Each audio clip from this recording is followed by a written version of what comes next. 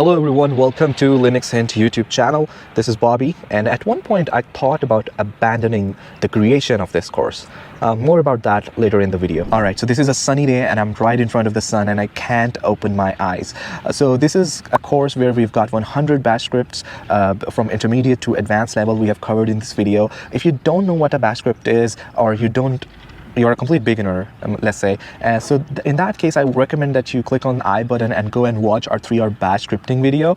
It has got over 1.2 million views and you're gonna learn a lot. If you watch this video from start to finish, you will get incredible skills and you'll be able to handle about 80% of bash scripting tasks in your life. Now, you don't have to rush through it all. You can simply watch 1 script a day or 2 scripts a day, and then you can go to ChatGPT or Claude and say, hey, I learned this 1 script today. Tell me the real-world implementation of that in my work, and here is what I do. And here is the thing, that you will have a stronger grasp on bash scripts than most people out there. And also, if you would like a handy 100 bash script PDF, then you can go into the link in the description and there pop in your email and I'll send it right over to you so that you can just simply copy and paste those scripts to run inside your terminal. And it took us months to build this course, and this video would have not been possible without our today's sponsor, OpenVPN. There is a 60-second section dedicated to them, so go ahead, please watch it, and then the course will begin. All right, that would be all. So, if you're working with Linux, bash scripting, or managing servers, you already know how important secure remote access is for your business, especially when teams are distributed. Access Server from OpenVPN is a self-hosted VPN solution designed for exactly that kind of environment. You can deploy it in minutes on a Linux virtual machine or in the cloud, whether that's AWS, Azure, or your own infrastructure. It gives you a web-based admin interface on top of OpenVPN's open source core, making it easy to manage users, certificates, and access policies without giving up control. Access Server also supports a zero-trust approach. Instead of exposing your entire network, you can grant users access only to the resources they actually need, including important business features with support for multi-factor authentication, LDAP, and Active Directory integration. And for Linux admins, everything is scriptable. You can automate user provisioning, monitoring, and access management using Bash or your existing DevOps tools. If you're looking for secure, scalable remote access that fits naturally into a Linux-first workflow, try the free trial of Access Server at openvpn.net/accessserver. Hello everyone, welcome to Linux and Society. This is our school community and this video is specifically for you guys. And if you guys are watching it on YouTube, then probably this video has been published on YouTube much later. And the point is, if you want to get early access, go ahead and join our school community. The link is going to be in the description. And for those who are watching this video in the school community, in the resources tab, you can find the entire PDF worksheet of these 100 bash scripts. So we're going to start, and they're going to be different categories. I think 5 or 6 categories that we're going to cover. The first category is going to be file and directory management, and then we have got 12 scripts in this category. So as we move forward, I'm going to reveal more categories and more scripts to you. All right. So without further ado, let's go ahead and let's start. So if we talk about file and directory management, we're going to cover 12 scripts.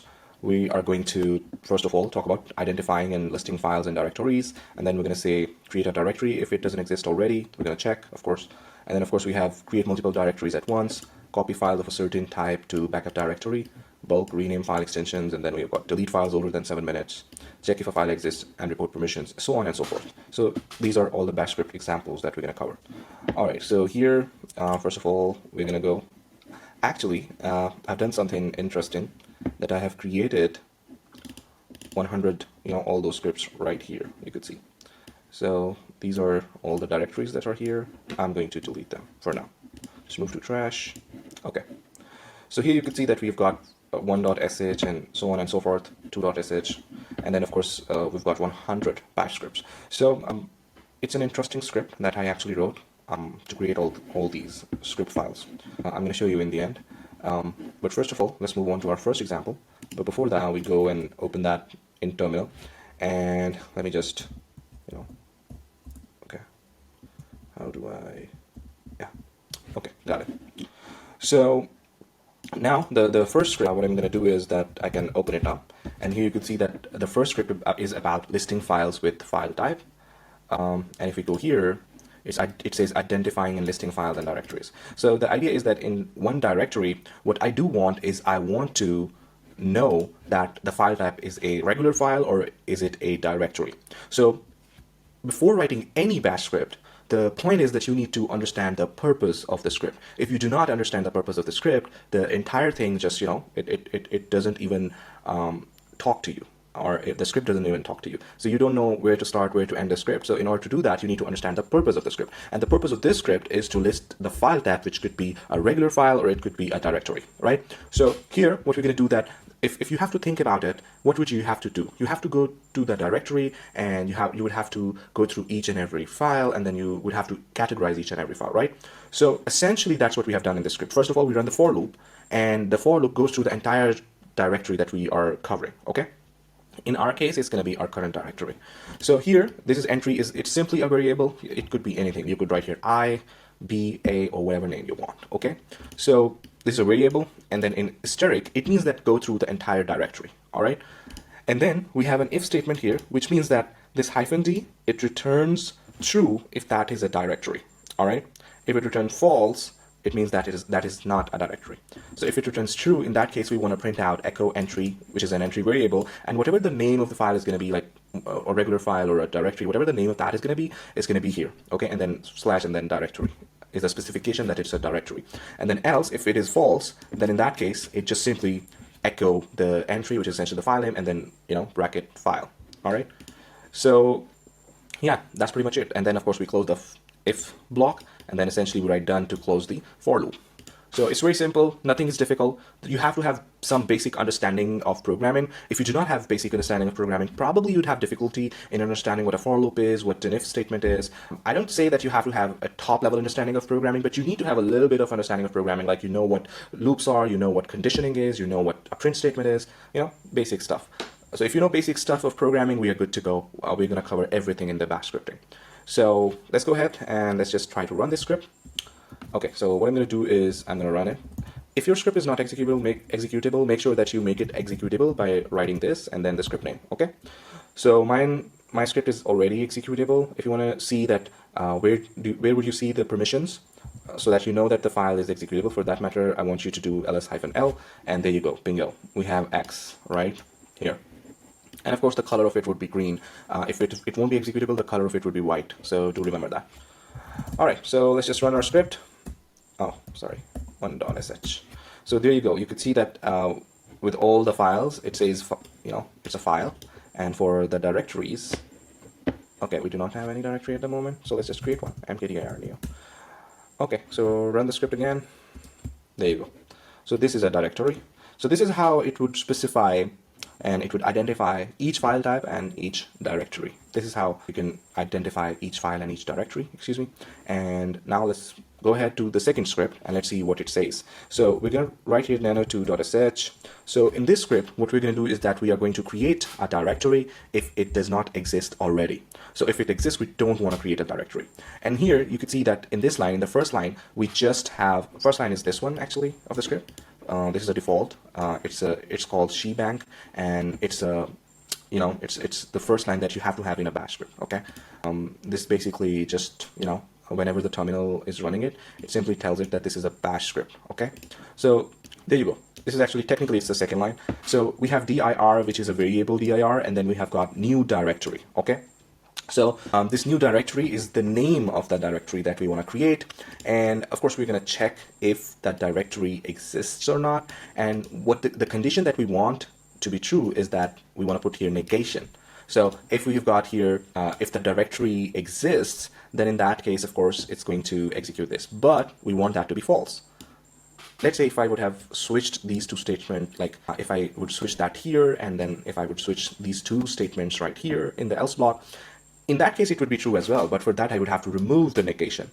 So right now, the negation here says that this has to be false in order for it to be executed. I hope that makes sense. So when this checks the -d flag, as I've told you in the previous script, that it checks the directory, if the directory is there or not. So it checks for the new directory. If it is not there, it would return false. If it is there, it's going to return true. So if it returns true, because of the negation, this statement is not going to be fulfilled. So it will execute this block. But if it returns false, it's going to be true essentially. Like this statement is going to be executed. This statement, the if statement is going to be true. The if condition is going to be true. So here we have mkdir, which essentially creates this directory. Dir is simply a variable, and this variable stores the value new directory. And then we're going to echo the statement directory dir created dir, which is going to have new directory, right? Then we've got else echo directory dir already exists, okay? So now what we're going to do is we are going to go ahead and run this script. We know that there is no new directory in our current directory, right? So let's go ahead, clear it. Let's run our script. There you go, bingo. You can see that it says directory, new directory created. Here you can see that new directory now has been created. So if we run that script again, now you can see that it says directory, new directory already exists. So it was that simple. Let's move forward to the script number 3. Okay, nano 3.sh. Here you can see that it says creating multiple directories at once. So the point is that in here, what we're going to do is that we're going to create multiple directories, and this -p flag that you see here, mkdir essentially creates a directory as we've done it in the previous script.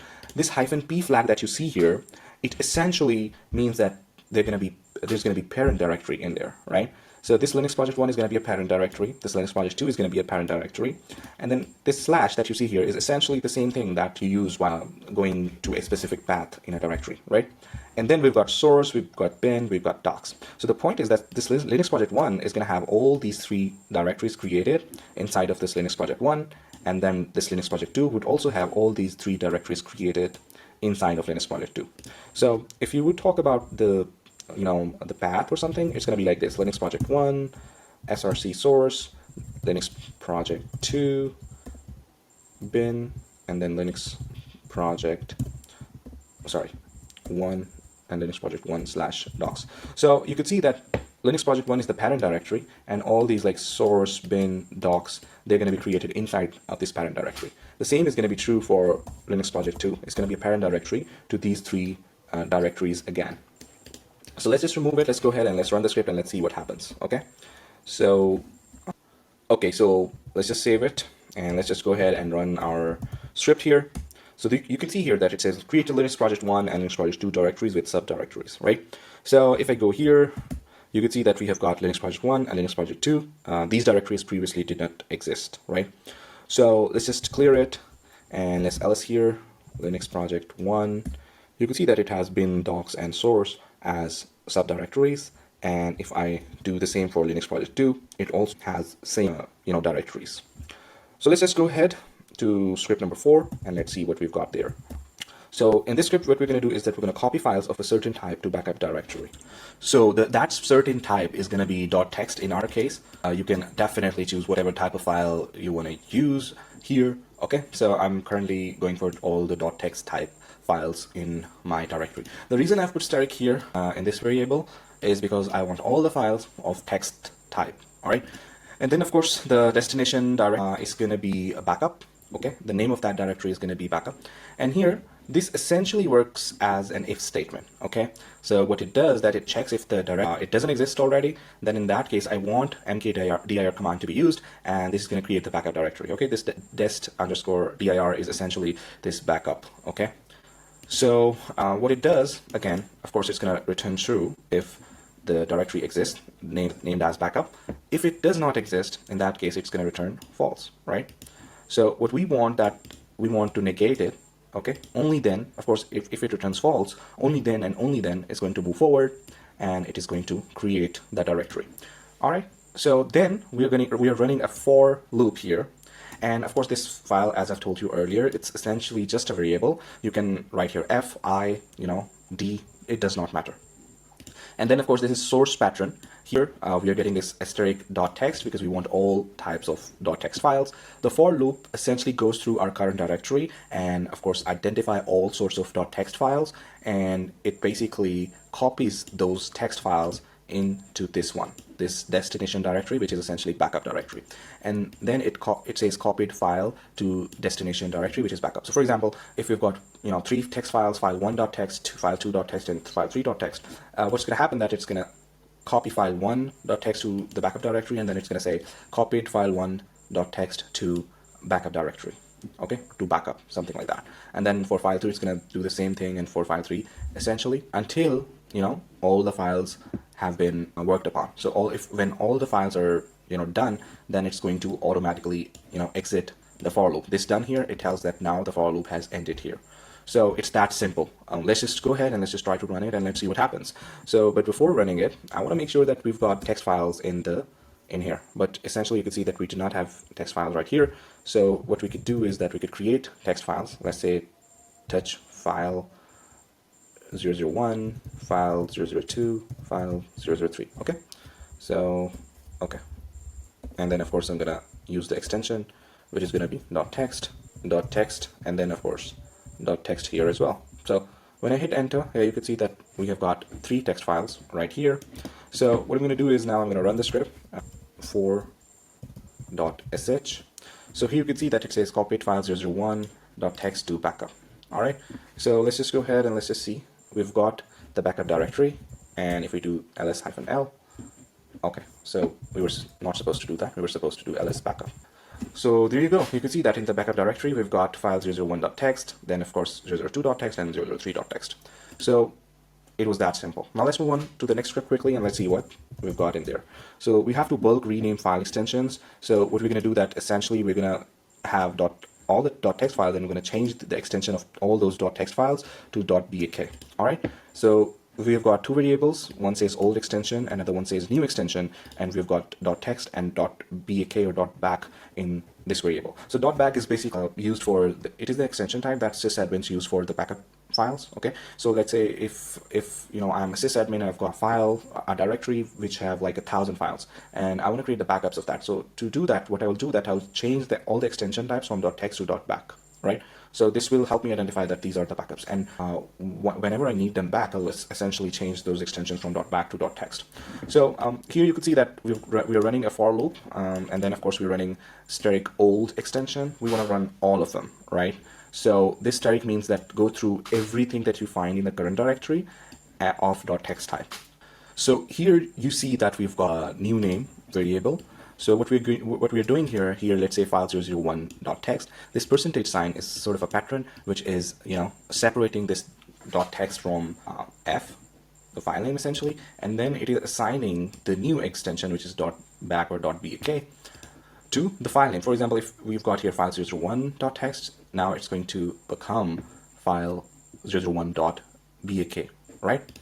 So here you can see that this essentially does nothing but move $f. It does, let's say here we have file 001.text. It's now going to become file 001.bak, all right, or .back. And then we've got simple echo statement which says renamed f, $f, which is a variable, for example, file 001.text to file 001.back, all right, and then it says done, which means the for loop ends here. So now let's quickly go ahead and let's try to run our script and let's see what happens. So there we go, and here we run our script, 5.sh, and there you go. It says file 001.text to file 001.back, right?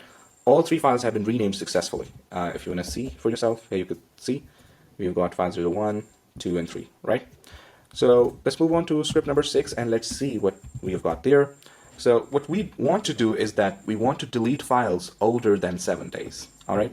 So first of all, it's going to figure out the directory, like for example, target dir, path dir, it's that directory, which currently does not exist in my current directory, but we'll see what we're going to do.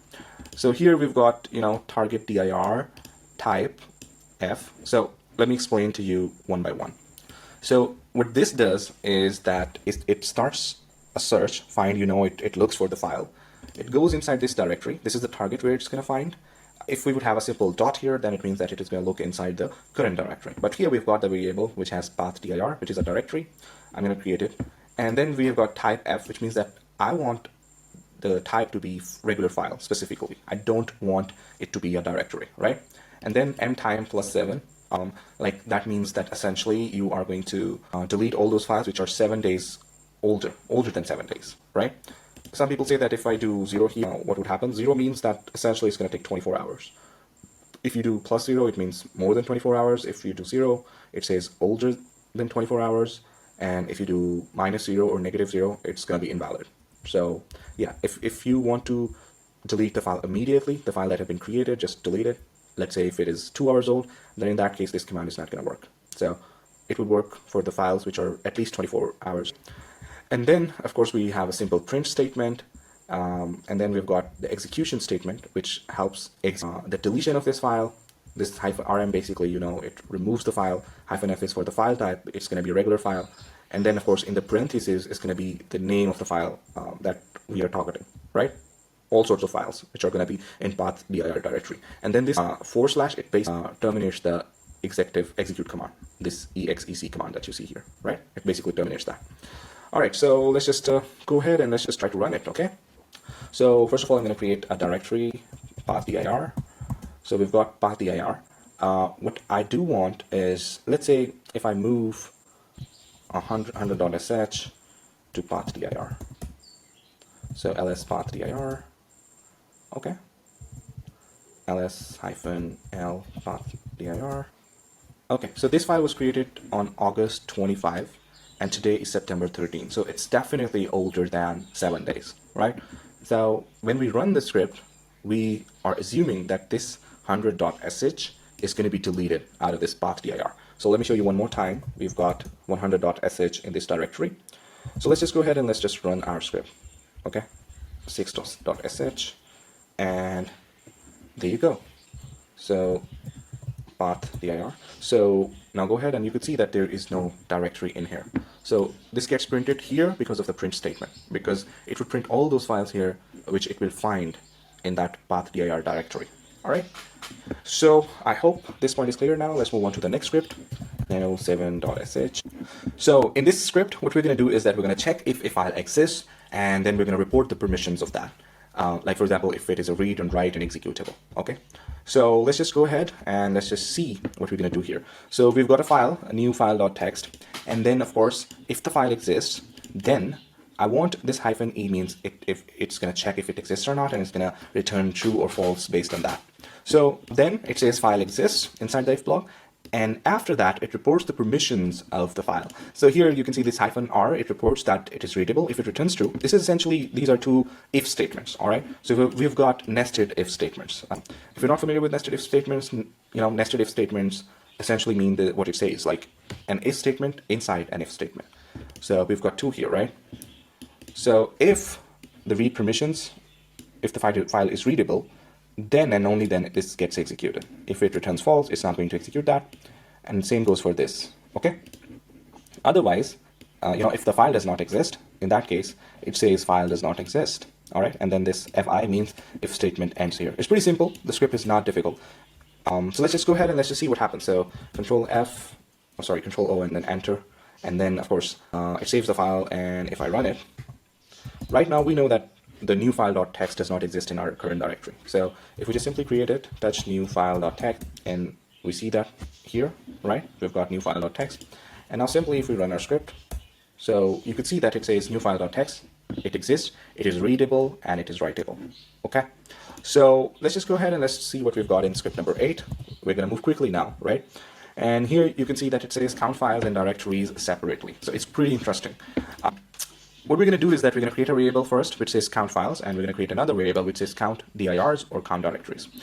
So here we use find dot, which means that we're looking in our current directory, and max depth 1, it means that we do not want it to look into all the subdirectories that exist. So we just want to look into the current directory, and the type that we are looking for should be file, a regular file, and then this WCL, it simply counts the number of lines, right? Which means that it is going to count the number of files that it found.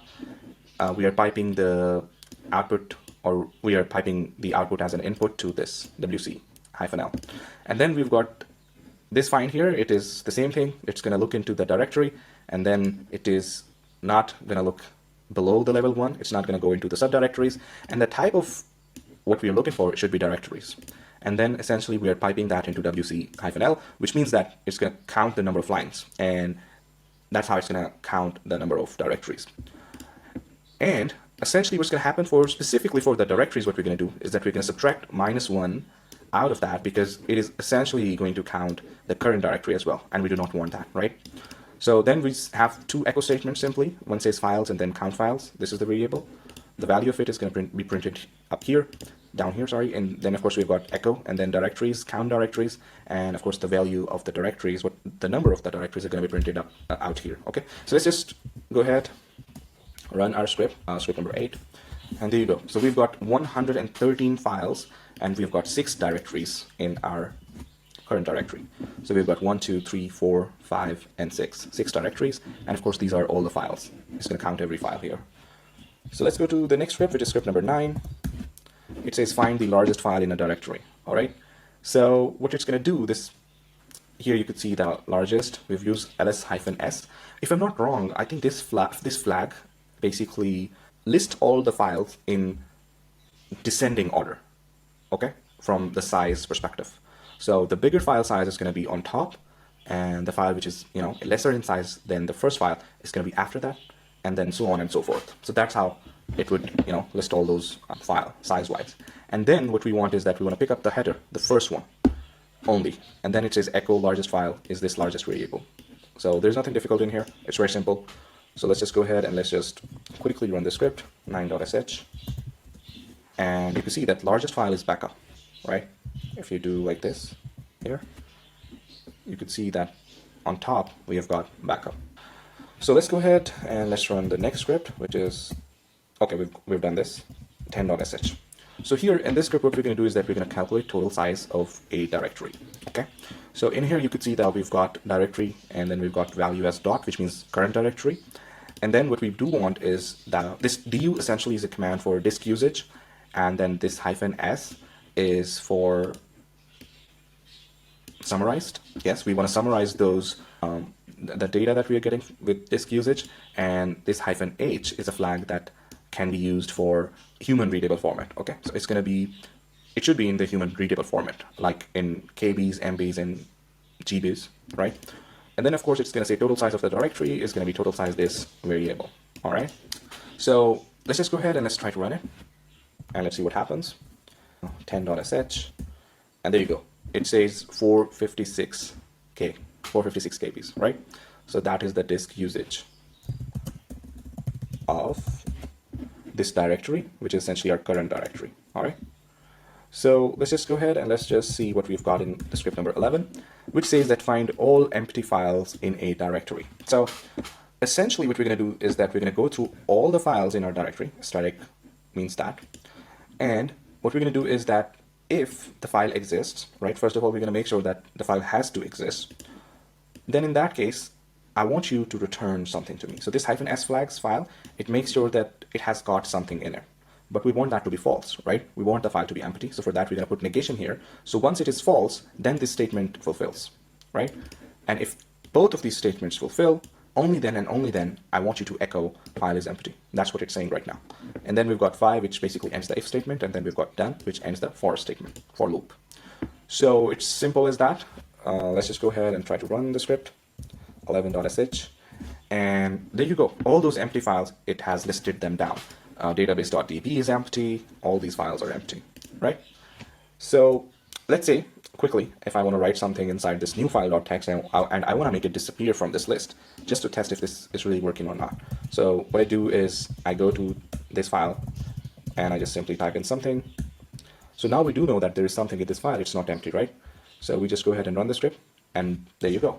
Now it is not showing this new file.txt, which it was previously showing. Now the last file that it is showing is file6.back, which is empty. So let's move on to the script number 12. So this is interesting because we're gonna create a backup file with a timestamp. It's gonna be super interesting. So here, let's say we've got file, which is, let's change the name, which is database.db. And I think we've already got the file, but let's just, it will create a new backup.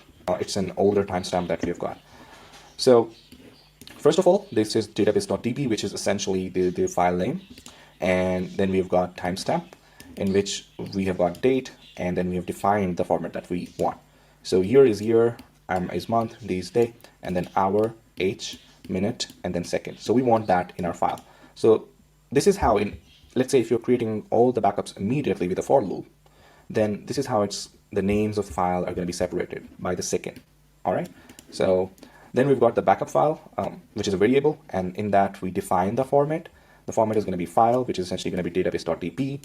Then the timestamp, which is going to be this, like, year, month, day, then the time, and then .back or .back for the backup. And then simply it's going to copy the file name, which is database.db, and then backup file, which is the format that's going to be applied right here. And backup file, of course, it has got database.db dot the timestamp, down to the second, and then dot back. So then we've got echo statement, which says created backup, and then of course backup file. This is a variable that's going to get printed right here. Okay, so it was simple, but if you've got any questions, please do ask them in the comments below. I'll respond to your questions. So let's just go ahead and let's just try to run the script, essentially 12.sh, and there you go. It says created backup, and if we go here, we see two backups essentially, and this is the backup that we have created, and you've got it here. This one is an older. It was created on 8th of September, and this is the new backup that we have created today on 13th of September. So now let's move on to our next category, which is text and data processing. And in this, we have next script, which is script number 13, and it says count word occurrences in a file. So let's go ahead to script number 13 and let's see what we need to do here. So the idea is that we want to search for a word inside a file, and we want to count the number of times that word, has occurred in the specific file. So for that matter, we are taking a user input here. We are simply echoing the statement like enter the word to search for, and then here we expect the word, and once we read that word, another echo statement we have here, which is like enter the file name, and here we read the file name. So essentially we want to check if that file exists or not. If it doesn't exist, we want to return some sort of error and some echo statement saying file not found, right? So here you can see that in the if statement we've got -f and file name, and you know that it returns true if the file type is a regular file and it does exist. All right, so the only case this statement would be executed if whatever is inside of that is accurate. So what we want is that we know that in this case it's going to return false, so that's why we have a negation here. So this true becomes false, right? So when it matches, because if the file doesn't exist, so this if block gets executed, and it says echo file not found, and then the file name, and then essentially here's an exit one code that exit the bash script with an error. All right, so that's here if block is ending right here. So if the file name exists or file exists, then this block it will be skipped. All right, so here we have a count variable, simple, and then here is the main thing, so pay attention right here.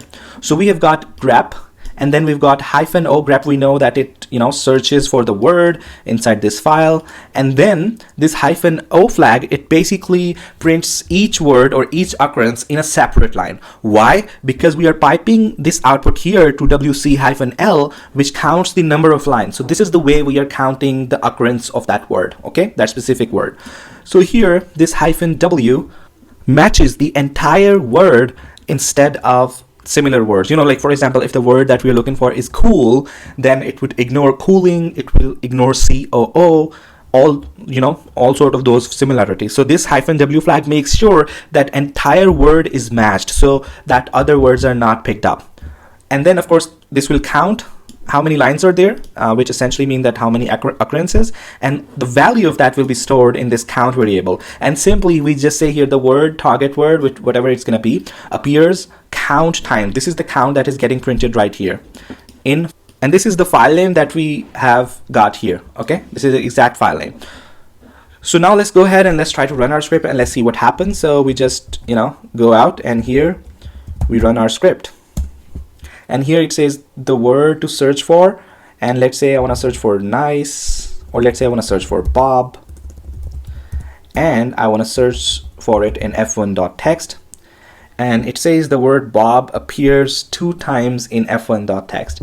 So if I see f1.text right here you can see that Bob has appeared 2 times here. Okay,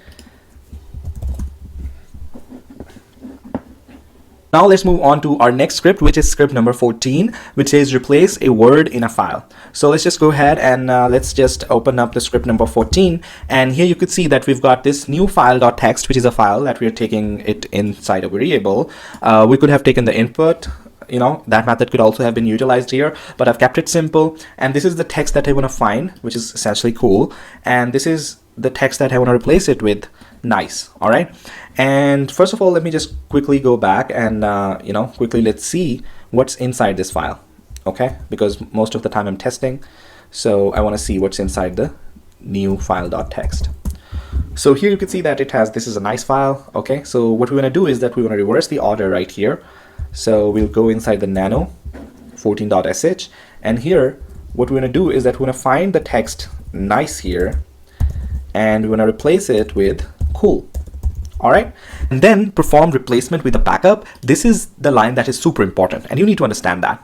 So we are using sed command here, which also stands for stream editor, and stream editor is basically used here first to create a backup. So -i.back means that whatever file we get here is gonna be named like this. Okay, so this is gonna be the file's prefix, which is new file.txt, and then it's gonna be .back. That's how you create a backup. All right, and then essentially what you're doing here, it's a pattern. Okay, so S is basically, it's a stream editor pattern, and the first variable that you see here, find text, it is the text that we're going to find inside the file, and then replace text is the text that we want to replace with the first text, and we want to do that globally. So globally means that it's going to do it all over the file.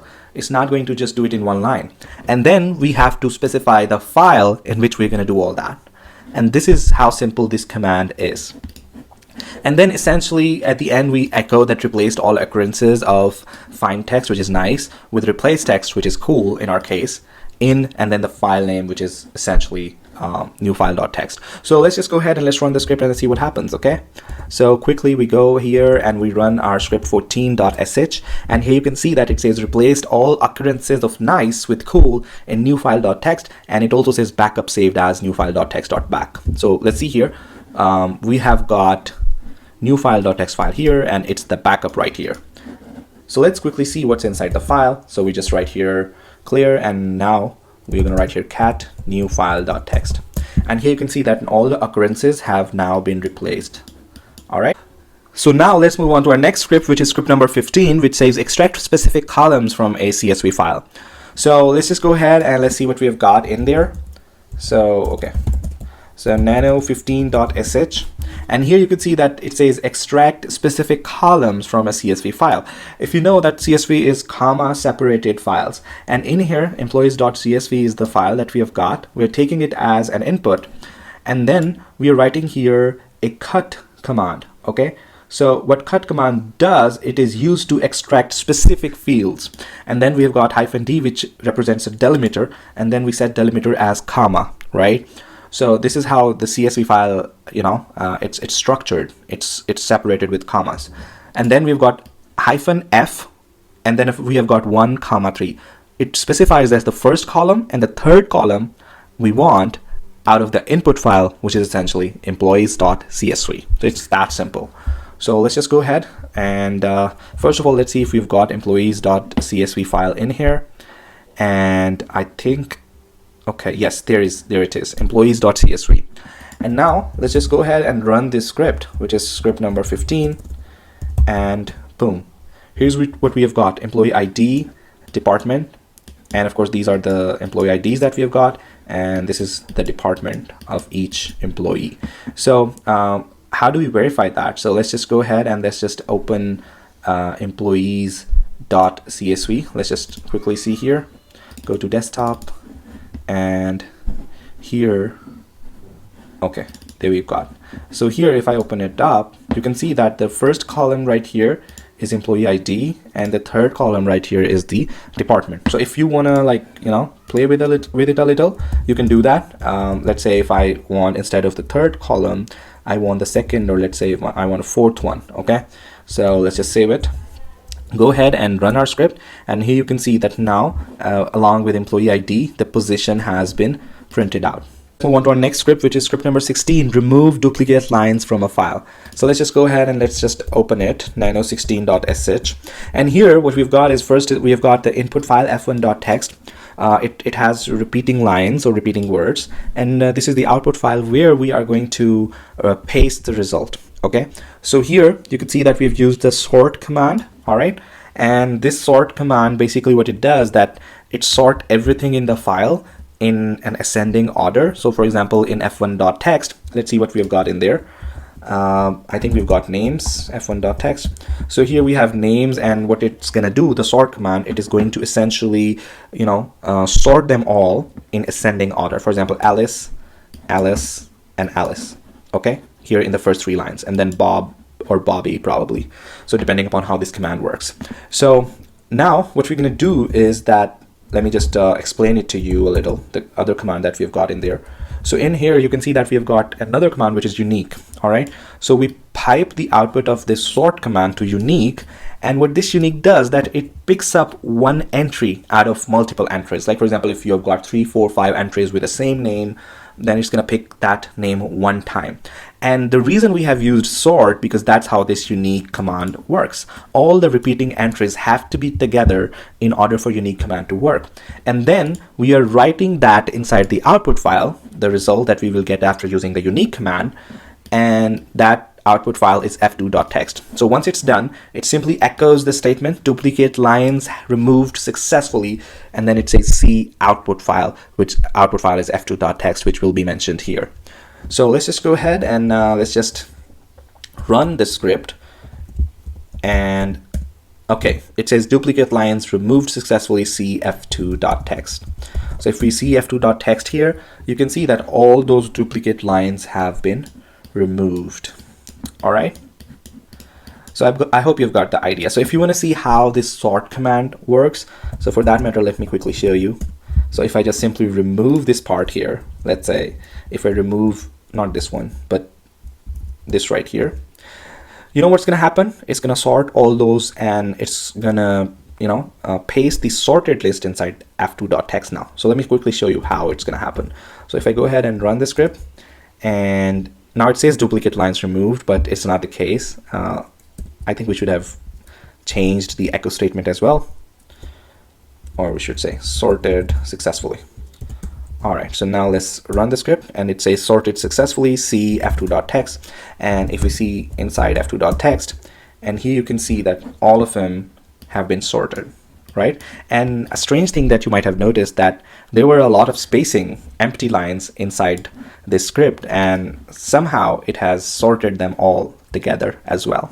Okay, so this is how these commands work. They do not even leave the empty lines out, they consider them, and that's what we have learned. So now let's move on to our next script, which is script number 17, in which we are going to count lines, words, and characters in a file. So for that matter, let's go ahead and let's open up the script number 17, and here you can see that we've got file which is essentially f1.txt, and then of course we have simply written here an if statement, if that file exists or not, the same thing that we have been using. I think we really don't need it here, so what I'm going to do is that I'm just going to remove that, okay, because we know that f1.txt exists already. And then we've got lines here, words, characters. So let me explain to you what's happening here. So here we have got wc command, which stands for word count. It behaves differently if you use different flags. So for example, if you use -l flag, what it does, that it counts the number of lines, okay, in a file. So this is the file that we're using, a file variable, which is essentially f1.txt, and we are using with all three commands.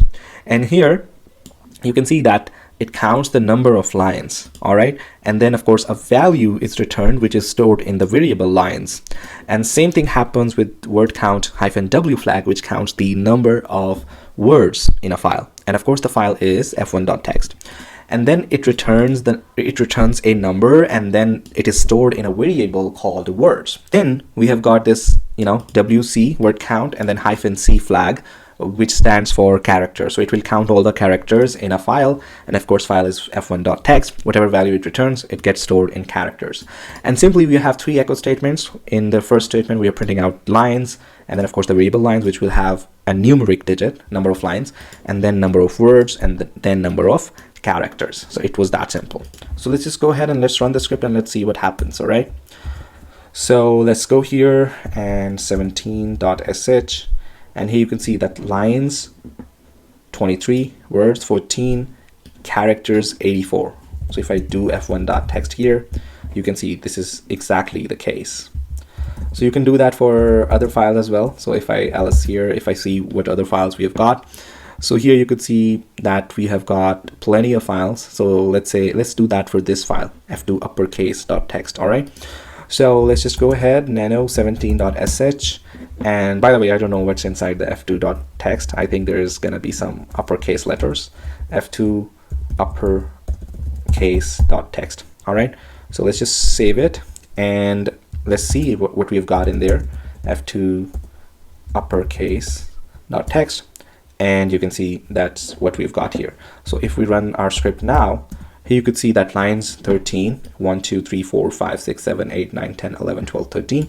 And then words are 13 because in each line we've got one word, one name. And then of course characters are, 70. All right, so now let's move on to our next script, which is script number 18, where it says split a large file into smaller parts. Okay, so here what we're going to do is, first of all, let's go ahead and let's open up the script 18.sh. And here we've got f1.text here, which we are considering as its large file.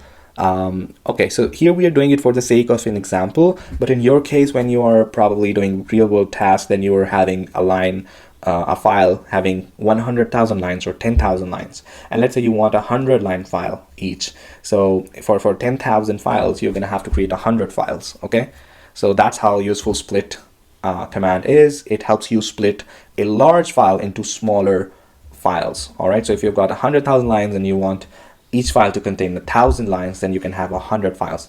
If you want 500 lines in each file, then you will get 200 files. So this is how it works. It's very simple. So let's just go ahead. I think f1.text is the file that contains names. Probably it contains 13 lines if I'm not wrong. So if we do that with 3, it's going to create 5 lines, and 4 files are going to have 3 lines each, and 1 file is going to have 1 line each. All right, and then we've got split command, which basically splits the file, and here we are taking the input as f1.text, and then the resulting files, we are creating them like input is going to be the prefix, which we have here, f1.text, and then it's going to be part, and then of course it's going to say a, b, a, c, a, d, and a, e, stuff like that. So this is how it's going to, name all those new files.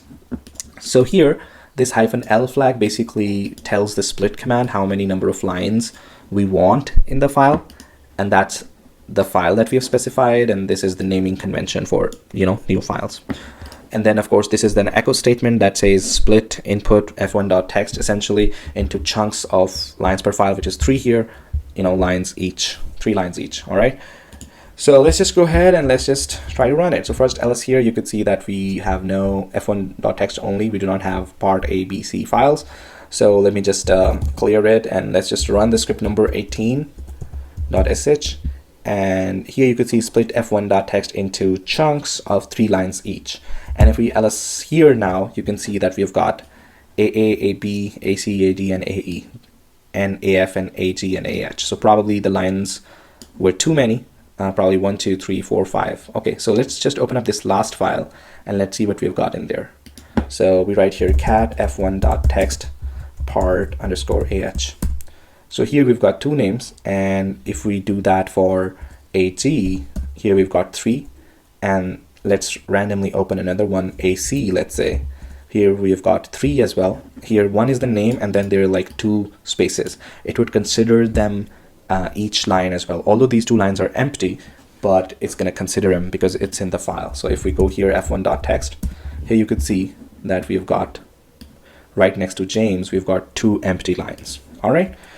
So now let's just clear it. That's it for this command. All right, so now let's move on to our script number 19, which is convert a text file to uppercase. So here's what we're going to do. We're going to go to script number 19, and I'm just going to explain it to you what's happening in here. So what we have got is we've got f1.text, and we've got output as uppercase.text, f2 uppercase. Let's just call it something else.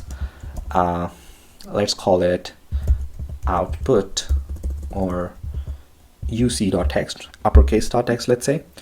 So we already have f2 uppercase underscore uppercase file in there in our system, so that's why I'm just replacing the name. It's going to create a new file, and it's going to paste the output to uc.text. All right, so this is nothing fancy. You are storing the file names into 2 different variables. This is the input file on which we are going to work, and this is the output file where we are going to paste our results. Okay, so tr, it stands for translation, and then of course this is a translation command, and this is like 2 character set mapping that we are doing here. So what it's going to do, basically these are 2 POSIX classes representing lowercase and uppercases. All right, so what it's going to do, this pattern here is going to convert all the lowercase to the uppercase. Okay, of all the input files, and via the input redirection, we are going to paste all of that in the output file. Okay, so that's pretty much it. And then we've got an echo statement saying converted input to uppercase and saved as output. It would say converted f1.text to uppercase and saved as uc.text. All right, so I hope the point is clear. Now quickly go ahead and let's just, first of all, I'm going to quickly show you again what's in f1.text, names. And then what we're going to do is we're going to run script number 19, and it has been saved to uc.text. And here we've got uc.text, and let's just clear it. And what we're going to do is that we're going to open uc.text. And here you can see that now all the names have been converted to uppercase. All right, let's move on to our next script, which is merge two files line by line. And here, if we open this up, and here we've got f1.text and f2 uppercase.text. Okay, so for sake of this example, probably I have used it, when I was testing these. So what I'm going to do is that I'm going to create new files. Let's just call it message.text, or let's just call it name.text, and let's just call it score.text. All right, so we do not have these files yet. So what I'm going to do is that I'm going to create both of them, name.text and then score.text. And then of course I'm going to nano name.text. And in here, I'm going to have name Bob, Bobby, Robert, James, Sarah. All right, so these are 5 names. And for sake of this example, I'm going to have 5 scores. Okay, so out of 100, let's say 99, 98, 97, again 99, and 100. So all right, so now what we've got name.text. It has 5 names, and then we've got score.text. It has got 5 scores. So what we really want to do is that we want to merge them. All right, so it has 5 names, file 1. It has 5 scores, file 2. An output file is going to be merged.text. All right, so here I think we already have merged.text in our system. Yes, we do. So if I just do it here, okay, we've got names in there. All right, so when we will actually run the script, it's going to be replaced. All right, so let's just go ahead and open the script again. And here you can see that we have used the paste command. So in this line, this paste command, what it does, that it takes one line from file 1 and then joins it with another line from file 2 with a tab character in between by default. So if you press tab, then the number of spaces it creates, that's going to be inside the first line of file 1 and first line of file 2. If they've got, like, let's say file 1 has 20 lines and file 2 has 23 lines, then file 1 will have 3 empty lines. It's going to print out those empty lines. All right. So if file 1 has, 3 entries and file 2 has got 2 entries, then it's going to print out 3 lines, and the third line of file 2, which is essentially going to be concatenated there, it's going to be empty. All right. So then, of course, the output file where we paste all of that, and then, of course, the echo statement here, which says merged file 1 and file 2, which means name.text and score.text have been merged into the output file, which is essentially merged.text. All right, so let's just go ahead and let's just run it. So run script number 20.sh, and here you can see that it says merged name.text and score.text into merged.text. So if we just do cat here, and here you can see that now both of these files have been merged. So if I just quickly go here and add something, another name, let's say Hob. So let's say, for example, if I go here, I haven't added anything to the score.text file, right? So when I run the script, and now if I do that, here you can see that entries here are empty. The lines here are empty. So this is how this command works. All right, so now let's move on to our next script, which is script number 21. It says print section of a file between 2 markers. So let's just go ahead quickly and let's just open up script number 21. And here you could see that we've got a log file, application.log. I'm going to explain this command to you in a while. Let's just first go and let's just see what is inside the application.log file. And here you could see that it says start of transaction and end of transaction. and then there is start of transaction and end of transaction, and there's something random inside here. So your log files could have a similar pattern or a different pattern, but the point is that you need to, let's say you need to print out a specific section. Or let's say that if that section is repeated multiple times over in a file, in that case you want all of those sections from the file. So you will use this kind of script that I am showing you right now. Okay, so first of all, you need to specify the log file, application.log, which is going to be stored in this log file variable. And here we've got sed stream editor command, and then we are using -n. So this -n is used to suppress the printing, like it is telling stream editor not to print out everything. All right, so now we are using a pattern here, which is like start. This is the word that is in the start of the section. It could be different in your case. It could be echo, it could be whatever, well, you know, depending upon the log file that you're using. And then the comma, it specifies that whatever is in between these two words, I want all of that. And then of course this is the word where it ends, and this P that you see here, this tells the stream editor command to print out the current line, okay, or it specifies all those lines which are between start and end, all right, to be more specific. And of course this is the log file that we're working on, which is application.log. So this is how simple that is. Let's just go ahead and let's run the script and let's see what happens. So let me just clear it, and we run the script 21.sh. And here you can see that it has printed out these two sections. All right, so if we go here and let's say if we remove this one section, 21.sh, not this one, sorry, I wanted to go into the application.log, and let's say if I remove this start of transaction 674, now it's going to print out only that. Okay, so I hope you've got the point. Move on to our next script, which is script number 22, in which we're going to remove blank lines from a file. So let's just go back to our terminal and nano22.sh, and here we've got f1.txt, which is a file essentially, and we've got lr.txt, which is going to be the output file. So we've already got it in our system, so let's just name it something else. You know, let's just name it blank line remover .txt. Okay, so in this command here we're using a regex pattern. So this pattern is used for blank lines. So this pattern is used and it specifies the beginning of the line and the end of the line with nothing in between. So the idea is that we only want those lines which have something. So we're going to take an inverse of that. So this -v basically inverts this pattern and only picks up those lines which have something. All right, so I hope that makes it clear. So this command, you know, what it does, that from the input file, it looks for those lines which are empty, and then it inverts that and select those, which means that it's gonna select those lines which have something inside. All right, so those lines now gets redirected and gets pasted into our output file, which is essentially blank line remover.txt. And then it says removed blank lines from input f1.txt, output saved to output, which is blank line remover.txt. All right, so let's just go ahead and let's see what happens. All right, so here we could see what we have inside f1.txt, all those names and spaces. So it's going to remove those blank lines now. All right, so let's run 22.sh, and it says removed blank lines from f1.txt and output saved to blank line remover.txt. So let's just go ahead and let's just open that file. All right, and here you can see that all those empty lines or all those blank lines have been removed successfully.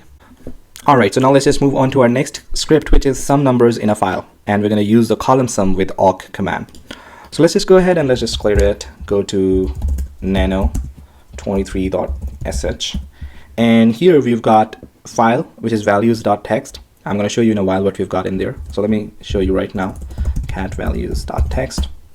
All right, so we've got this 21, 22, 34, 53, 29, 48, 9263 random numbers. All right, so what I do here, that I go back to the file, and in here, let me explain this command to you. All right, so here we are using awk sum. So it's going to add numbers in here because we have got the numbers context. All right, so here we've got sum plus equals $1, which means that every first field of each line. So this right here, awk is gonna iterate through the entire file, which is file values.txt, And this iteration is gonna go up until it catches the last number. So for example, if the first number is 2, and then of course the first number is something else, but for the sake of example, I'm saying if the first number is 2, it adds that number and it stores into the sum value. Let's say if the next number is 1, then it adds 1 to 2, which means 3. Now 3 is stored in sum, and it moves forward and it adds the number on the third or fourth line, right? So that's how it goes, you know, on and on until the end of the file. And once the file has ended, then it executes this, all right, print sum, and then the entire thing, the entire value is stored in the total variable. All right, so I hope that point is clear.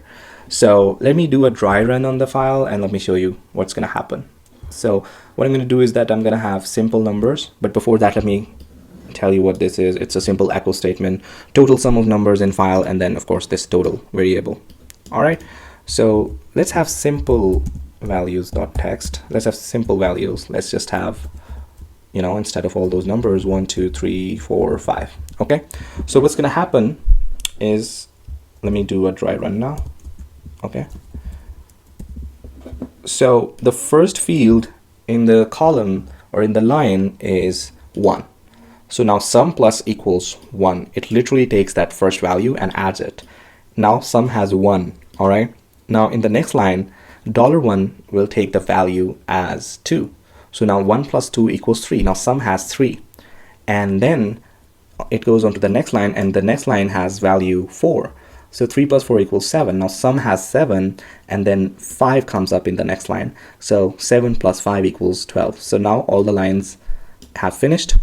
So now this is going to get executed, which means the sum is going to be printed and it's going to be saved into the total variable. And of course, for all that matter, we are using file, which is essentially values.text. So I hope that is now clear.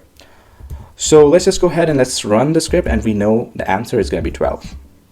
Oh, excuse me, it's 15. And why is that? Because 1 plus 2 is 3, 3 plus 3 is 6, 6 plus, okay, I messed up. I messed up the math, but not the concept, right? So, okay, cat values.text. So 1 plus 2 is 3, 3 plus 3 is 6, 6 plus 4 is 10, and 10 plus 5 is 15. So let me go inside the file again, and let me quickly explain that to you.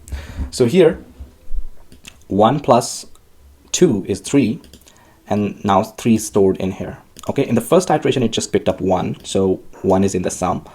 And then in the second iteration, it picks up 2, so 1 plus 2 equals 3, so now the sum has 3. And then 3, in the next line, it picks up 3, and 3 plus 3 is 6. And then in the next line, it picks up 4, and now 6 plus 4 is equals to 10. And then, of course, in the next line, it picks up 5, and 10 plus 5 equals to 15.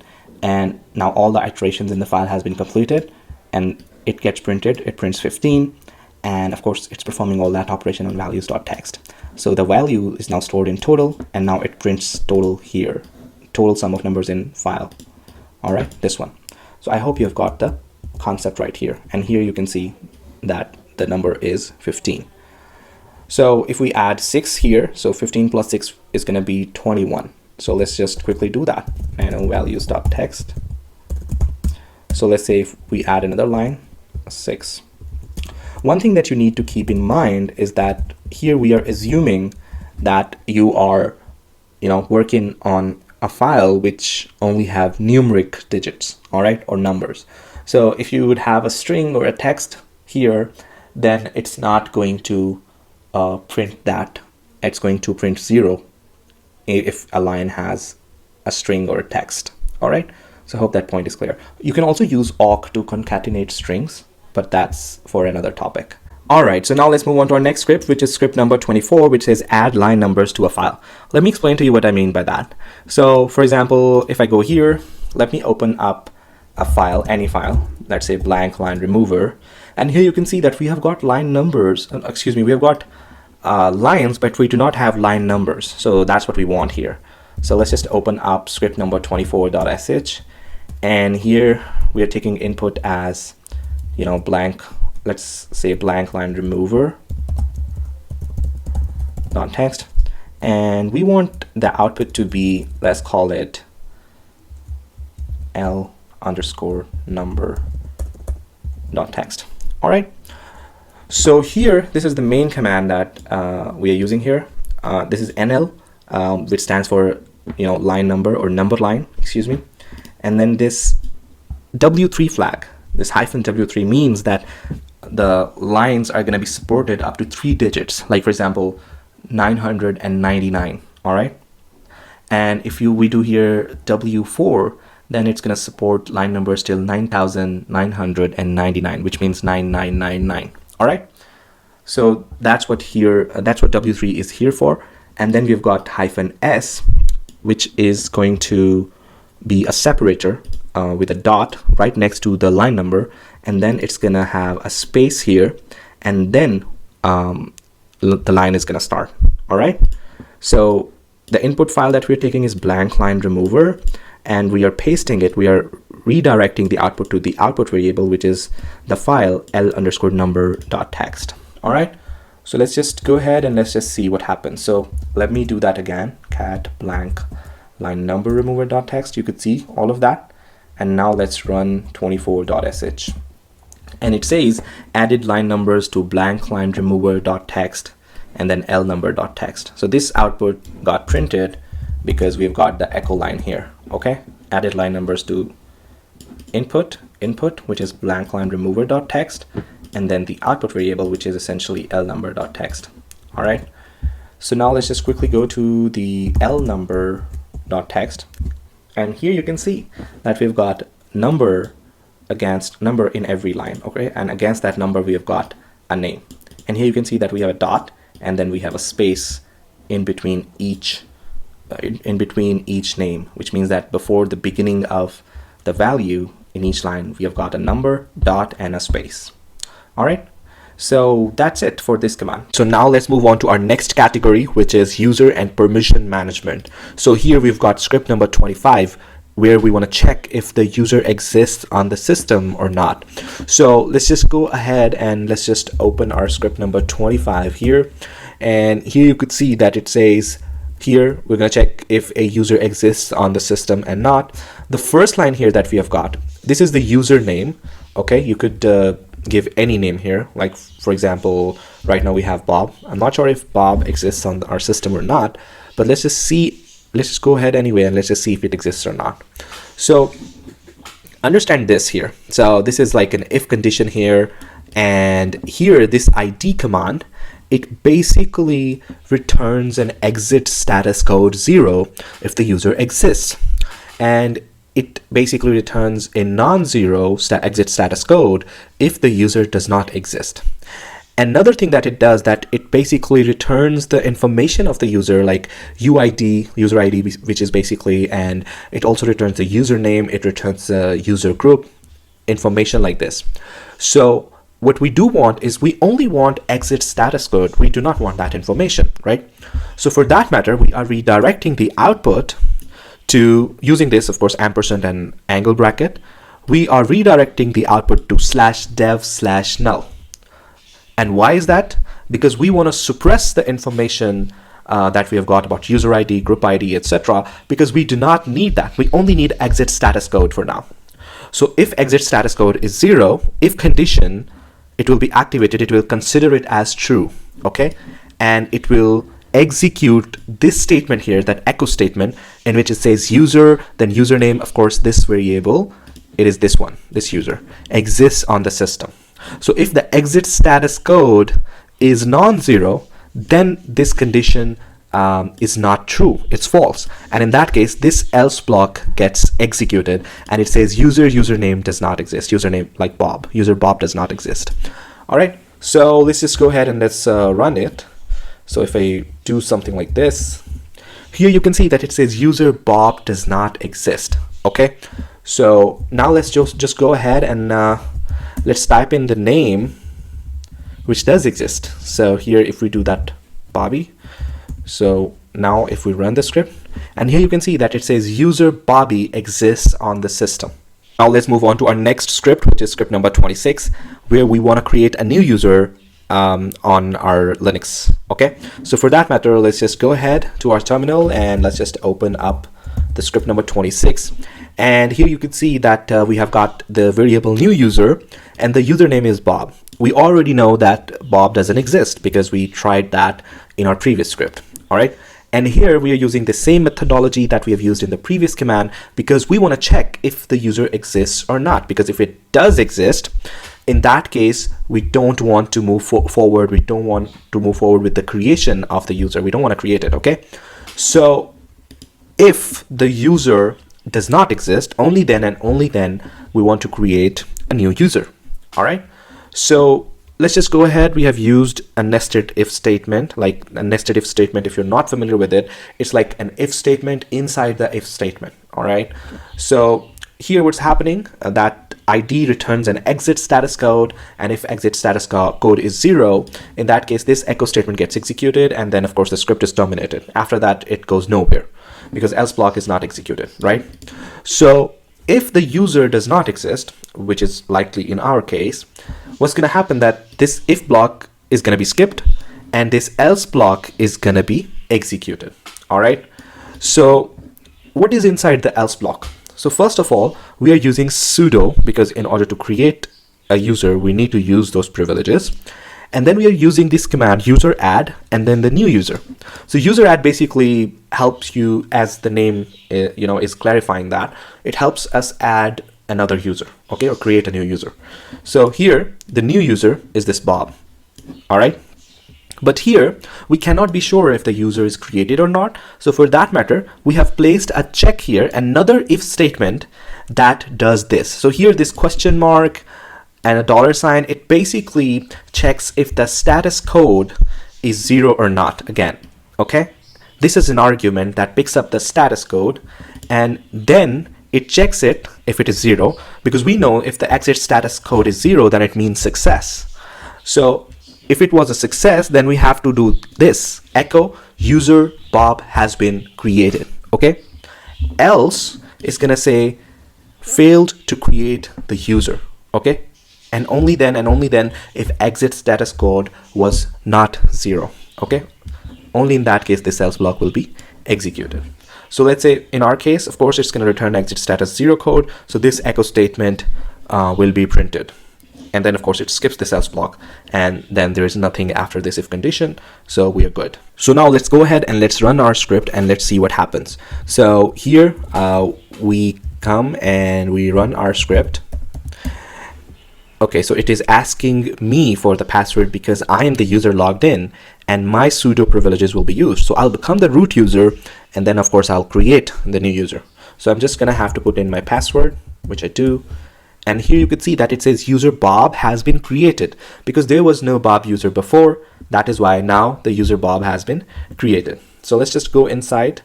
In fact, let's try to run it one more time because now we know that user Bob exists, right? So now what's going to happen is that this statement will be executed because it already exists. All right, because here it will return the exit status code 0. So let's just go ahead and okay. So let's just run it. And you can see that it says user Bob already exists. All right, so now let's move on to our next script, which is script number 27, in which we're going to see delete a user account. Okay, so we're going to see how to delete a user account here. Okay, so for that matter, let's just go to our terminal. And in here, I'm going to open up my script number 27. In here, of course, we've got user to delete, which is Bob. And you know that Bob we just created in the previous script. And here, this is the ID command. And of course, here we are checking the same thing, exit status code. If it is a success, then in that case, and in that case only, we delete the user, because that way we know that user exists. If the user does not exist, then in that case, of course, it's going to return some other non-zero exit status code, which means failure. And in that case, it's going to skip all of this, and it's going to go directly to the else block, and it's going to say user does not exist. Okay, so here we know that Bob is the user that exists, right? So once this condition is met, it goes here sudo. It has to use sudo privileges because we want to delete the user. This user delete is the command that will actually delete the user. And this is interesting. Here, this -r, it is a flag that additionally removes the user's home directory, and it also removes mail spool files owned by the user in the /home/username directory, and in the /var or var/spool/mail. So you could say what a mail spool is. In case you don't know, a mail spool is a storage location where incoming emails are temporarily kept until the user reads them. So it's basically a mailbox file on the server, and each user typically they have it on their system. Now, of course, this is user to delete is this user, right? So once it is successful, again, we look for the exit status code of this command. Okay, so this command's exit status code must be 0, which means that it was a success. And if it was a success, we want to echo that user has been deleted and home directory removed. Else we say, of course, if it does not return the exit status code 0, in that case it says echo failed to delete the user. It could be because of anything. Maybe the sudo didn't work, maybe something else. Okay, so yeah, that was it. So let's just go ahead and let's run this script and let's see what happens. So I'm so excited. All right, so run this script. Okay, it's gonna ask for the password. The reason because when I was working, the terminal session got closed. So let's just go ahead and enter my password again. So here you can see that it says user del bob mail spool not found. Okay, there was no home directory and there was no mail spool. Why? Because we just created a user by default in our previous script. We didn't assign it, we didn't create any home directory, we didn't assign it any passwords, so it was just a default user. It didn't have those things. So that is why now it says user Bob has been deleted and home directory removed, because that is simply an echo statement. The user was there, it has been deleted, but of course there was no home directory and there was no mail spool. All right. So now let's do it again. Let's try to run the script. We know that the user does not exist anymore. So let's just go ahead and let's run the script, Okay, so let's say I run the script 27.sh. And here you can see that it says user Bob does not exist. And the reason it says that because we have got the if check here. And of course, it does not return the exit status code 0. So it executes this block here, which says user does not exist. User Bob does not exist specifically. All right, so now let's move on to our next script, which is script number 28, in which we are going to add a user to a group. So let's go to our terminal and open up our script number 28. And here you can see that we've got a username and then we've got a group name, let's say Bobby, and the username is Bobby as well. And then of course we want to check if this user exists or not, and the same condition that we've been using from the past like 3 scripts.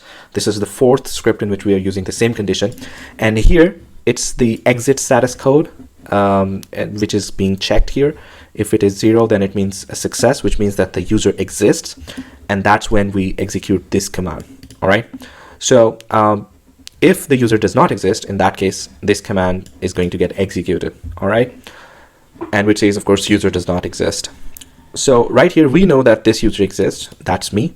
And I know that this group exists. So I want to add this user to this group. All right. So for that matter, what I would do is that I would use this command sudo user mod, because we are basically adding a user to another group. So we need sudo privileges. That's why we are using it here.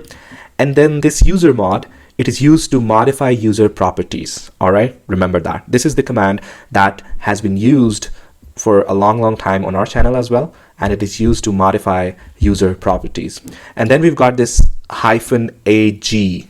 So this flag, it means that we want to append to a supplementary group, which means that we want to add the user to a specified group without removing them from any other group. So this is what it does.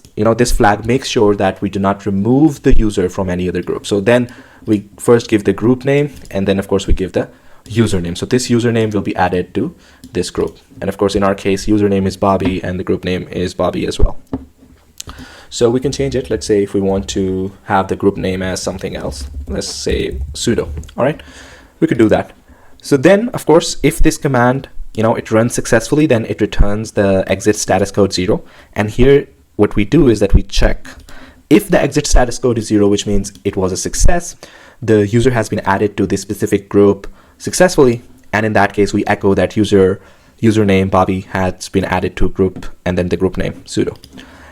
If for some reason, maybe sudo doesn't work or something happens, or maybe the group doesn't exist, or something like that. In that case, it returns an exit status code non-zero, and then it executes this echo statement, which is failed to add username Bobby to group sudo. All right, so let's go ahead and let's run our script. Okay, so here we write here 28.sh, and here you can see that it says user Bobby added to group sudo. All right, so now let's move on to our next script, which is script number 29. Check if a user belongs to a specific group or not. So we're going to go here and we're going to nano script number 29. And here you could see that we've got the username and we've got the group, which is Bobby, and the username Bobby. All right. And here we've got this command. We are using ID, of course, it's a command. And then, of course, on the bigger scale, we have got an if block. All right. Where we have performed this action that we've taken the output of this command and we are piping that into grep. So let me tell you what's happening here. Okay, so first of all, this ID command that you see here, we know what it does. All right, as we have explained it to you earlier in the scripts. So basically, you know, it prints the user identity info, right? But we need that info in a very specific format. So for that matter, we are using this -n and -g flag. All right. So this -n, it basically shows the names instead of numeric IDs, all right? Because ID command by default, it returns numeric IDs, but we need names. And then, of course, this -g flag, what it does that it shows groups the user belong to, all right? Or it shows the groups that user is a part of, all right? So, and of course, this is the username for which we are performing this all. And before I go here, let me tell you what kind of an output that we're going to get. All right. Or maybe let's just go ahead and let me explain that to you as well. And then I'll tell you. So this to and this angle bracket that you see, it redirects the standard error, all sorts of messages to /dev and /null, which is kind of a black hole that discards everything. Okay. All the errors. So, and the reason we do that because we do not want to clutter our screen with all sorts of errors if the user doesn't exist. All right. So whenever you use this, you know, /dev /null, it is usually used to save the screen from getting cluttered, and it basically dumps everything, or you know, everything about the error.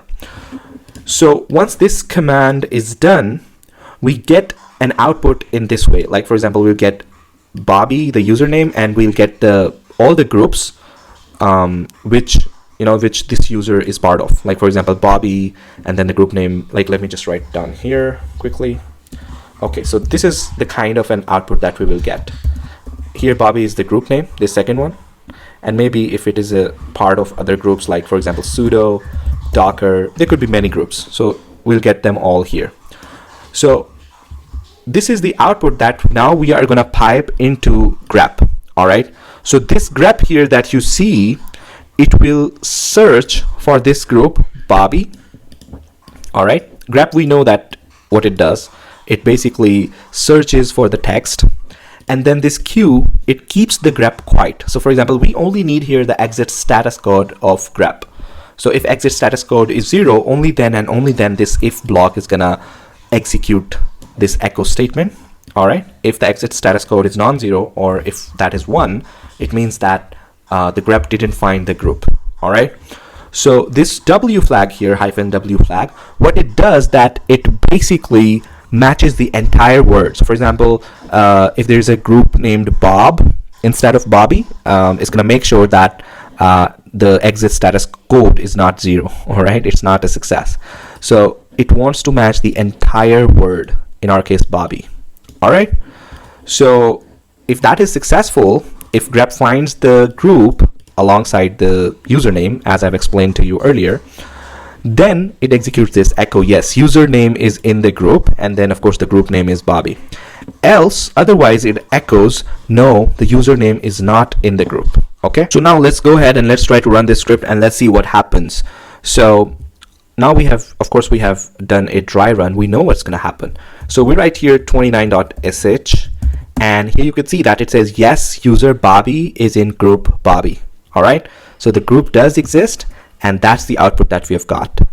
Okay, so now let's move on to our next script, which is script number 30. List all user accounts on the system. That's what we're going to do.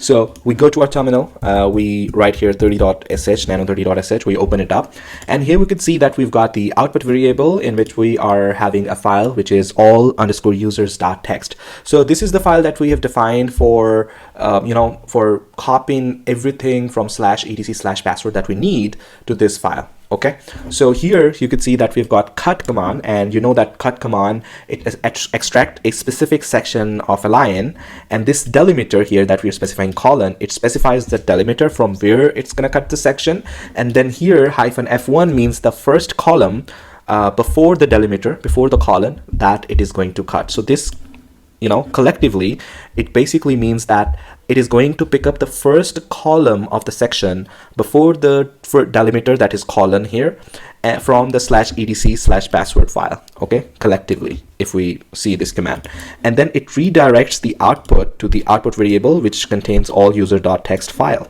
All right, so basically, in simple words, it picks up all the usernames present on the system and it pastes everything into all user.txt file. All right, and then it echoes saved list of all system users to output, or to all users.txt. So this file, this /etc/password, so let me tell you the pattern of it. So how does it store everything? So the user information, so basically that this is the file /etc/password that contains information about all system users. All right, so the format is going to be something like this: username colon, and then password placeholder, all right, and then something like user ID, all right, and then it's gonna have group ID, and then it's gonna have description. If it doesn't have any description, the place would be just empty, all right, but the columns would be there, so it would be like colon, all right. So, and then after the description, we're gonna have home directory path, and then we're gonna have login shell like /bin/bash or /bin/zsh. all right, so this is the format in which everything is contained in the /etc/password file. So this cut command and this delimiter, it is a colon. All right, so the first colon is the delimiter from where it cuts it, and then the first column, it picks up the first column username. So all the usernames here, it's gonna pick them all, and it's gonna store all of them in the all users.txt file. Hope that makes it clear to you. So let me just quickly save it. Let me just go here and let me show you /etc/password. Okay, people hesitate to show it, but I don't care. Here you could see that this is the username, this is the password placeholder, this is the user ID, this is the group ID, this is the section, I think this is the description, yes, and this is the home directory path, and then this is the login shell. All right, same goes for the other users. So this is the first column before the first delimiter that our script is going to pick up. All right, so let me just quickly clear it, and let's go back to our script. Let me remove this line, the format line that we had here. So now our script is ready. Let's just go ahead and run it. 30.sh, and it's a saved list of all system users to all users.txt. So let's just see, and here you can see that all the usernames have been saved to all users.txt. Okay, so now let's move on to our next script, which is script number 31, list currently logged in users. So for that, I think we're going to use who command. That will be feasible to use, and here you can see that first of all, we've got an echo statement which says currently logged in users, and then we have here the who command. So let me first show you what exactly this who command gives, all right, here as an output. So here you could see that when I say who, it is basically who is a command. Okay, it shows who is logged into your system right now. Okay, and here you could see that the same user has two active sessions. Same user means me. I have two active sessions. So here, the first one that you see is seat 0. It is the graphical display manager that basically, your desktop login session like Genome or KDE. It's linked to the login screen. or GUI, all right? And then here you'd see TTY2. It is basically a virtual terminal session in text mode, basically.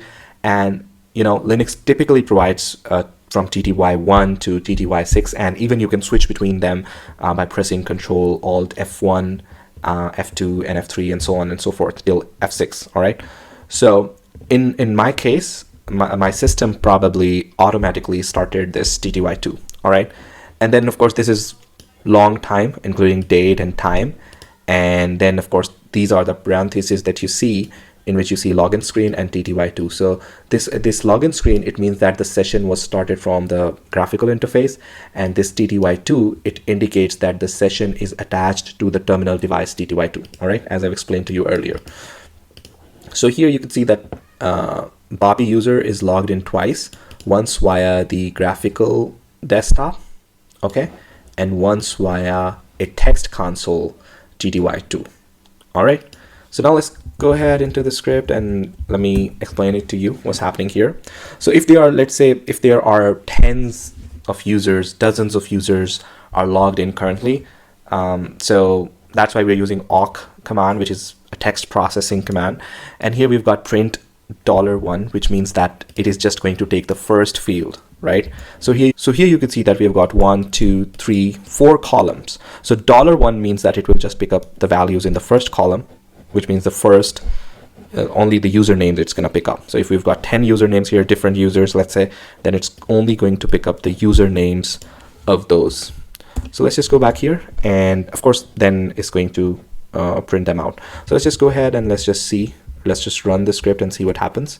And here you can see that it only displays the usernames of, of the active logged in users, all right? So let's just say if we go here and if we just write here, instead of, right now, for example, we are having only one user twice. So for example, if there's like 10 or 12 users and those users are, let's say, logged in multiple sessions, then in that case, you might just want to know that which users are logged in, and you just want the name of the user or username to be displayed once. In that case, what you could do is you can sort them first, okay, and then you can use this unique command, all right?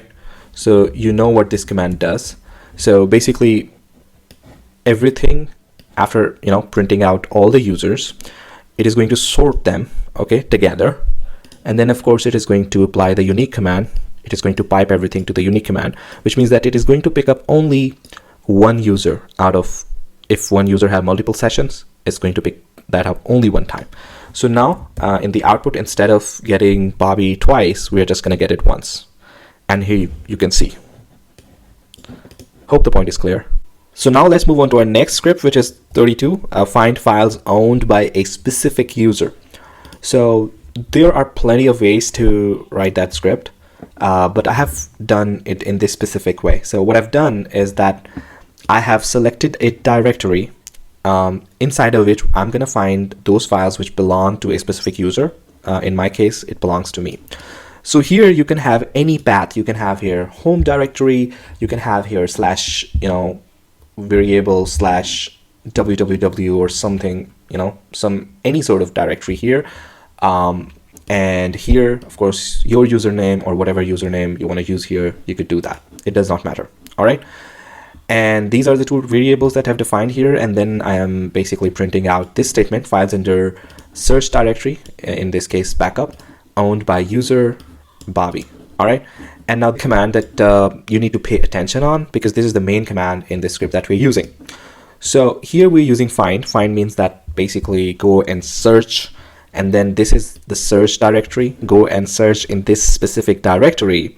And then this is like type F, which means that only look for the files or only look for the regular files. All right. So this type F specifies those files. So it would completely ignore directories. All right. And then this -user, this makes sure that you look for the files only for against this specific user, which is like Bobby in our case. This is the variable. All right. And then finally, whatever you find, print that out using this -print. All right. So it's that simple. Let's just go ahead and let's just save it. And here, let me show you what we've got inside our backup directory. Okay, so all right, let me just clear it. Backup. So here you could see that we have got file 001.txt, file 002.txt, and file 003.txt. And this is the backup directory that we've got in here. Hold on. This is the backup directory that we have got. All right. So, and as I've shown you earlier, if we ls backup here, we've got file 001.txt. Let me just get inside backup, and here you can see. All right. So let's just come out of it. Let me just clear it. Let me run script number 32.sh. And here you can see that it says files under backup owned by Bobby. And then of course, it shows all those files that I own. Right, so now let's move on to our next script, which is script number 33, in which we're going to change the ownership of a file. All right, so let's just go ahead and let's see here what we've got. So in here, we have a target directory. All right, so let's just call it backup. So let's say if I want to change the ownership of this backup directory that I have, and here you could see that this is the new owner and this is the new group that we have defined, and here is the command that we're using. All right, so chown, this is a command that you know that it is used to change the ownership of the file. All right, so here sudo, without sudo privileges, without root privileges, you cannot do that. So we do need that. And then of course, this is the new owner colon new group. So we need to mention that here. And then of course, we need to mention the target, which in our case, the target file is backup. The target directory is backup. So once this command executes successfully, we are going to check for the exit status code. If it is 0, we know that this command was successfully executed. And then in that case, we are going to echo the changed owner of the target, the backup to new owner, which is in our case this one. Okay. Otherwise, if the exit status code is not 0, it's 1, it means that this command couldn't execute successfully due to some reason. And then it could be anything, like maybe the owner, the user doesn't exist or anything. In that case, this else block is going to get executed, which means that it says failed to change ownership of backup. All right, so this is how it's going to go. So let's go ahead and let's try to run our script here. First of all, let me show you that the backup directory has got 3 files, and all of them are owned by me currently. Okay, so you can see as soon as I run this script, of course it's going to ask me for the password because I'm using sudo here. So I quickly put in my password, and you can see that it says changed owner of backup to this new user and new group. All right, so now let me quickly show you that now who owns the backup folder or backup directory. So here you could see that this is the backup directory, which has now been owned by the new user inside a new group. All right, now let's move on to the final script of this section, and this is change permissions of a directory. Recursive. Recursively means that I want to apply the changes to everything in a directory. It doesn't matter how many files are there, doesn't matter how many subdirectories are there and how many files are in there. So the structure could be really, really deep of a directory. So recursively means that apply to them all. Like for example, when you have a directory and there are plenty of subdirectories in it and files, so when you're deleting them, you are deleting them with -r flag, which means recursively you want to delete everything inside that directory. So that's what we're going to do here. We're not going to delete anything, but we're going to change the permissions of a directory and everything that is inside that directory. Doesn't matter if it is a directory or doesn't matter if it's a file. Okay, so let's just go ahead and let's first of all let me go to the terminal, and here let's open up our script number 34, and here you can see that we've selected the target directory as backup, but here we are changing the permissions for both directory and for files. So let's just go ahead and let's just create a directory inside the backup. All right, so mkdir new. Okay, so cannot create directory. All right, so what we have done is that we have changed the owner of this directory, so that's why we do not have permission. So quickly let's go here and change the ownership quickly. Bobby, the group could be Bobby again. So it's gonna be fun. Let's just run this script quickly. And now the owner of that, it's now changed. So let's go to 34.sh now. And okay, cool. So here, let's just go to backup now. And now you can see that we can make that switch. And in here, let's just mkdir new. And you can see that new directory has been created. All right. So now let's just come back. Go to the script number 34. And here we have this target directory backup on which we are going to perform this operation where we're going to change the permissions of the directory. All right. And everything that is inside the directory. So we have to go out of this to see. Let me show you what do I mean by permissions. So let's just quickly, I think let's do that for the backup. So here you could see that we have read and write permissions for the owner. All right. So everything that you see here, these are the permissions for the owner. All right. So you can see that we've got, for file, we've got read and write permissions for the owner. The second thing that you have here is group. So we have read and write permissions for the group. So, the users in this group can read and write in this file, and so can the owner. But you can see for publicly, it's only readable. All right. So if a user is not in the group, then he or she can only read these files. So what we're going to do is that we're going to change these permissions for each owner, group, and for public. All right. So this is what we're going to do. So let's just go to our script.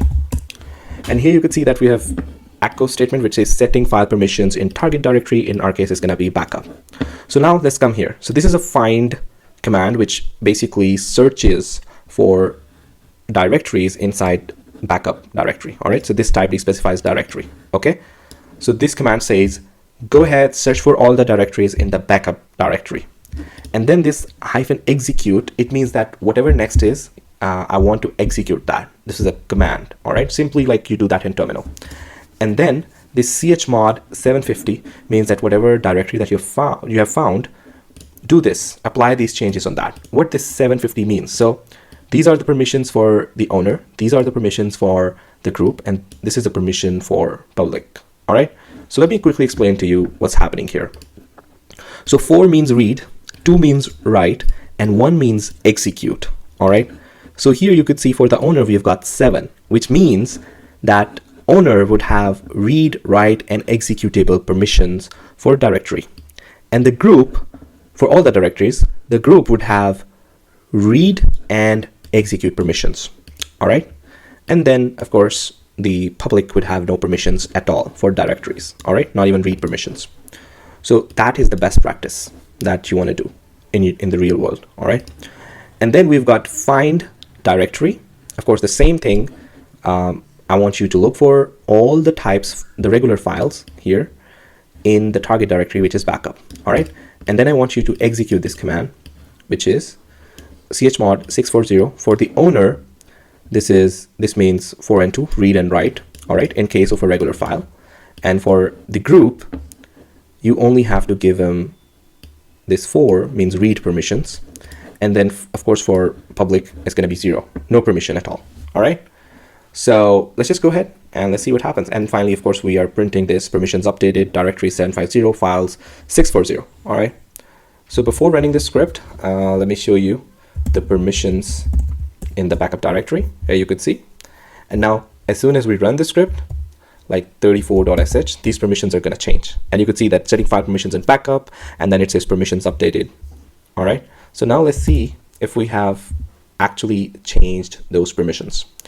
So ls-l and then backup, and there you go. You can compare right here.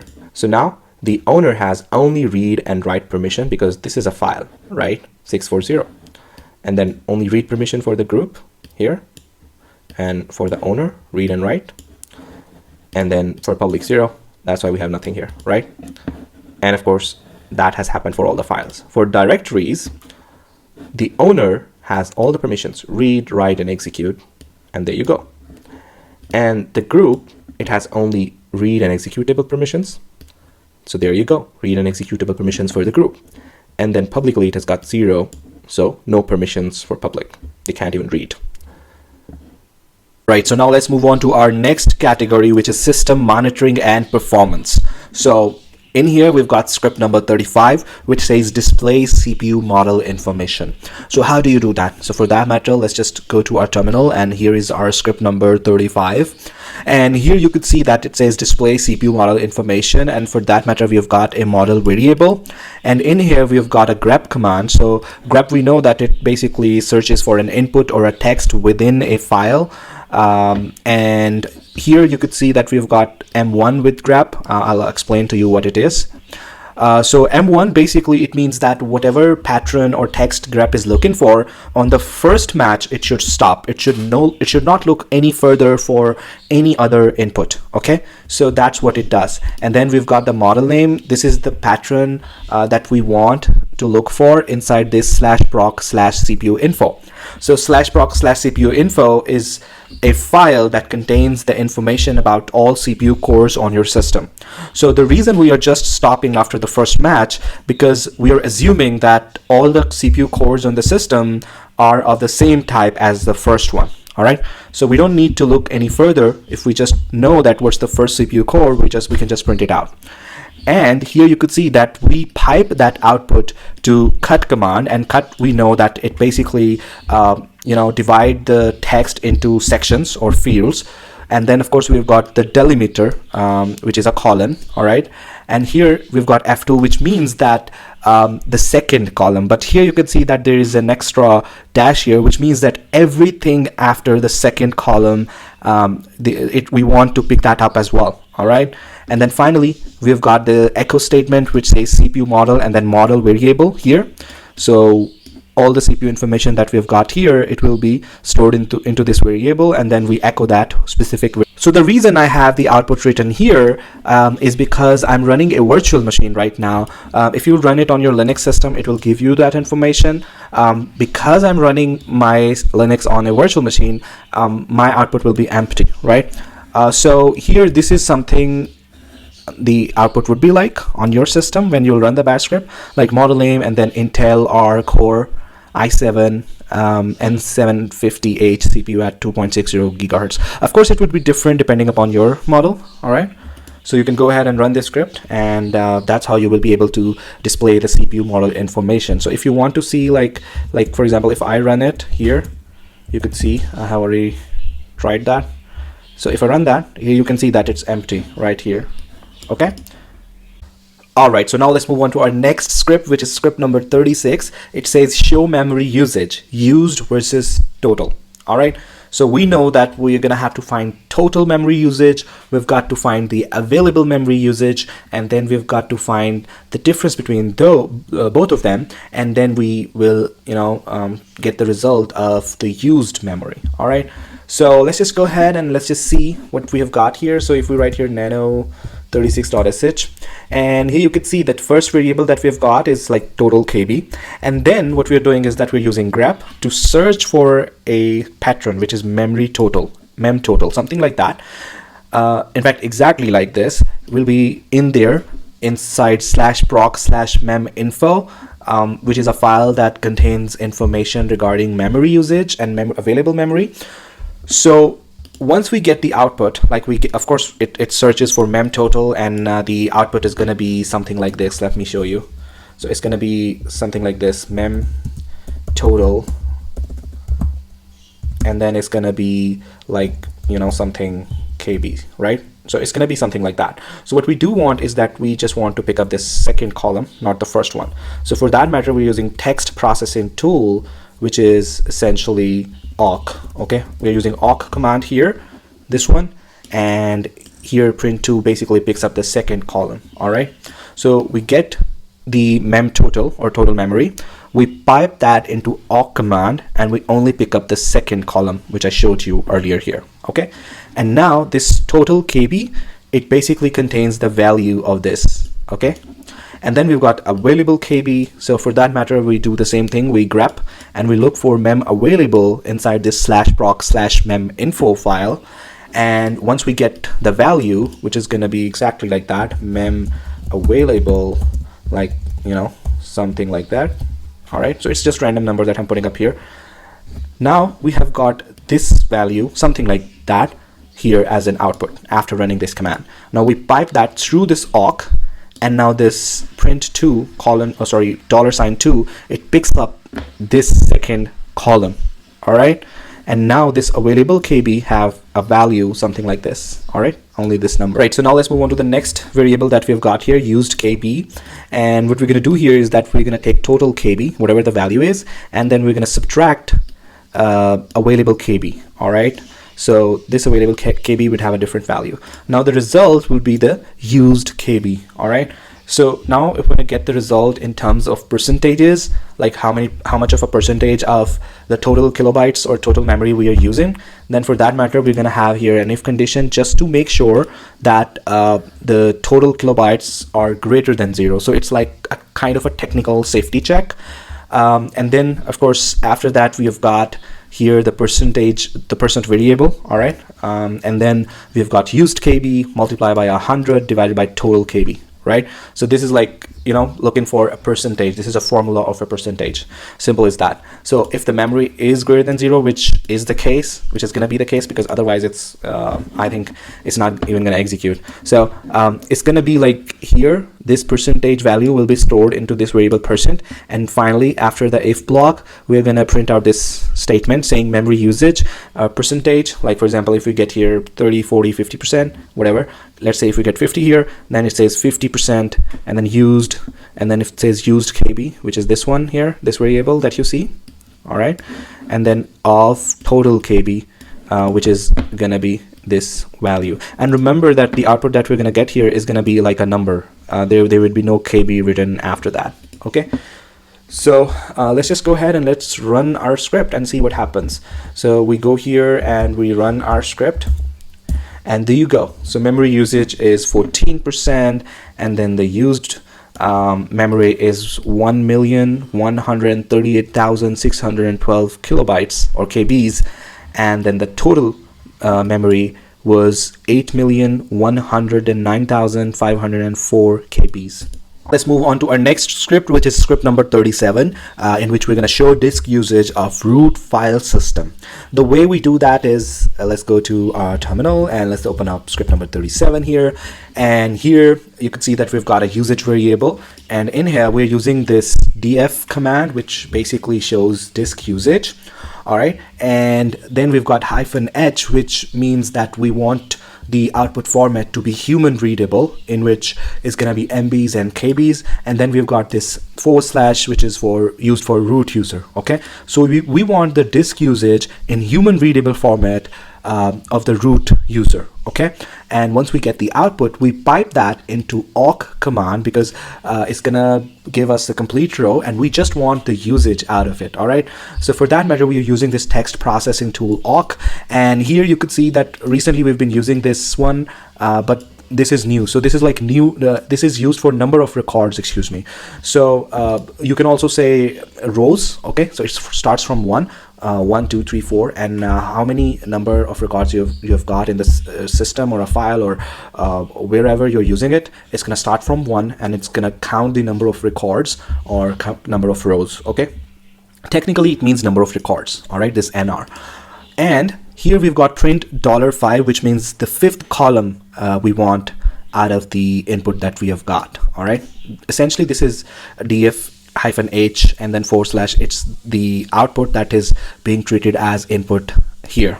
Okay, so then we've got echo disk usage on usage variable, and that's what we're gonna get as an output. So let's just go ahead and let's run it on our system. Note this command, okay, df -h root. So let me explain to you what's going to happen. First of all, let's just run this command here, and here you could see that this is our root user, right? So if we talk about number of records, it's going to be like this: 1, this is the row number 1 or record number 1, and this is going to be record number 2 or row number 2. All right, and on the second row or second record, we want to pick up the 5th column. So this is the first column, right?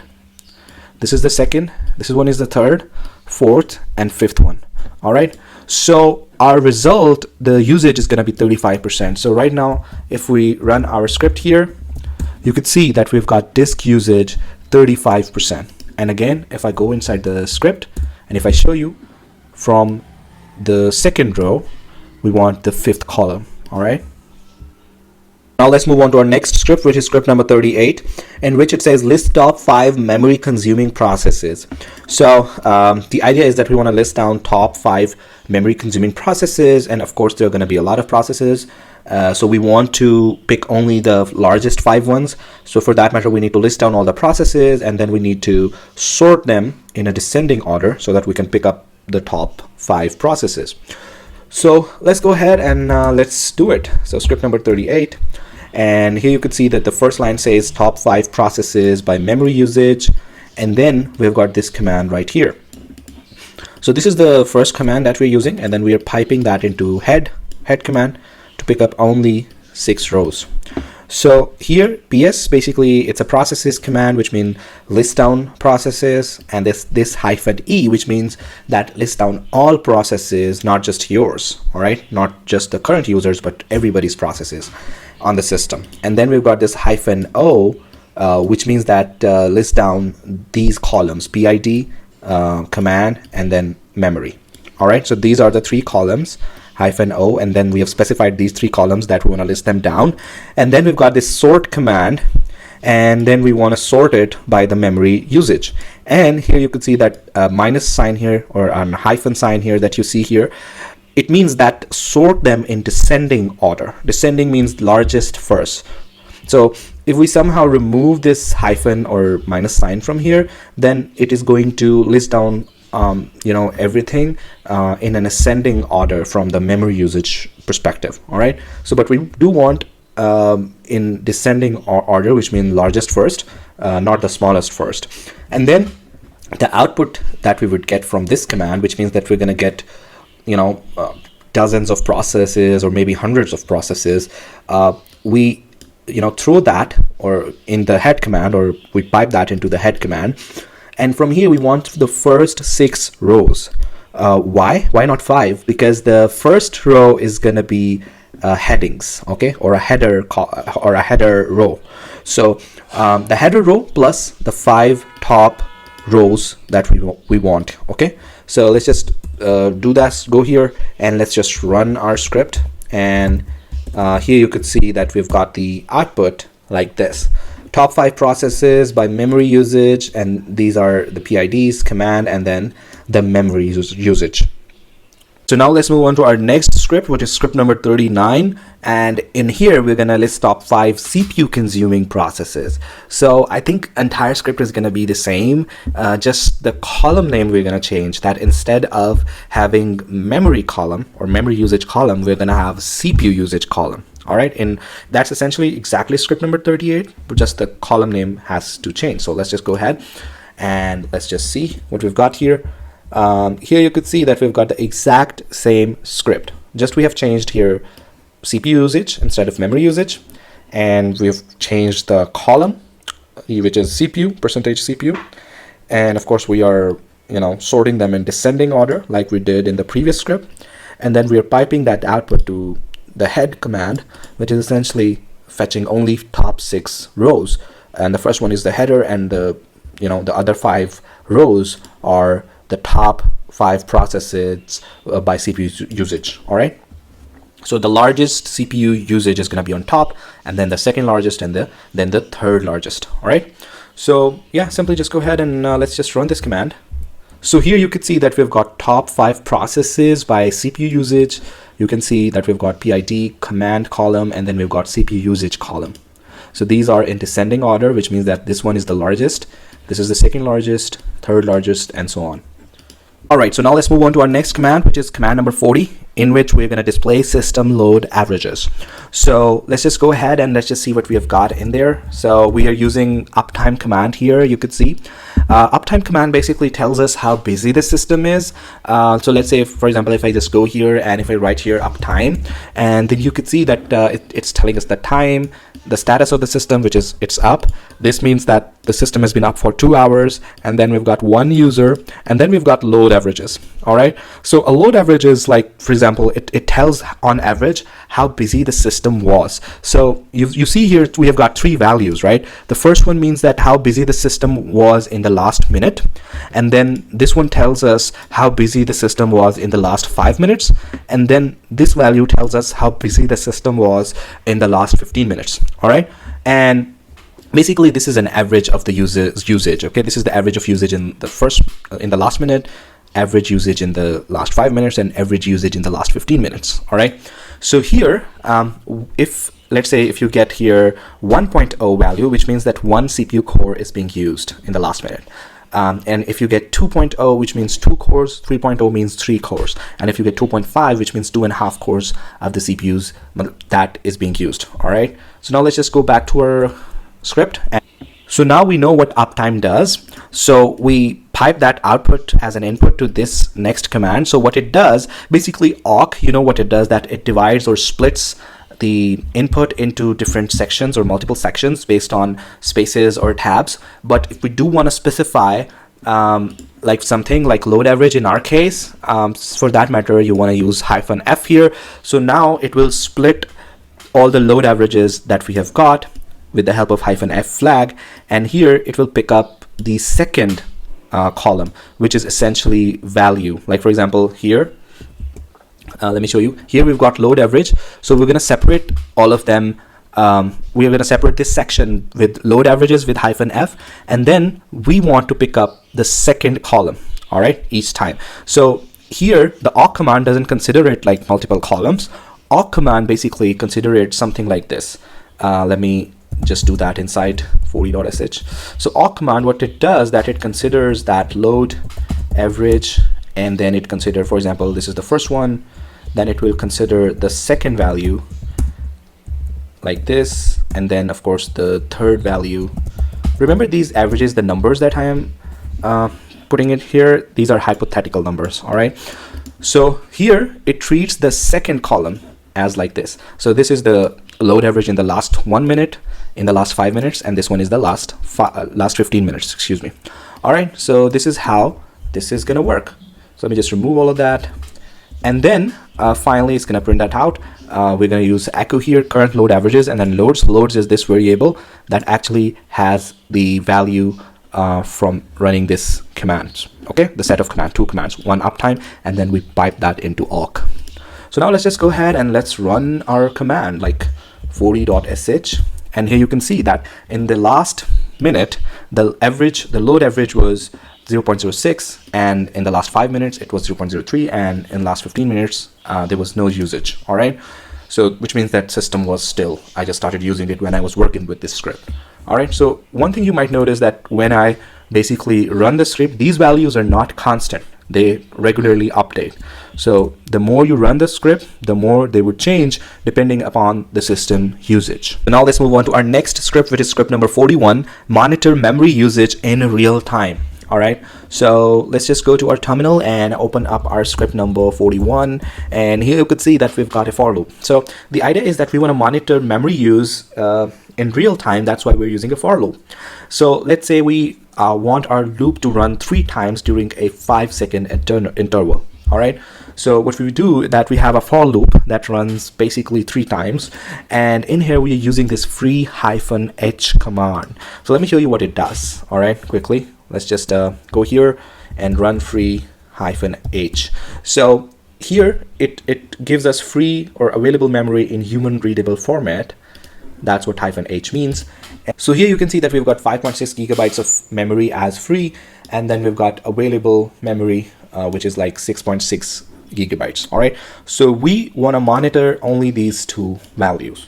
So for that, what we have done inside our script is that we have, piped that output of free -h into awk, and here we are specifying the memory, and then it's just simply, it's nothing but just a sort of a memory column that we are selecting, like here, or memory row, excuse me, we're selecting the memory row.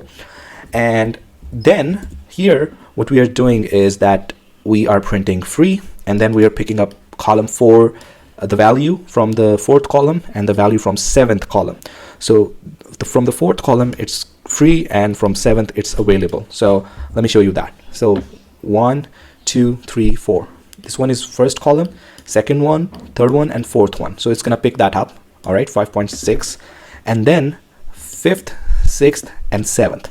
Now it's gonna pick up this one. All right, so we want only these two values, available and free, and that's what we are getting inside. So fourth column and seventh column. Hope that makes sense. So in the first iteration, after the first iteration of the first command that we've got here, so we have a sleeping interval of 5 seconds. All right, and then we move on to the second iteration. So in the second iteration, after the execution of the command, again we have a 5-second interval, and then in the final iteration after the execution of this line, we also wait for another 5 seconds, and then this command gets terminated, or for loop gets terminated, saying echo done. Okay, so now let's just go ahead and let's just run this script. Let's run it, 41.sh, and here you can see that it says monitoring memory free available 3 times at a 5-second intervals. So in the first interval it's the same, in the second it's the same, because we are not doing any memory or anything intensive on that. That's why nothing is changing, and then finally it prints out done. And here, if you're wondering what is this swap memory, consider it as an alternative, not as an alternative, but as an extension of the RAM on disk. So that's the beauty of Linux, that whenever your RAM memory is full, let's say, and you need to use it further, Linux kernel automatically puts the RAM, the extra files on the RAM which are not being used, on this swap space. So this swap space, it's usually on your disk, so it's usually slower than the RAM. All right, so that's what this swap was. So we never needed that, and that's why in our output we just specified mem. So that's why we have taken the output of this command and piped it into awk to get the data, only the data that we need. So now let's move on to our next script, which is script number 42. Here it says check if a process is running and act accordingly. All right, so let's just go ahead to our terminal and let's just open up script number 42. And here we have defined a process nginx, and then here we have an if statement. Of course, we have been using /dev/null a lot of times during these 100 bash scripts course. And here you could see that we've got pgrep. All right, so pgrep searches for the process. It means process grep. All right, it searches the entire list of processes, and then this -x makes sure that whatever you're searching for, it gets matched exactly. All right, so for example, we are searching for nginx, so it's going to make sure that the process is nginx exactly, and it does not match nginx helper or something of that nature. All right, so we want exact process to match. All right, so once it does, we do not care about the other sort of output. We just care about the process's success or failure. So that's why we've got here, we are redirecting the output of this command to /dev/null. All right, and once we do that, of course this command right here, if it is successful, only then and only then this block is going to run. All right, and if it does not get successful, then this else block will run. All right, so if it finds the nginx process, it is going to say that process is running, which is like nginx. Okay, process nginx is running. And here you could do like dozens of things. Like for example, you could start another process. If nginx is running, then start this process x. If nginx is running, do this and do that. So whatever you want to do, you could do that inside this if block. Otherwise, if the process is not running, then in that case, this else block will be executed, and here you can see that this statement will get printed. In case you want to start the process, for that matter, you can uncomment this line right here. You will basically get the PDF in which everything will be pasted, so no worries about that. From your PDF, you can just simply copy this bash script and you can uncomment this line right here, and it will essentially start the process. All right, so if your process does not exist, like for example nginx, if it does not exist, if it is not installed in the system, then you can simply install it by writing sudo apt install nginx. Okay, then you can install it, and after that, when you run the bash script, of course with this line uncommented, then it is going to start the process. So chances are that when you install Nginx, the process is going to be turned on automatically, so you won't need this line. All right. So let's just go ahead. We know I know that in my system Nginx is installed. So let's see what happens. So if I run this script right here, you can see that it says process Nginx is running. All right. So now for the sake of this example, let's just have this here, and let's just change the script. But before that, let's just turn it off, like sudo systemctl, and then I stop Nginx. All right. So now this service has been stopped. If I want to check the status, you can see that the service is enabled, but it's not running. All right. So let's just go ahead and let me exit that. So here, if I go to 42.sh and let's say, let me just comment that to just make sure that if our the process is not running. So if I do that, you could see that it says process Nginx is not running. So if I go to my script here and if I enable that command, so now what it would do, that it would start the process. So for that matter, I also want to have an echo statement here saying service Nginx or process variable has been started. Rerun the script to confirm. Okay, so we can confirm writing the status command as well, running the status command. So let's just go ahead and run it. So here you can see that process Nginx is not running, and then it says service Nginx has been started. Rerun the script to confirm. So if I rerun right here, you can see that now it says process Nginx is running. So now let's move on to our next script, which is script number 43, alert if disk usage exceeds threshold. All right, so this is a very, very important script. So pay attention, please. So if we open up our script number 43, here you could see that we have defined the threshold 80. That means 80%. Once that number, is met or exceeded, in that case, we want to, print out a warning. Okay, so for that matter, we need to do a couple of things to get there. So first of all, have this variable used percentage. Okay, that is the variable for that. And then what we're doing is that basically we are actually running this command df for the root user. So what it would do, that it would basically give us the disk usage. All right. So once we get the usage, from there we need to extract a specific number, right? So let me show you what this command will actually do. So if I just write here df root, then you can see that we've got the usage is 35%, right? So we need to do two things. One is that we need to pick up the 1, 2, 1, 2, 3, 4, 5. Okay, so we need to pick up a value from the fifth column and from the second row. And for that matter, we'll use awk command. So you could use other methods as well. There are plenty of ways to do the same thing in bash, so I just like using awk. So there are definitely other ways to do this thing as well. So here we pipe that output as an input to awk, where basically nr equals 2. You know that nr double equals 2 means that the second record, nr stands for number of records, and then this fetches the fifth column. All right, so basically now we have the result as 35%. But the problem is that next we need to check if that number has exceeded the threshold. For that matter, we have here the if statement, but there is this percentage sign that we have got in there, right? So if I just take you out of the script, here you can see that 35%.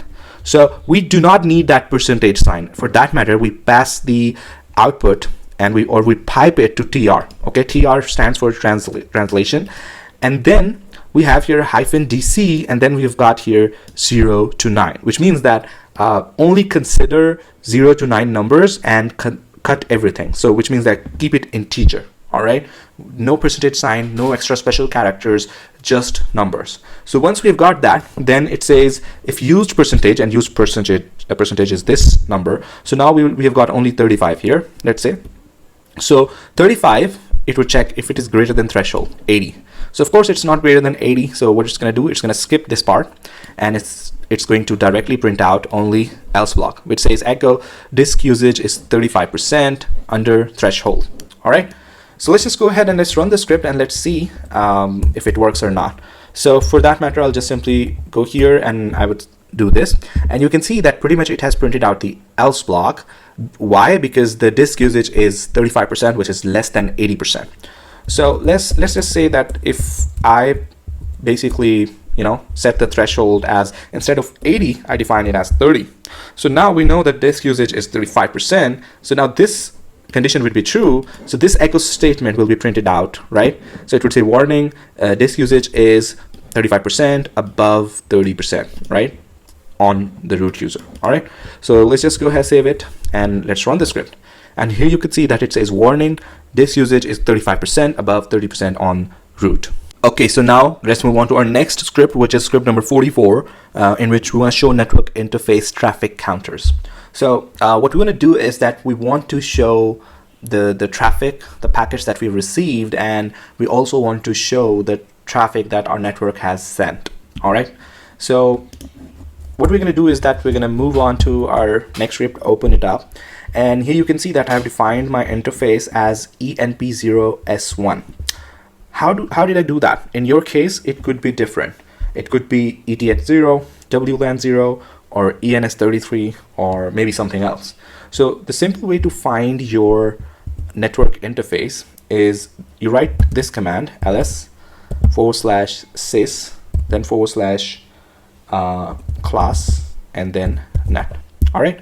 So once you run this command, here you will be able to see your network interfaces. So here I could see this is my main network, and this is my loopback network. All right. So loopback is usually for your internal sort of testing. You could call it localhost. And then this one is the main network that is going to communicate over the internet with everything. Okay.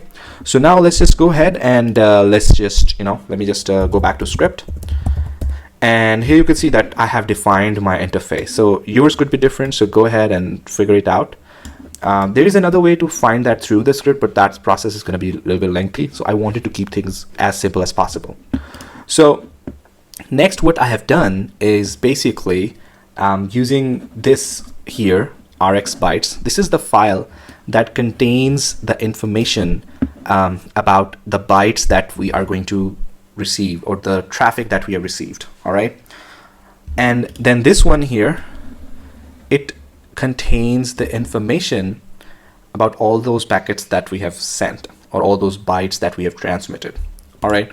So you can also run this, like for example, if I want to run this in terminal, let me quickly show you. So now instead of, of course, iFace, because that's a variable, we need to put here ENP0S1. And then, of course, if I just hit enter, you can see that it says, okay, so I think if I do ls here, because we're not opening up any file here. So yes, you could see that we've got a lot of RX and TX packets here, errors, RX bytes, all of that information. So from this path, what we're doing is that we are picking up this RX bytes, and if we want to specifically see what is inside RX underscore bytes, then in that case, of course, I need to do cat here. So here you could see that 309846, this is the value that we have got in there. Okay, these are the number of bytes that we have received, excuse me.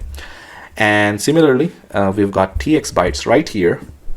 And if I just, instead of RX bytes, if I just do here TX bytes, I will be able to get a value here as well. So let me just clear it all. Let's go back to our script. And here you could see that we are essentially doing that same thing here, and we are storing that value into RX bytes. And here we are going to that file using this path. And here we are storing the TX bytes value into TX underscore bytes variable.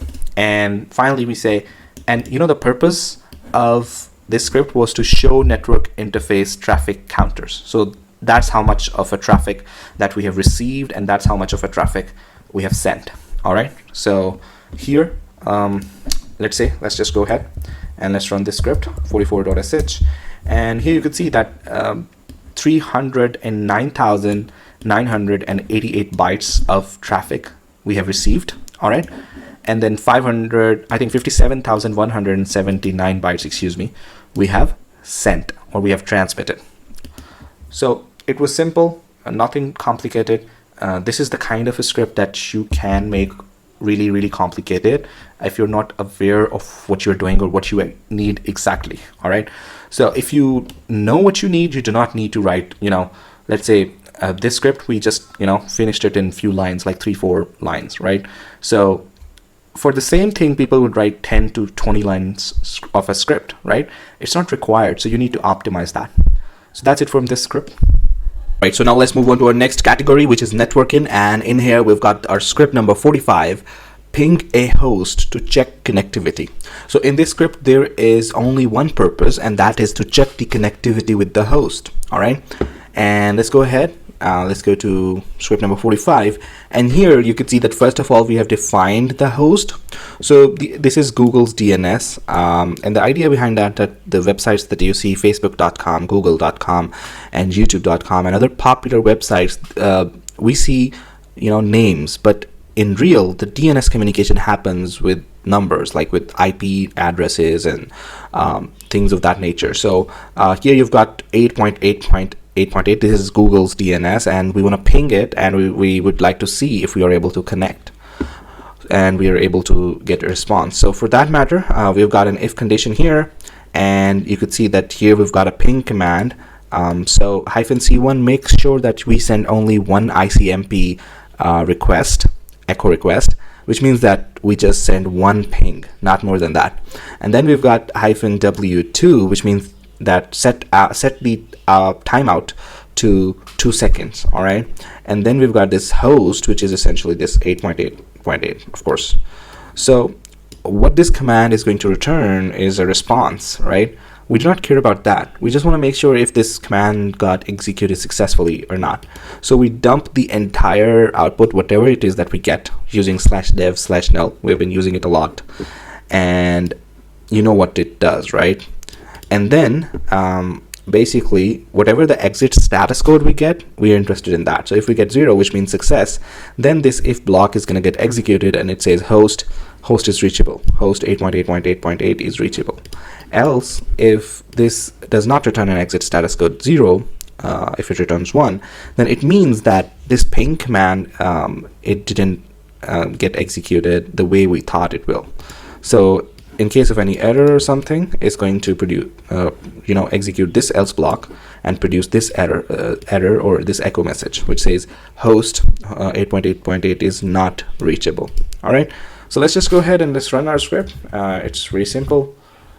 We go here 45.sh, and here you can see that it says host 8.8.8 is reachable. All right, so now let's move on to our next command, or next script, excuse me, which is ping multiple hosts from a list. All right, so let's just go ahead and let's just open up script number 46, and here we can see that we have got an array of hosts. It has got 3 IP addresses, 2 IP addresses, 1 domain. All right, and these are the hosts, right? So what we're going to do is that we're going to do the same thing, exact same thing that we have done in the previous script. However, now because we've got multiple DNS to resolve, so for that matter we are using an array. All right, so here you could see that we've used a for loop which goes through the array and picks up each element one by one because of this syntax. And in the ping statement, it's essentially doing the exact same thing. It's sending one ping request with timeout 1 second, and then this h is a variable in which at one time it's going to be 8.8.8.8, and then it's going to be this one, and then it's going to be example.com. Okay, we are assuming in the first iteration it's going to be 8, not assuming, but actually it's going to be 8.8.8. all right, so in the first iteration it's going to be that, and we know what's the result going to be. It's going to dump the entire output. For example, successfully transmitted, these number of packets, no packet loss, stuff like that. We do not care about this output, so we are just simply going to dump it, and we only care about the exit status code. So it's going to be 0, and it's going to say h is up, which means this IP address is up. In the second iteration, it's going to say this one is up because this is also Google's public DNS, and it's going to be successful. And then we've got example.com, which also is going to be successful. In case if we've got a DNS that can't be resolved, in that case it's going to be here. Okay, the else block will be executed in that case. So let's just go ahead and quickly run the script, and let's see what happens. So we go here and we run our script number 46, and you can see that it says 8.8.8.8 is up. all right, or reachable, you could say, then this Google's DNS is also reachable, and then example.com is up. So let's try to put in some number or some DNS that won't resolve. So let's try this one, and also let's try the broadcast IP address. All right, so this won't resolve for sure. Let's just go ahead and let's save the script and run it now. And okay, so this one was up, all right, but you can see that it says the broadcast IP 255.255 is down or unreachable. All right, so yeah, this is how this command works. Okay, so now let's move on to our next script, which is script number 47, in which we're going to check if a specific port is open on a remote host or not. So for that matter, let's just go to here. Let's do nano47.sh, and here you can see that we have defined a host, a remote host, which is example.com, and the port is equal to 80. Okay, so we only want to check if that port is open for example.com. So for that matter, we are using a netcat command, which is used in the scanning mode, and this -z, it makes sure that we set input and output to 0, which means we send nothing and we receive nothing, because we just want to make sure if the connection is established and the port is open. All right, and then we set a timeout of 2 seconds by using -w2, and then we specify the host name, which is example.com, and then we specify the port, which is essentially 80. And after that, once this if statement, if it gets executed, then it's going to print echo port is open on the host. And you can see that we have not used /dev/null, so whatever the response would be, it would also be printed out. All right, and if port is not open, in that case it's going to print out this else block, which says port is closed or filtered on host or on example.com. All right, so let's just go ahead and quickly run this script and let's see what happens. Let's just go out here, 47.sh. Oh, excuse me. And here you could see that connection to example.com, and then it gives the IP address of example.com, which is 23.215.0.136. And then it says 80 port, the TCP/HTTP succeeded. So we were checking if this port was open, and it is. The connection was established successfully. So here is our echo statement in the if block, which is port 80 is open on example.com. If we would have dumped this response using /dev/null, it wouldn't have mattered, because we are looking for exit status code only, and in that case, this echo statement would have been printed anyway. So yeah, that's it for script number 47. So let's move on to our next script, which is script number 48, in which we're going to download a web page using curl command. So let's just go ahead and let's just nano 48 script. And here you can see that we've got a URL first, and then we've got an output. We have specified an output. This is the URL or the web page that we're going to download. And this is the output, example.html, where we're going to store that downloaded web page. And then here we've got an if statement. And in here, what we do is that we use the curl command, and then we use -s flag, which represents the silent, all right, the silent word or the silent activity. So it's not gonna, print out any sort of errors or whatever is going on. All right, it's gonna keep everything silent. And then this -o flag, it basically is used to specify the output. And in our case, we are specifying example.html, and then we've got the URL, which is example.com. All right, so if this command is successful, which means that if curl is used successfully and it downloads the example.html output file successfully, in which it downloads this web page, and if it does that successfully, then it's going to print out echo downloaded URL, meaning example.com, to output, meaning example.html. If it does not get executed successfully, if there is some sort of error, downloading error, connectivity error, or whatever, in that case, it's going to say failed to download URL or failed to download example.com. All right, so let's just go ahead and let's just run this script and let's see what happens. So we go out of this and we run our script, which is script number 48. And here you could see that it says downloaded http example.com to example.html. So now if we go to here, you could see example.html right here. So if we open it up, here you can see that it has downloaded the web page successfully. So this is the exact same thing on this URL let's say I go here example.com, and you can see that there's no difference, right? Because the exact web page has been downloaded into our system, and now we are opening that locally. You see that URL, right? It means that it's available in our system and we have opened it up locally. And this was example.com. Let's move on to our next script, which is 49, get public IP of this machine. So it's pretty interesting. So let's just go ahead and let's just open up our script, which is nano49.sh. And here you could see that we've got curl command, and -s means silent, whatever it is, progress bar, no errors, show nothing. And then we've got this IP echo.net/plain, which returns my public IP address, and in your case it's going to do the same. So I save that IP address to IP variable, and then I use this if statement -nip. This means that if it is non-empty, which means if it contains the IP address, in that case echo this statement, your public IP is IP variable.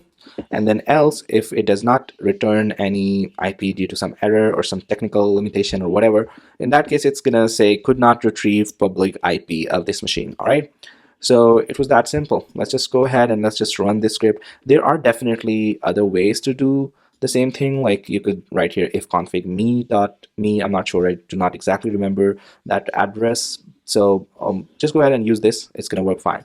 So let's just go ahead, let me just save this script, go ahead and run our script, and here you go. This is my IP address that you see right here. Of course I'm gonna blur it, but this is my IP address, public IP address that it has given to me. And in the same way, you're gonna get your public IP address. Let's move on to our next script, which is script number 50, simple port scanner for common ports. So let's go ahead and test common ports like SSH, HTTP, and HTTPS. So for that, let's just go to script number 50. And here you can see that we have defined the host as example.com. And what we do want to check is that if this if these 3 ports are open for this host, all right, open or closed, both. So for that matter, we have defined an array of ports. This is for SSH, this is for HTTP, and this is for HTTPS. So these are the default ports for these purposes. So this is an array of ports, and what we do is that we run a for loop through all of them. All right, here you could see. And what we do is that one by one, we use netcat command, and we do check if that port is open or not. All right. So here you could see that we are using netcat command with -z, which means that -z, as I've told you previously, this -z basically means 0 input and output, means do not send anything and do not receive anything. And then this -w1 is for timeout.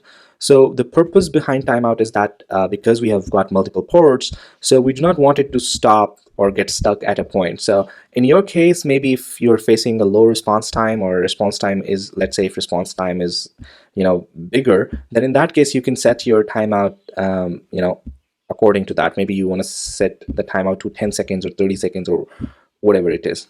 All right, and then we've got this host example.com, and then of course the port, which is, in our case, it is going to be this variable that we do see here. All right, so let's just go ahead and let's just run the script. But before running it, let me explain to you what's happening here. So this thing right here, it is going to return an exit status code, which we are interested in. And here you can see that we have used /dev/null. So throughout these videos, you might have seen that I have used /dev/null in 2 ways. One is this way, ampersand, and then /dev/null. And another way is I have used it with 2 /dev/null. All right. So in this case, what it would mean is that hide output and errors. So it will basically dump all the outputs and all the errors. All right. And in this case, it means dump or hide. It means the same thing. The errors only. All right. In that case, output will not be hidden. So in here, we do not want the output to hide. We only want to dump any sort of errors. So here is going to print out echo port is open on host, else echo port is closed on host. All right. So here we did that because there is no output. There's nothing like it's not going to return any sort of output here because we are not sending or receiving anything. We're just checking the connection. So that's why we used to. It's fine here. So let's just go ahead and let's run this script. So we know that this script is going to check 3 ports one by one with a for loop. All right. So let's just save it. Let's just go ahead and let's just run this script. And here you can see that the timeout is essentially 1 second, but it's taking longer. And I don't know why it's taking longer. Okay, so port 22 is closed on example.com, port 80 is open on example.com, and port 443 is open on example.com. So HTTP and HTTPS, both of those ports are open for example.com, and port 22 is closed on example.com. So now let's move on to our next script, which is script number 51, DNS lookup. So we're going to get IP address of a domain. So let's just go ahead and let's open up our script number 51, excuse me. And here we've got the domain. We're using example.com. And then here you can see that we've got an IP variable in which we are doing a couple of things. First of all, we are running this command here, host-t a and then domain name example.com. So this A means the A records, and this host is a utility that basically is a DNS lookup utility in Linux. All right, and then this is a -t, which specifies a record. All right, in our case we are specifying a record. All right, so here we've got the domain example.com. So for this command we'll get a specific result, perhaps multiple A records, and once we get that, then we've got this here, awk has address, and then we've got print $4, which means we want to print out 4th column, and then we pipe that into head-n because 4th column has 4 or 5 IP addresses, let's say, and we just want the first one. So it's going to just get the first one, and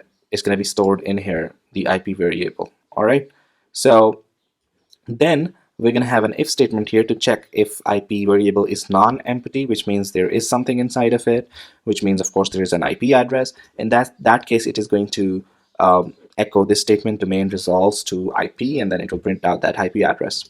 Else, if that is an empty variable, then in that case it's going to echo could not resolve domain, and domain is example.com in our case. All right, so let's just go ahead and first of all let me show you what this host-t-a would do.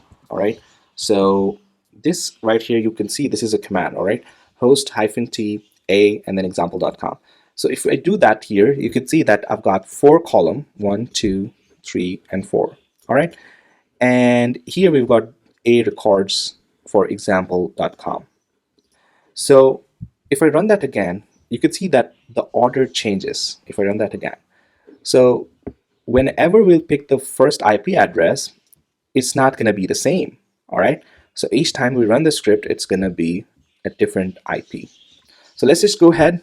Of course, nonetheless, all of them, all these IP addresses, all those A records, they belong to example.com. All right, so let's just go ahead and let's run our script.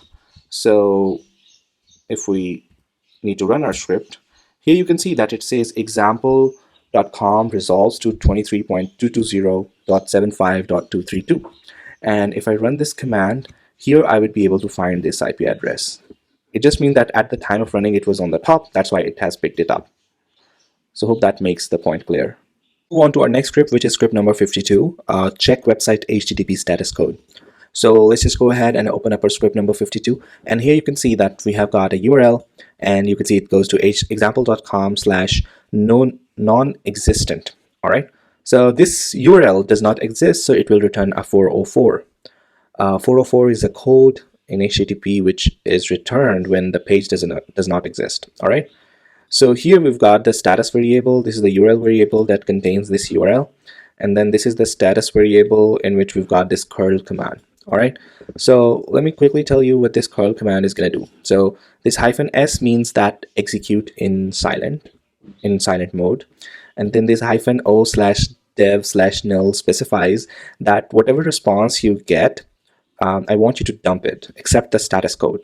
All right, so I want you to return me the status code. -w is it stands for write out in curl, while in netcat we have seen that it was used for timeout. All right, so do not confuse this flag here. In netcat, I repeat, it means timeout, and in hyphen W in here in curl, it means write out. All right. So write out the status code, and of course URL is the URL on which we are performing this curl command. All right. So it will return a status code. If it is 200, it means that the web page is up and running. So for that matter, we set here a if condition, which checks if the status code is 200. Then it says echo URL is up, HTTP 200, okay. But we do know that this page does not exist. So this statement will not be satisfied, so else block will be executed. It says URL returned HTTP status, and status is going to be 404 or something like that. All other statuses other than 200 will go here, okay? Only if the status is 200, only in that case, this echo statement is going to be executed. All right, so let's just go ahead and let's just see how it goes. So if we go here and if we run script number 52, you could see it's waiting, of course.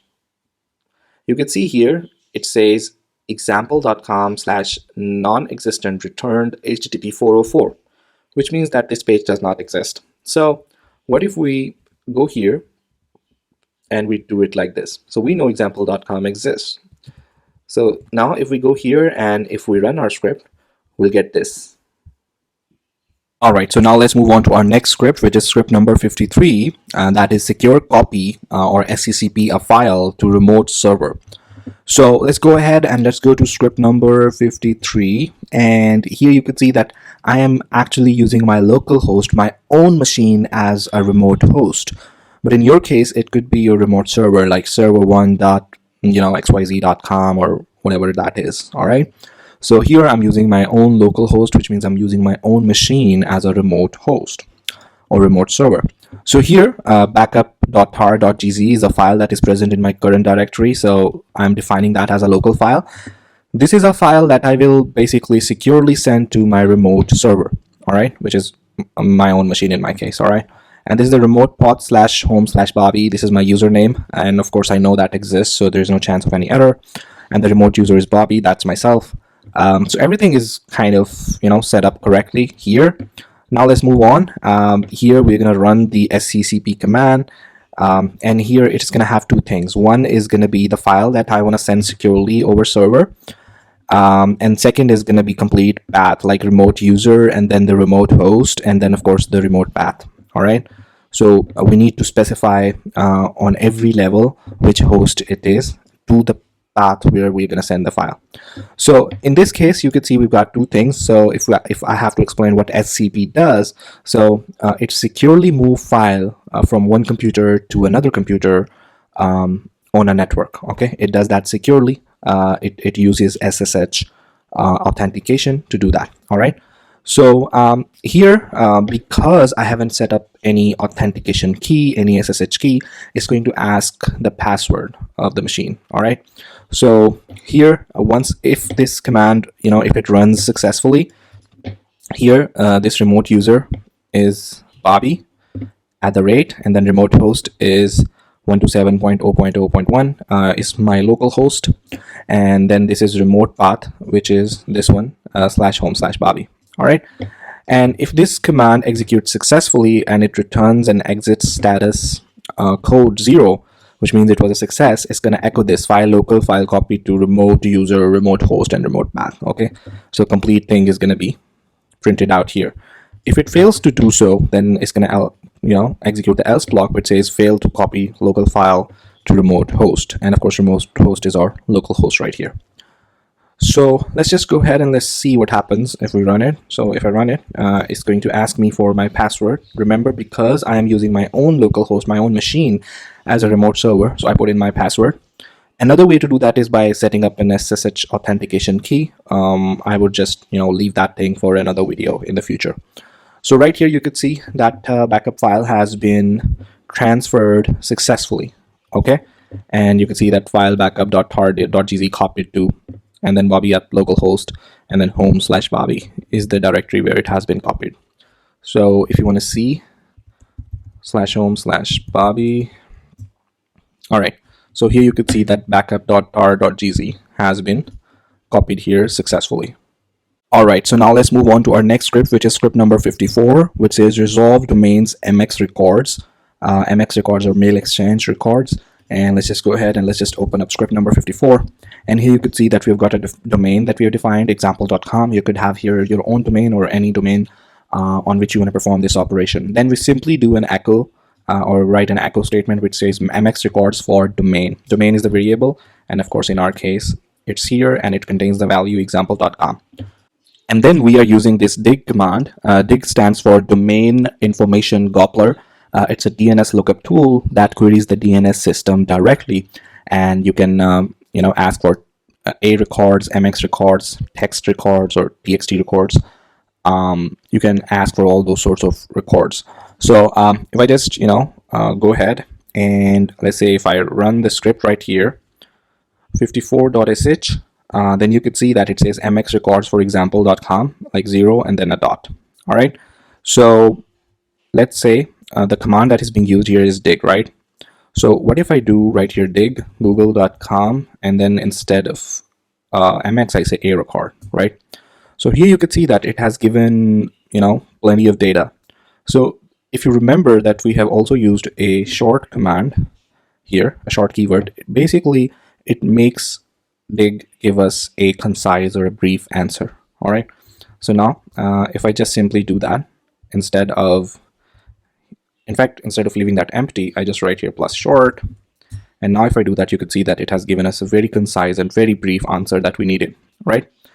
And in the same way, it works for other sort of records. Like for example, if I want MX record, there you go. This is the MX record of Google. So that's it for script number 54. Now let's move on to our next script, which is run a command on multiple servers via SSH. So this is the final command in the networking category. So let's go ahead and let's do it. So we open up script number 55, and here you could see that we've got an array of servers. Here you could have your own remote server address like server1.example.com and here server2.example.com, whatever your domain is and whatever the address of your server is, you can have that here. In my case, I have one local host here, and this is another one on my system. If you want to find your hosts on your systems, all you have to do is write a cat command. Okay, let me show you quickly. And then right here /etc, then /hosts. All right. If you go there, you'll find out your local hosts and hosts available on your machine. Okay. So I'm not opening that because I don't want to show you the data right now. So here we've got two servers, remote servers, we're assuming, but both of them are on this machine. All right. So however, the method of connecting even with the remote servers is going to be the same. So both of these machines are acting as remote servers here in my case. And then this is the command. I have stored that into the variable. This is the uptime command that I do want to run. And then I've got a for loop that goes through the server's array and one by one picks up the server on which I'm going to run the command. So here's the case. I want to run this uptime command on two servers basically. All right. And of course I need to run that via SSH securely. All right. So this is echo running command on S, running uptime on S, which is going to be one of these. All right. Depending upon the iteration. If it's the first iteration, it's going to be this host. If it is going to be the second iteration, it's going to be this host. So, and then we've got SSH and then $s, which is a variable that is the host here, let's say in the first iteration, and then this is the command uptime. Okay.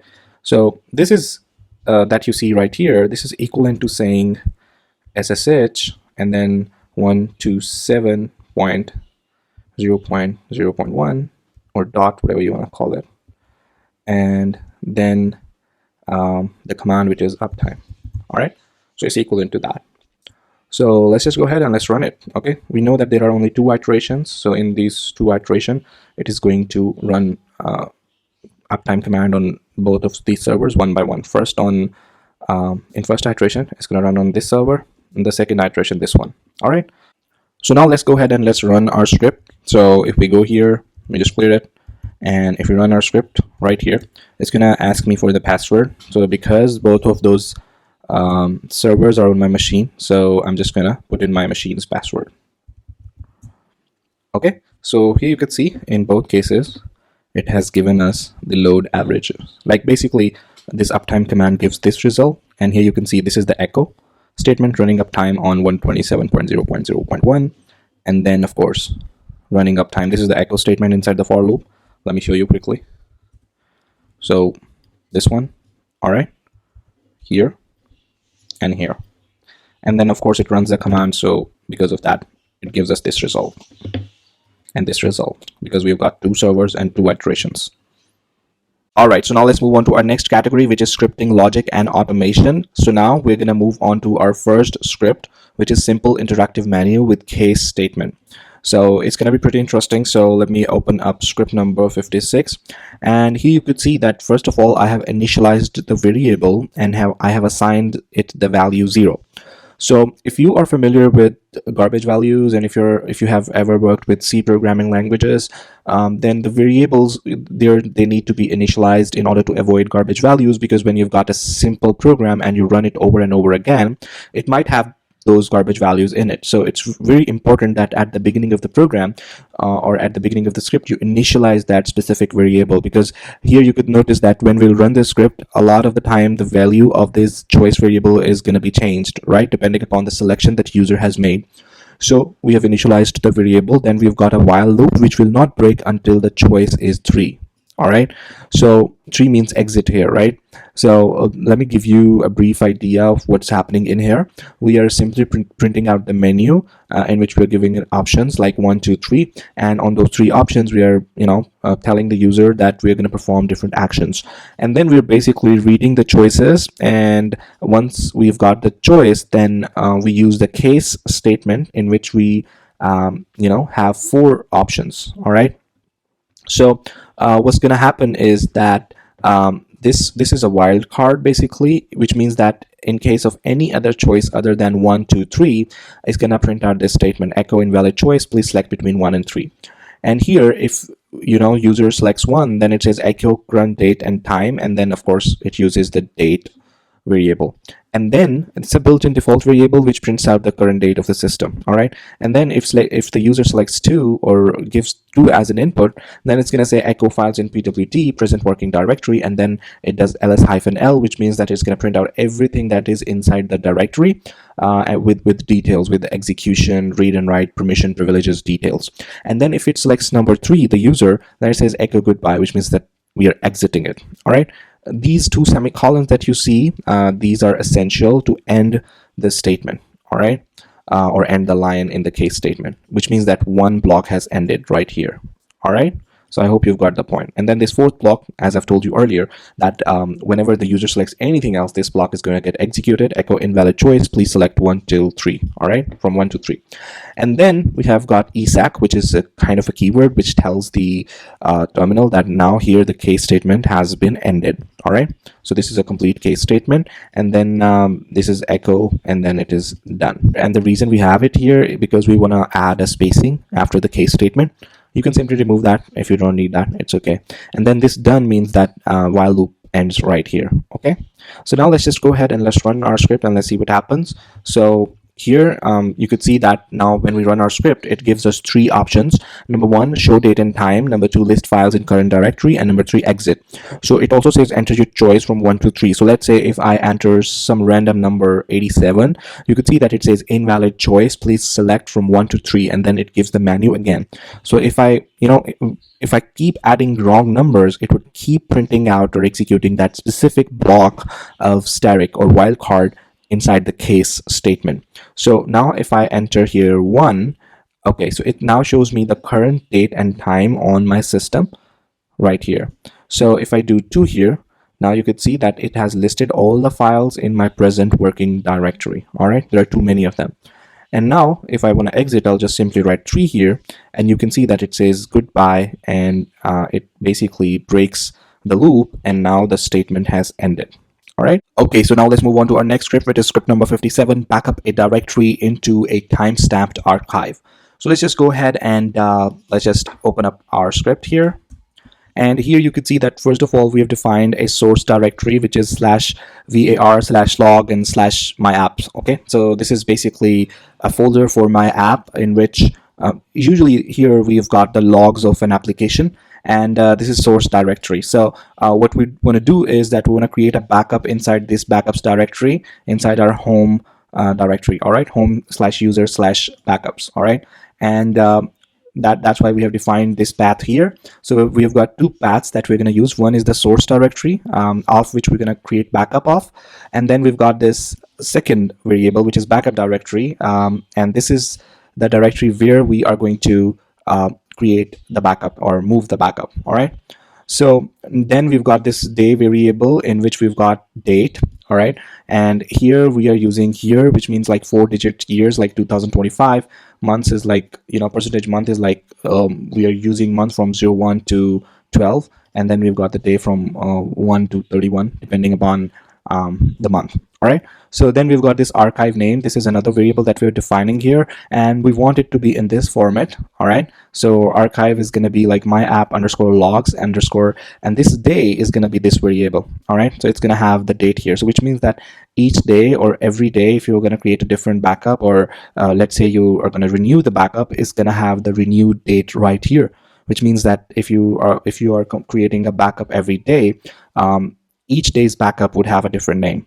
And then we've got this one, mkdir-b. Like for example, in case if we do not have this backup directory at this path in the home directory, in that case we're going to create directory which with the name of that is going to be this backups. All right, in the home directory. So that's it. And once we've got the file, what we're going to do is that we are going to archive that. All right. So this source dir is this one here, and we want to archive it, or we want to zip it here on this path, backup underscore dir slash archive name, and archive name is this one right here. So once our backup has successfully been created, after that we want to verify, that what this does. So if the exit status code is 0, it means that the above command ran successfully. If that is non-zero or 1, in that case it didn't run successfully. So if this command is successful, what's going to happen is going to check if exit status code is 0, which is going to be 0, and then it's going to echo the backup created, and then backup dir, slash home slash backup, and then slash archives underscore name, the file name. And if that is unsuccessful for some reason and exit status code is not 0, which means it's 1, then it's going to execute this else block which says echo backup failed. All right. So it's pretty simple, nothing fancy, nothing complicated here. And if you go ahead and if you try to run this script right here, then you can see that it says backup created slash home slash backups, and then my app logs. This is the exact format that we have given. All right.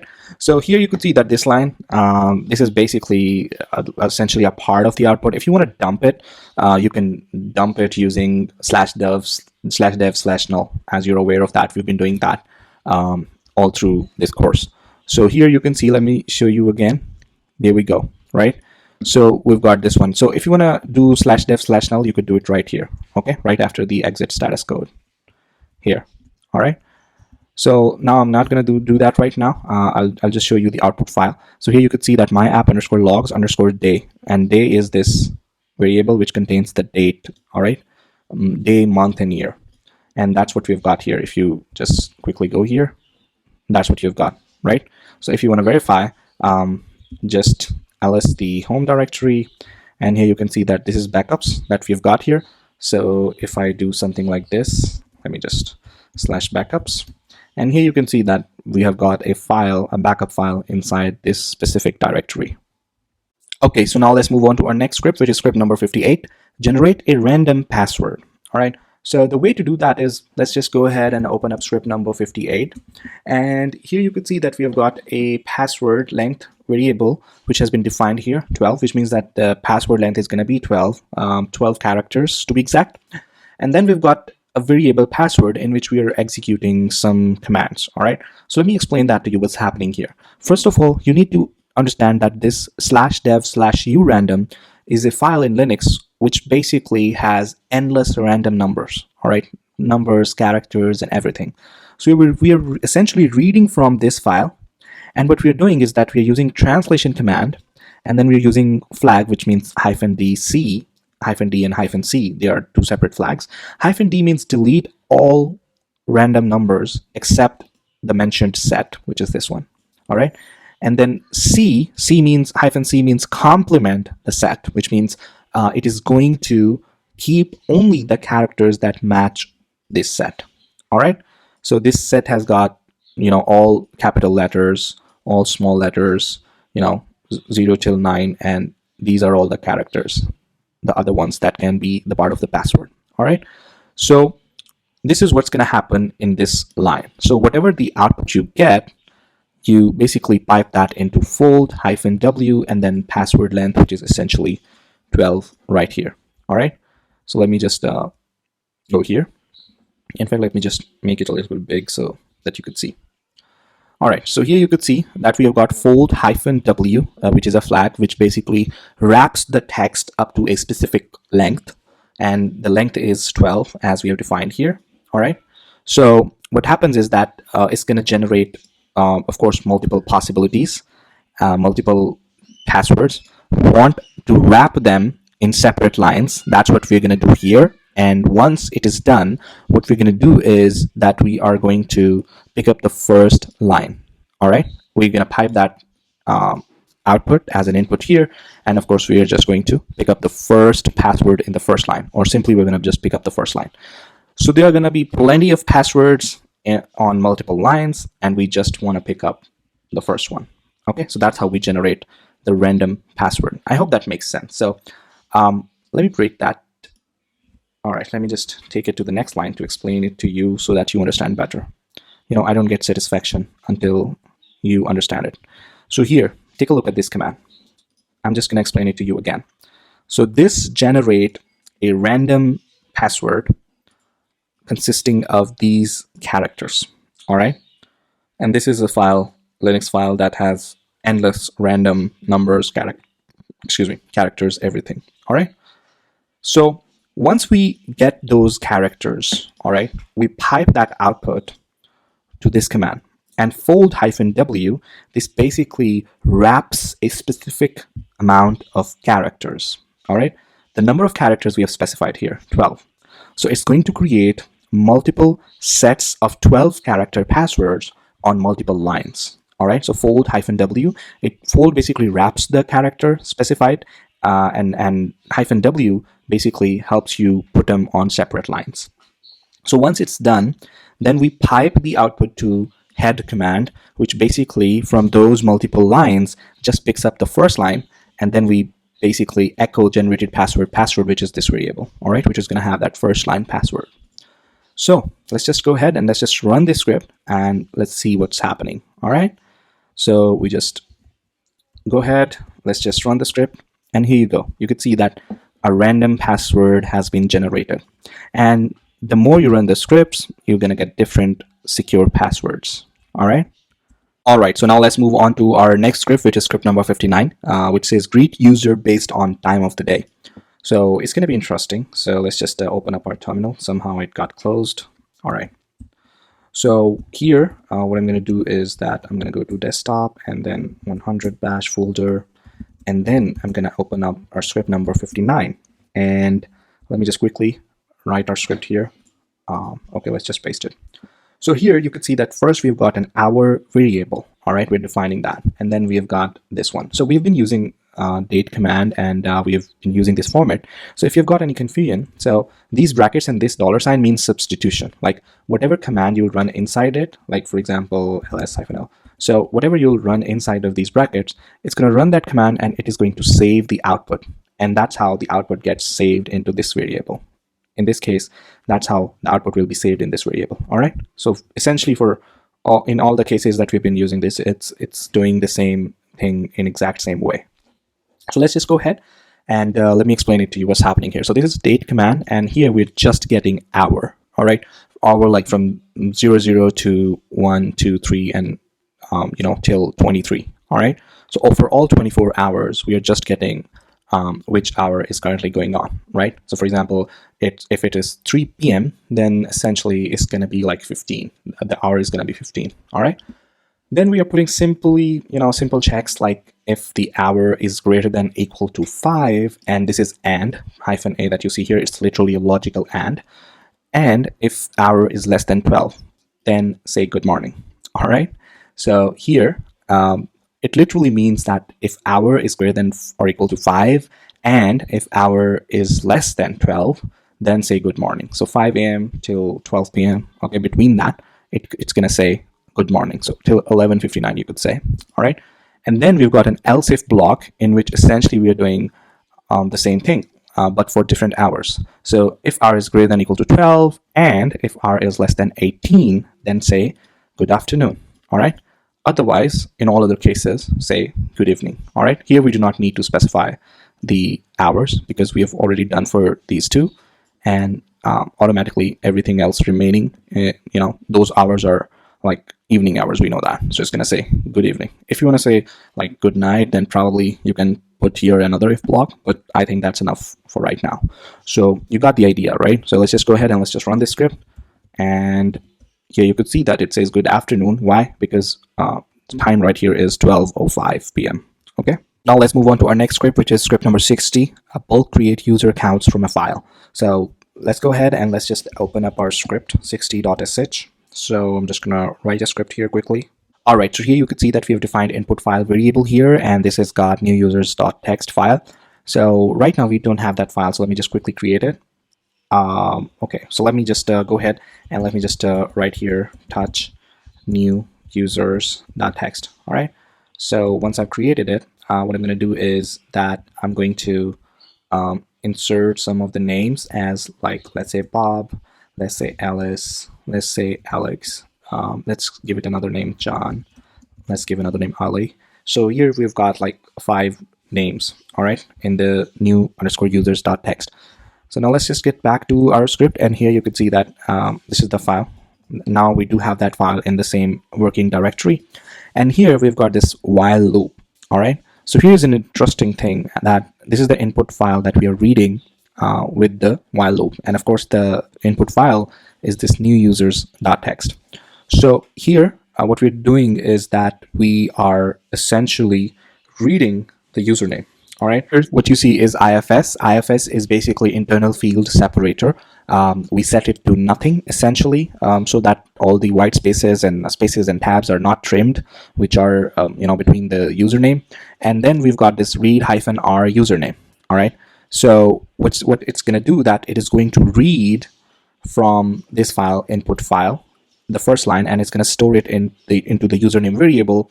And this -r makes sure that if we have got forward slashes or backslashes in the username, it does not consider them as escape characters. So this IFS here, internal field separator, and this -r, both of them make sure that we get the username as it is on the first line that we have got. So if we have got spaces and if we have got slashes and other characters inside the username, it just simply ignores them and gets us the username as it is. And then here we've got the do keyword, and then we've got if -z username, which literally means that if the line is empty, if the string is empty, all right, it's going to be true only and only if username has nothing inside of it. All right, so which means that line was empty, so we just want to skip the empty lines, and we're going to say continue, which means that it comes back and runs the loop again and go to the next username. And if the string is like it has something, it is not empty, then what it's going to do is that it's going to move forward, all right, and it's going to do the following thing. So it's going to check ID username, it's going to check if the user exists or not, all right, the username that we've got. And this essentially, basically, we are /dev/nil, what we use it for. We basically dump the entire output. We don't need that group ID, UID, etc. And we only need to make sure that if this user exists or not. So for that matter, if exit status code is returned 0, then it says echo username already exists, and then it says skipping. All right. If the user does not exist, only then and only then it's going to execute this else block, which means that exit status is going to be non-zero. It's going to be 1. All right. Then it executes this else block, which says sudo user add -m username. All right, so let me explain to you what's happening. So sudo is used for the root privileges, and then of course user add is used to add a new user. Then -m basically is used to create a home directory, and this username is essentially the same username that basically the name that we have read from the input file, right?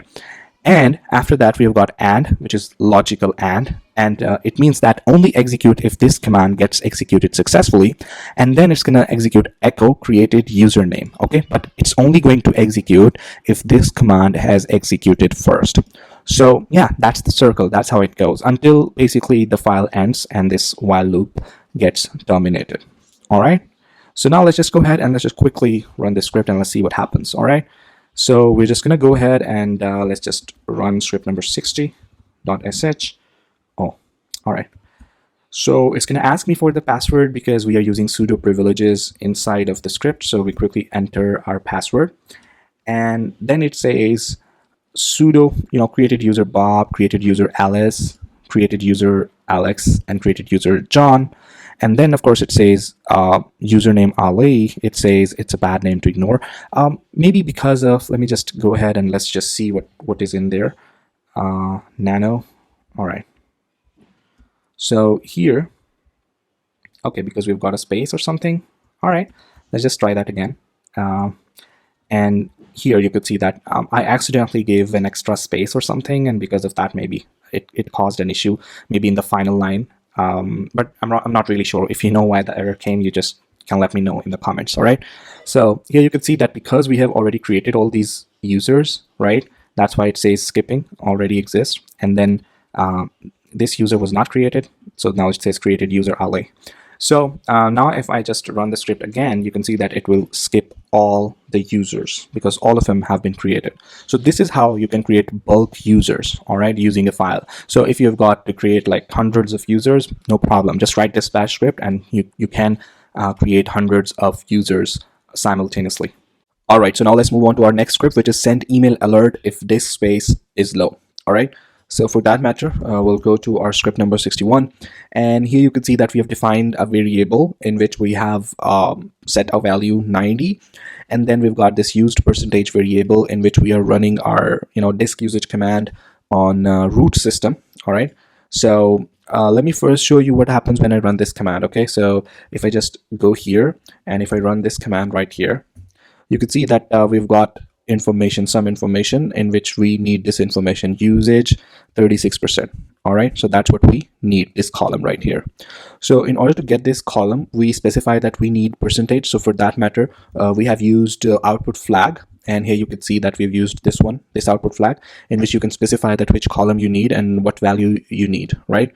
So if I just, for example, if I just go here and if I just write here output flag %, all right, or percentage, and if I hit enter now, you can see that we have got this value usage and of course use percentage and 36%, right?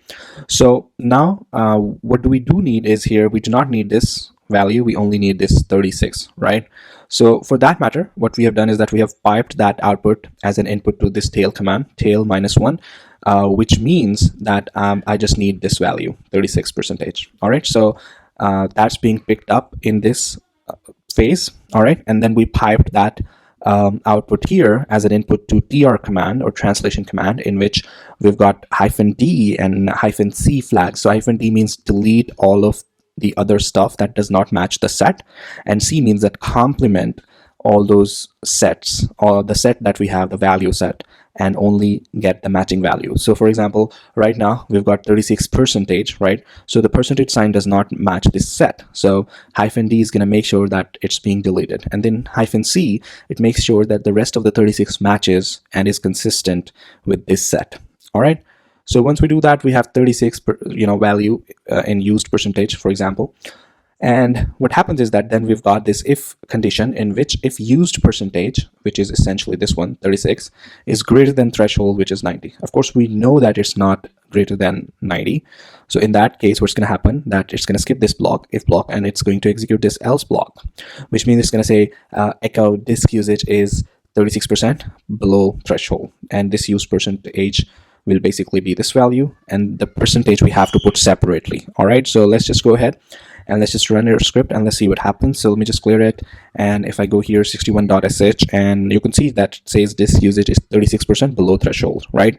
So what if I just want this part to be executed, and once the disk usage has exceeded the limit, I also want to send an email, all right, an email to a specified user. So for that matter, let's just go ahead and write, let's see what happens here. All right, so first of all, I've got the variable subject, in which the subject is disk space alert, and then the host name at used percentage. All right, and then body, in body I say warning, host name root partitions is used percentage full. All right, so next what I do is that I do echo, in which I have the body, and then I pipe that and I send the email basically. Okay, mail -s and then subject, and then this is going to be the email address on which, or recipient's address where I'm going to send the email to. All right, So then I've got an echo that says alert email sent and then used percentage use. So right now we know that around 36% of our system is being used. So what I can do here to activate this block, I can basically decrease the threshold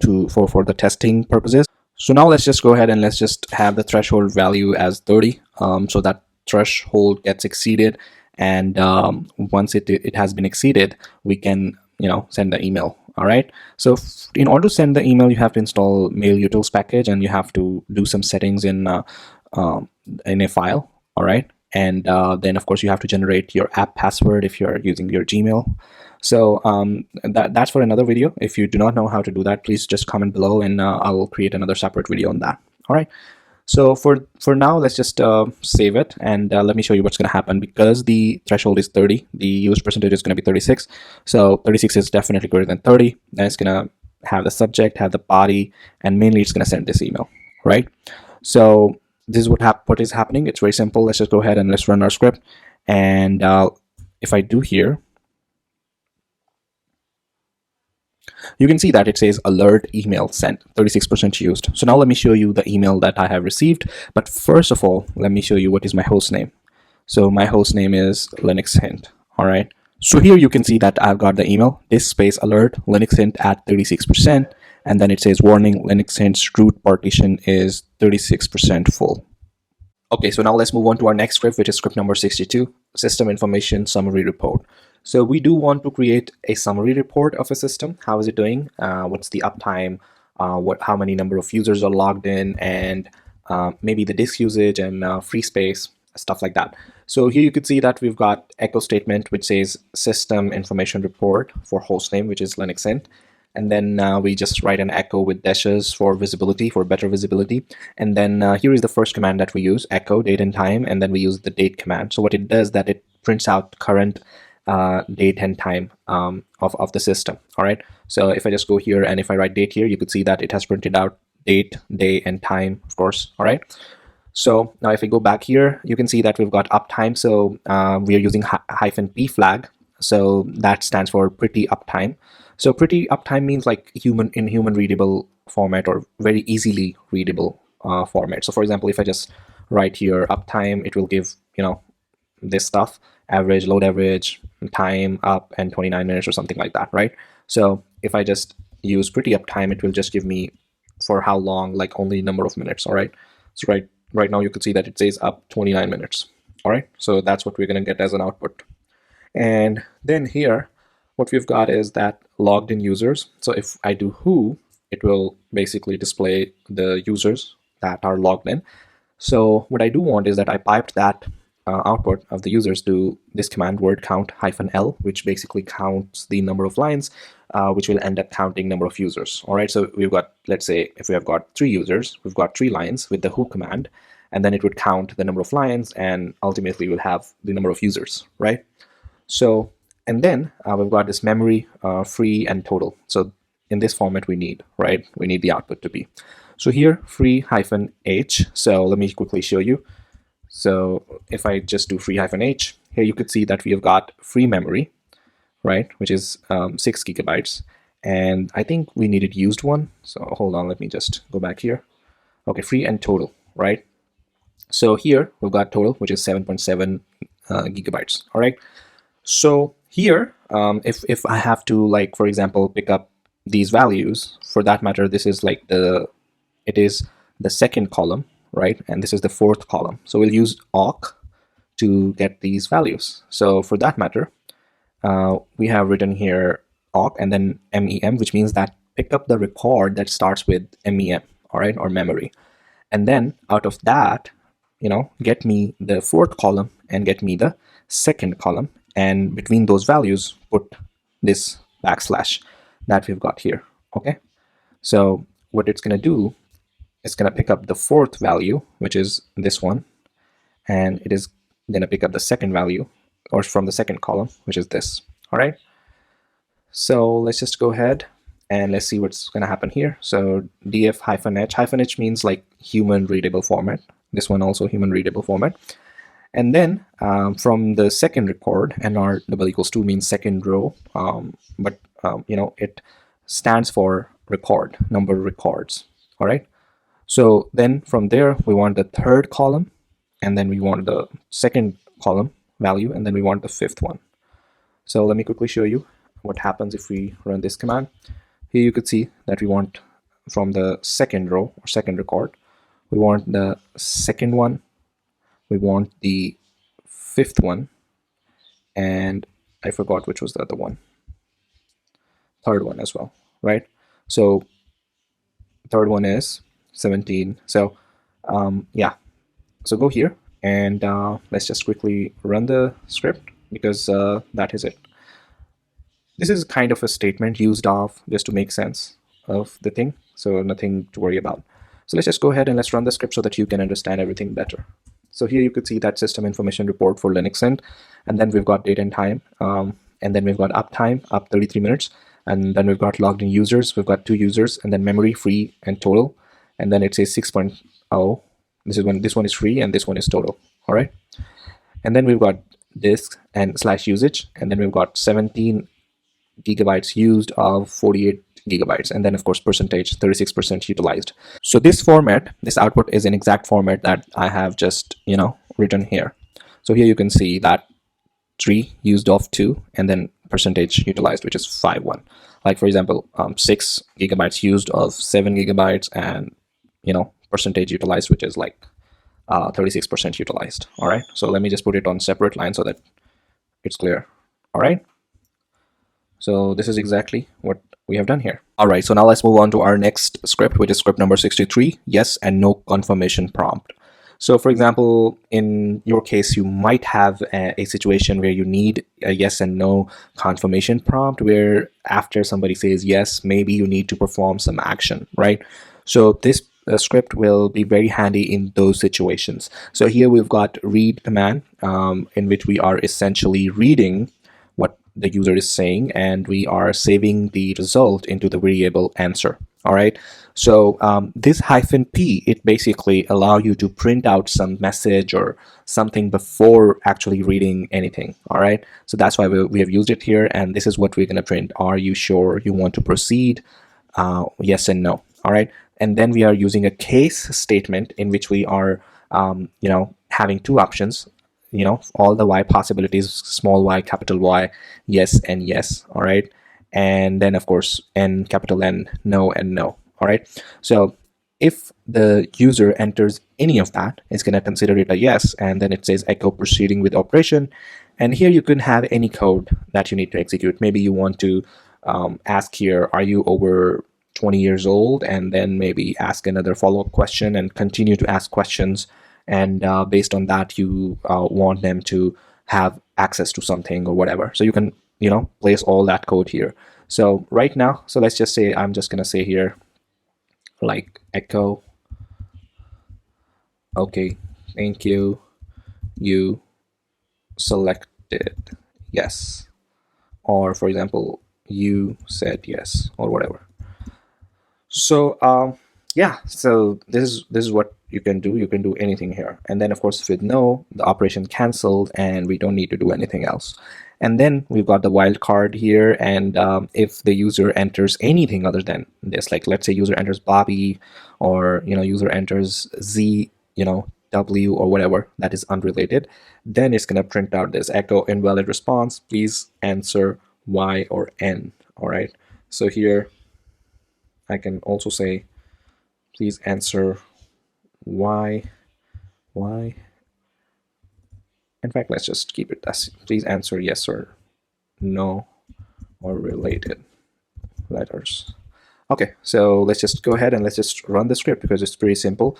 And one thing I forgot to mention, that this is a case statement. We have used case statement in a script previously, so I explained this statement really well in that script. So this is here, ESAC is a keyword which makes sure that now here the case statement is closing up, and here this dual semicolon, it makes sure that here the line ends, all right, inside the case statement. All right, so the block, basically you could say that one case ends here due to this dual semicolon, and then the second case ends here due to this semicolon, and then this third case, which is this wildcard for any other option, that also ends here with this dual semicolon. Hope that is clear. So now let's just go ahead and let's just go ahead and run this script number 63. And here it says, are you sure you want to proceed? Let's say I write 8 here. And then it says invalid response, please answer yes or no or related letters. The reason the script has ended here because I have not been using any loop here. So if I want that, I would have to use a while loop here. All right. In the previous case statement, we have actually done that. So let's just quickly go here and write yes. And it says proceeding with operation. Okay, thank you. You said yes. And if I say something capital yes, then the same thing happens. If I say N, operation canceled. And if I say capital, no, operation canceled. All right. So this is how this works. All right, so now let's move on to our next script, which is parse command line options with get ops. So the purpose of this script is not to perform a specific system task. The purpose of this script is to teach you, and I want to demonstrate how bash scripts accept command line options and arguments properly. Okay, like real Linux commands do. Okay, so let's just go ahead and let's just open up our script here.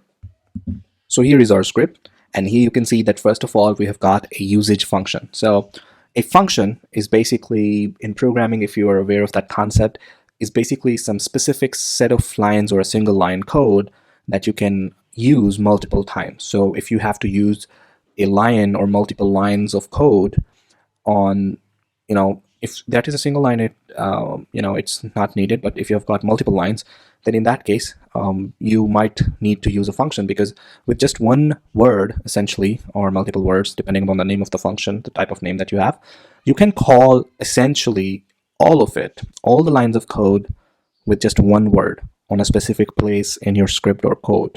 All right. So that's what we're doing here. We have a usage function. This is the function, and wherever we need to call it, we can simply call it like this, usage. All right. Okay, so let's just go ahead and let's try to understand what's here. Echo, you know that it basically prints out the statement. And this basically is a help message for the user showing how to use the script, because essentially we are going to have to accept a specific number of flags, right, or options. And we cannot, like, we have specified that in this script, and we cannot take more options other than the ones that we have specified. Like these are -u and -h essentially, right? So that's what we are specifying here for the user. All right, and then exit 1, basically it stops the script and returns exit status 1, indicating some form of error. All right, so this function is called, whenever it is called later to display help or error information. All right, and then you see that we've initialized the variable username. The value is empty for now. It will later store whatever the user passes with -u. All right, so if they pass the username, then it will be stored in here. So the arguments, let me explain that to you, this $0 sign. So let me just get out of the script. So if I run a script, let's say 64.sh, right? So this one here is considered, hold on. This one is considered $0, or this is the first argument. The second argument that here, maybe I'll write, okay, -u, that will be considered $2. All right. And if I write here username Bobby, that will be considered $3. So this is like, sorry, $2, excuse me. So the arguments that we're talking about, like this is $0, this is $1, and this is $2. So first argument, second argument, and the third argument. Essentially, we usually call this one the first argument, but technically, if you are going to say, then this one is $0, right? So let's just go back to the script and let's continue what we were doing. So here, after the username, we have got while get opts, and then this one :u, :h, and then opt is the variable, and then do is the keyword, right? So while loop, what you're using, it will repeat for each option that we find, all right? And then this get ops here, it is basically a built-in bash command to parse short options like -u, -h, -f. We haven't specified -f here, so it's going to give an error, all right? So then this opt here, okay, this one, these are the option strings that we have specified, okay? So it tells get ops which options the script accepts. So other than those, it's not going to accept anything. Then we have got opt variable that stores the current option letter like u or h, whatever it's going to be. And then let me explain that to you first. So this first column that you see here, it activates silent error mode, which means that we handle errors manually instead of bash printing them. All right. And then this u colon that you see here, it means -u option requires an argument. So I cannot, like, if I have to run the script, then after that -u, I need to give in some argument like username or something like Bobby or Alice or whatever, because it's not going to execute without having an argument. So argument is a must. That's why we have got colon here. Okay, u colon. So the leading colon has another purpose, because it basically makes the script enter the silent error mode, and then u colon, it accepts the argument. Okay, it expects an argument after u flag, and then after h flag we do not have a colon here. If we would have a colon here, then it would expect another argument. Because we do not have a colon here, that is why without argument it would work. All right, so this is it for this line. Then let's move on to the next statement, which is case statement, and we've been working for it with this case statement for a while. So we've got this case opt-in. It opens a case statement which works like a switch in other programming languages, if you're aware of that. And then this opt variable, it's going to contain the current option character detected by get opts. Okay, it's going to be -u or -h or whatever, depending upon which flag or which option we're currently using. So the first option is u. If the u flag occurs, if this matches -u, then bash automatically sets another special variable, which is opt-arg, which means the username. And because it expects a username with the argument, because of this, then we know that there's going to be a username as well. So that's why we have opt-arg here, which is a variable that will contain the username. All right. And then, of course, this marks the end of this case here. And then we've got h. All right. On h, we have called the usage function. All right, here. So when user passes -h, we call the usage function to display the help message. So -h immediately prints usage info and exits. All right. And then we've got this slash and question mark. It means any unrecognized option. The backslash escapes the question mark. So bash does not treat it as a wildcard. Okay. So then if we have to break that down, then we've got echo invalid option, and then we have -opt-arg, which means that it prints which option was invalid. All right. So opt-arg, basically it holds the invalid option letter. Like, for example, if you have put in X or W, that would be an invalid option. So it will hold that. And then this one here, it redirects the message to standard error output. All right. And then we call the usage function, which then shows help and it exits. All right. And then we've got this one here. So this pattern catches missing arguments for options that require one. So for example, if we write here script.sh or 64.sh and then -u, and then we do not put in the argument, which is essentially the username. So if there's no username after -u, then opt will contain a colon. All right. And then opt-arg will contain u. All right. So that's why we say option opt-arg requires an argument. All right. And then we basically sends the error to standard error. Okay. So we print the message to standard error. All right. And then, of course, this one is the special get opt signal, meaning missing an argument. And then we've got the usage here, which basically prints help, text, and exits. All right. And then we've got ESAC. Of course, this one closes the case. And then we've got ESAC that closes the case block. All right. So this entire case block from here. Okay. Starting from here and then going all the way down here till ESAC.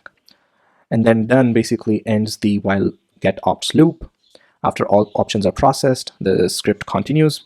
And then we've got here if -n username. All right. So -n means that it returns true if the string's length is non-zero, which means that there is something inside the username variable. Then it's going to print echo hello username. If that is, 0, then it's going to be false, and it is going to print out this else block right here. So the results is going to be hello only. Otherwise, it's going to be hello username or hello Bobby or whatever we put in. Okay. So to summarize this, get ops reads all options -u, -h, -f, etc. And then we have got case that, this is the get ops we are talking about. Then we've got case statement that decides what to do for each one. All right, -u name or username, -u space username, then -h invalid option. For invalid option, it shows error. For missing argument, it shows error. We know that, right? Invalid and missing arguments. For h, for -h, it prints help and exits, right? So once we are done parsing, then we want to greet if the username set. Otherwise, we just want to say, general hello. All right. So let's just go ahead and let's just try to execute our script with different arguments. So if I just go here and if I just write here script 64.sh and then I write here -u and then I write here username Bobby, then it says hello Bobby. All right. So it has not given us any sort of error, right? So next, if I write here -h and I do not give any argument right here, you can see that it basically prints a help message and exits. All right. So next, if I just give any other argument, like let's say if I give x right here, you can see that it says invalid option. All right. And then it prints out the help message. And for example, if I miss an argument, I do not give a username argument. And if I run this, again, it says -u requires an argument. All right. And then it prints out the user message. All right. So here -u and then username. And of course, then -h means that basically these are the options that this bash script accepts only. So if I just give in no arguments, it's simply going to print out hello. All right. So let's try this one, h, and then I give a username. I think it's going to give, yeah. So it's printing out usage again. So this is how this thing works.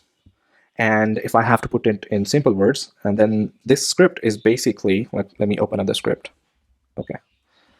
So this script that you see here, it is basically a professional grade example of how bash scripts handle flags and arguments, just like real Linux commands do. And if we talk about get ops, it reads the flags, then the case decides what to do, and usage function provides a clean help message. So the end result is a flexible, user-friendly command line script that we've got here. Next script, which is script number 65, which says check if a number is even or odd. Oh, that's very simple. Let's just go ahead and let's just quickly open up the script. And let me just quickly write the script for you. So here you could see that we've got read statement in which we're going to read a number, an input given by the user. And this -p, as you know, that it allows the script to print out a message which says enter an integer, and then this num is a variable that will basically contain the value that will be given as an input by the user. All right. So to identify an even number, it's very simple. You divide that number with 2, and if the result is 0, then it's an even number. Otherwise, it's an odd number.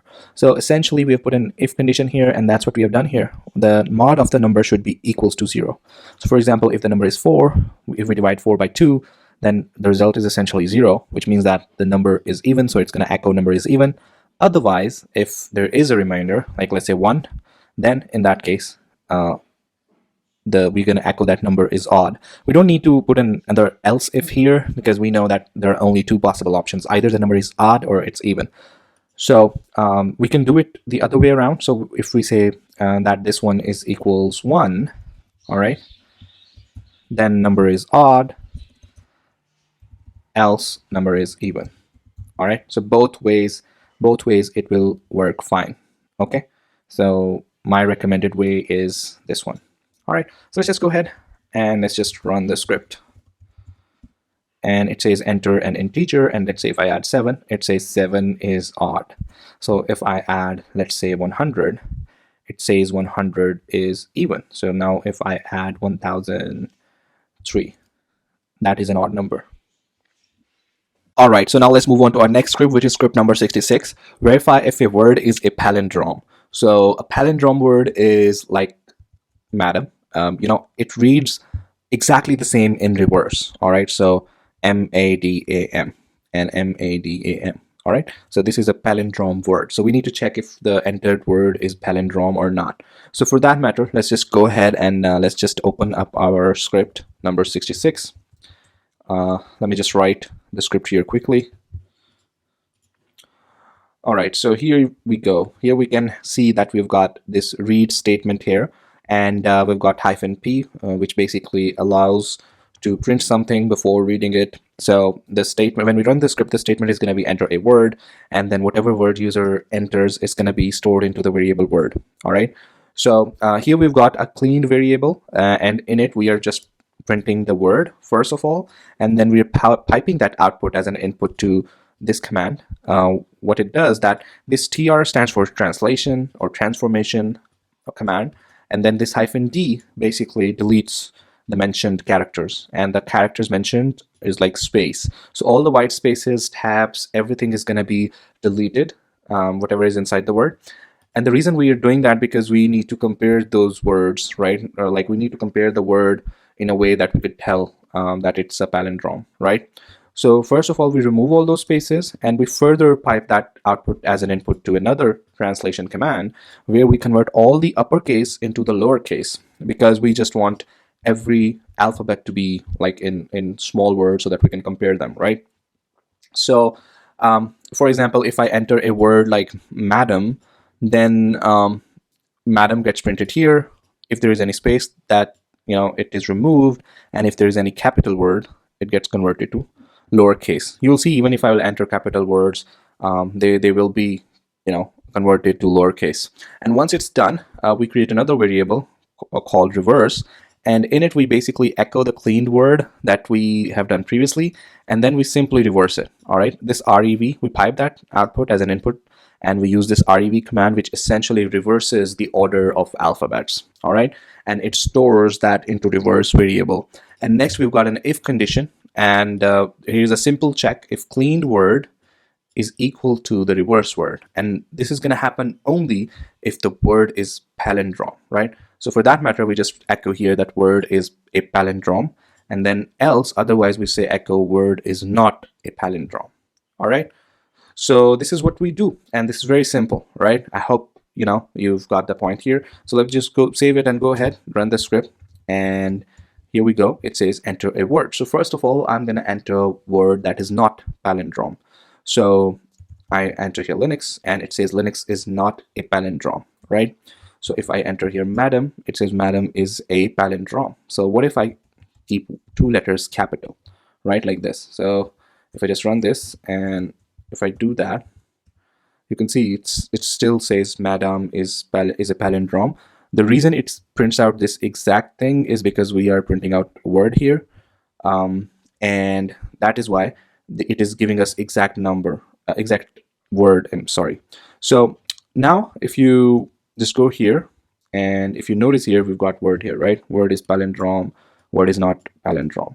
So whatever is happening to this word is happening in here, and we only need to do that for the verification purposes, right? We do not need to print that out here. So we are exactly printing out the word that we got earlier here. Okay, so let me give you some more examples. So if I enter here nurses run, all right, so there is a space in there, right? So nurses run is a palindrome, because if you read that in reverse, it's exactly the same thing. So if I just say level, let's say, it's a palindrome. So there's another way, like if, for example, if I say with each space, then you could see it still considers it, and it says it's a palindrome. All right, so now let's move on to our next script, which is script number 67, use an array to check services status. So what we're going to do here is that we go to our script number 67, and here we define an array of different services: Nginx, MySQL, SSH. All right, so this is the services array in which we are storing these three values. All right, so then we run a for loop through this services array, and this means that one by one every element is going to go through this for loop. All right, so this represents the entire array one by one. All right, each index. So we go through this one by one, and first of all, in the first iteration we're going to have Nginx, in the second iteration we're going to have MySQL, and in the third iteration we're going to have SSH. So in each iteration, for example, in the first iteration, Nginx is going to be there. So it's going to check, Nginx is going to get stored into SVC variable. All right, so it's going to check if systemctl is active, SVC, which is Nginx. All right, and this quite basically it suppresses the output. All right, we do not need that. We only need exit status code, with which we can identify basically if the service is running or not. So we get this exit status code of this like And if that is 0, it means that the service is running. So this will be printed out, because then in that case, if condition would be satisfied. Else, if the service is not active, then it's going to run this else block, because it's going to return an exit status code 1, which means it's a non-zero and it was not successful, this command. So that's why it's going to print out this else block. So service is not running. All right. So it's pretty simple. One by one, it's going to do that for all those services. And this is how we're going to get the result. So let's just go ahead, run the script, and let's see what's going to happen here. So we 61.sh, and here you can see that it says nginx is running, and then it says MySQL is not running, and SSH is running. All right. So now let's move on to our next script, which is script number 68, basic calculator, in which we're going to perform add, subtract, multiply, and division. All right. So let's just go ahead and let's open up our script number 68. And here you can see that we are reading two numbers, enter first number and then enter second number. All right, A and B. We are storing these values in two different variables. And then we are basically here, we are printing select operation. We're given options, plus, minus, static, and division. And then we are reading that in a variable called as op, all right, stand for operations. All right, so now what we're gonna do is that instead of performing case statement for numbers, we are using case statement for operations. All right, so based upon the selection of different operations, we're gonna perform different activities using those two variables, all right, that we're taken as an input. So for addition case, for the first case, we've got plus. So for this operation, what we're going to do is that we're going to have a variable called as result. And in this result, we are simply going to add a plus b. And for subtraction, for minus case, we are having a result variable in which we're simply going to subtract here a minus b. All right. And then these dual colons, as I've told earlier, this basically tells the bash that here the case ends, one case ends. All right, this specific case. And here the second specific case ends. And then we've got static. And the reason we have colons here, because we want to consider it as it is. If you put static here without these quotes, it will consider it as a wild card, which means that any other case, right? So we want to be really specific. We just want the user to input as asterisk, and we want to use it as it is. And here we just simply multiply a variable with b. All right, whatever the value is going to be is going to get multiplied. And then we've got the division case, in which you can see that we've got an if condition, because we do not want to divide with 0. All right, so we need to make sure that b is not equal to 0. So it's check that if b is not equal to 0. All right, so this flag here, -n-e, this represents not equal. All right, so this is like not equal to 0. And then we are going to execute this statement, a divided by b. The result is going to be stored into this variable. Otherwise, if b is equal to 0, then we want this block to get executed, in which it says echo error division by 0. And then we've got exit 1 status code, which means exit with an error. All right, so it will exit the case statement. And then we've got this static, which means that for any other operation. So for example, if for operation, if the user inputs like, a mod sign or an under root sign or some other random number or some other random alphabet, in that case, it's going to say invalid operation, because it will accept only 4 operations, plus, minus, multiplication, and division, right? So after that, basically, we have here exit 1 as well, which means that exit this echo statement right away. Exit this case statement right away. And then we've got echo statement before that exit 1. All right. And then we've got dual semicolon, which means that this case ends here. Okay. So each one here, each operation is here one case. All right. This is one case.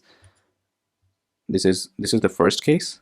This is the second case, third, and this one is the fourth. And after that, we've got the fifth one, this one.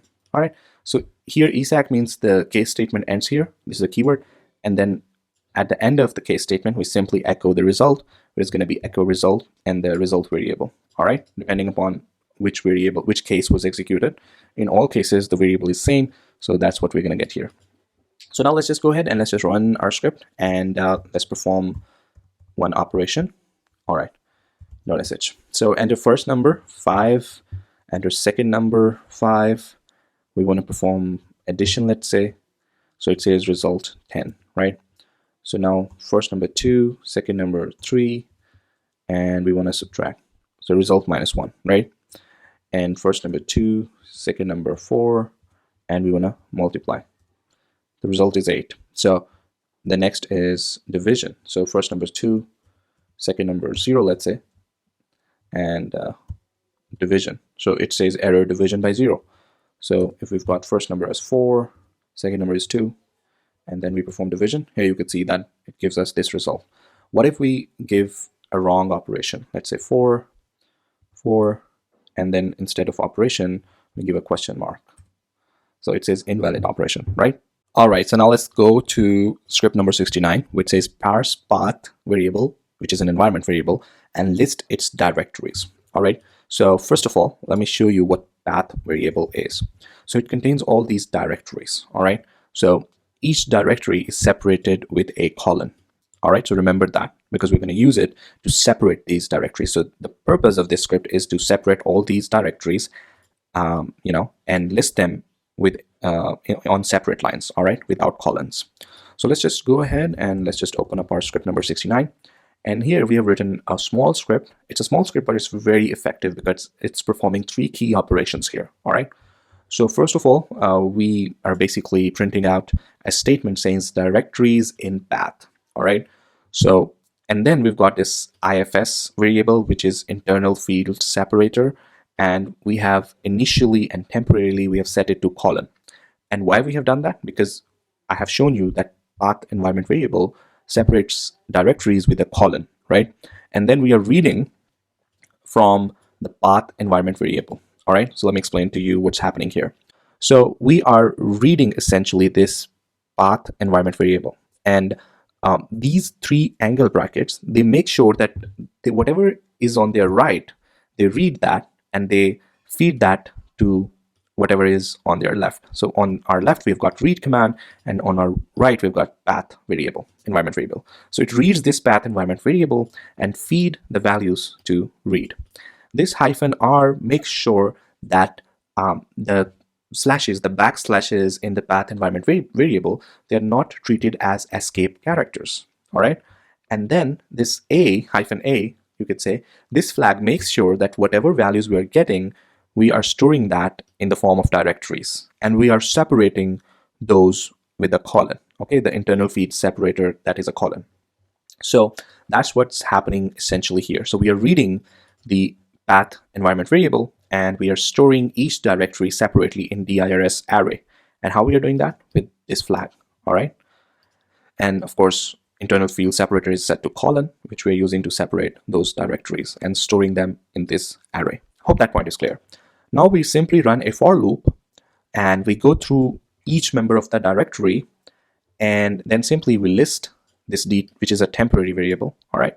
It goes through the array one by one, and it keeps on printing each element until the array ends. And when the array ends, the loop gets broken automatically, all right? So this is what's happening. So let's just go ahead and run this script. And here you could see that these directories, they will be separated and they will be listed down here. So let's just run this script. And here you can see that it says directories in path. And you can see that snap bin, it's here, right? And then this snap bin is here. User local games, user local games, and then user games. And then first of all, we've got user local sbin, and there you go. So all right, I hope you've got the point here. So that's what was the purpose of this script. So now let's move on to our next script, which is script number 70, guess the number game. So in this script, we are going to generate our random number, and we are going to allow the user to guess it, all right? So it's not going to be that simple. We are going to do a few things, a few tweaks. So let me share them with you. So first of all, we've got this target variable that we have defined. And this random number basically generates a random number, all right? Like it could be 25, it could be 2550, it could be 2550, 5010, okay? So what we do here is that we basically take a mod, then modulus of 10 basically, and it returns a number between the range like from 0 to 9, right? So what we do is that we add 1 here, which basically means that the range gets extended from 0, instead of 0 to 9, the range gets extended to from 1 to 10. All right. So now the range is extended, which means that this is the exact number that we want to guess. So let me give you a quick example. So if I just go here, open up the calculator, and let's say the random number generated by our bash script is, something like this. And we take the mod of 10. So here you can see that we've got the value 5, and if we add 1 to it, it's going to be 6. So this is the number that we want to guess right here. Okay, so because we are adding +1 each time, so if the mod is 0, it's always going to be 1. And if the mod is going to be 9, if you add 1, so it's going to be 10. So the range, instead of like from 0 to 9, it now has shifted from 1 to 10.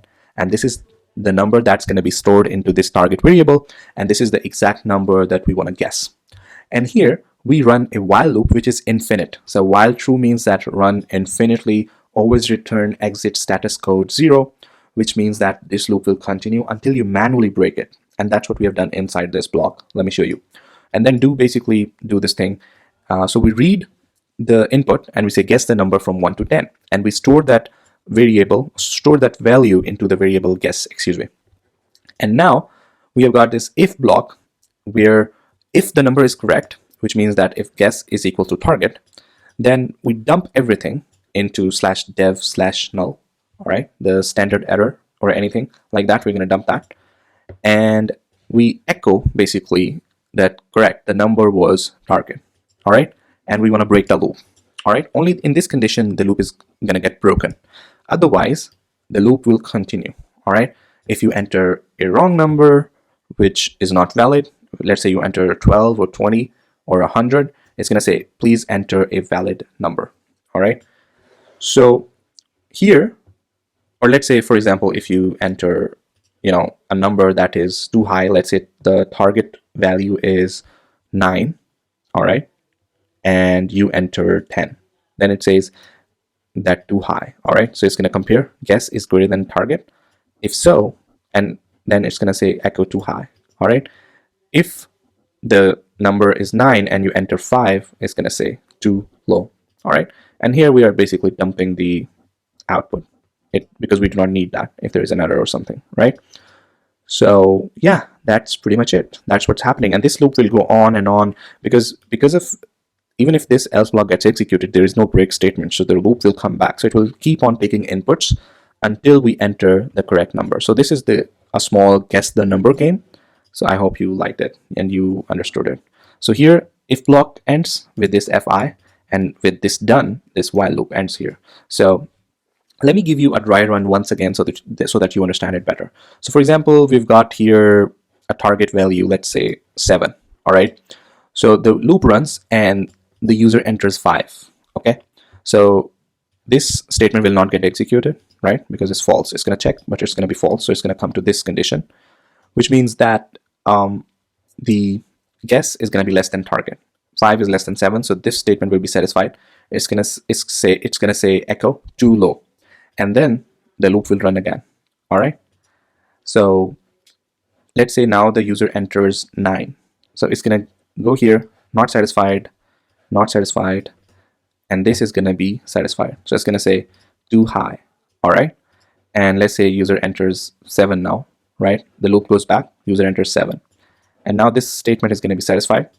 It's going to print out echo correct, the number was target, number was 7, and then it basically breaks, all right. You can add a hint or something here, like if you want to, but I just like it this way. So this is a proper guess number game here, all right.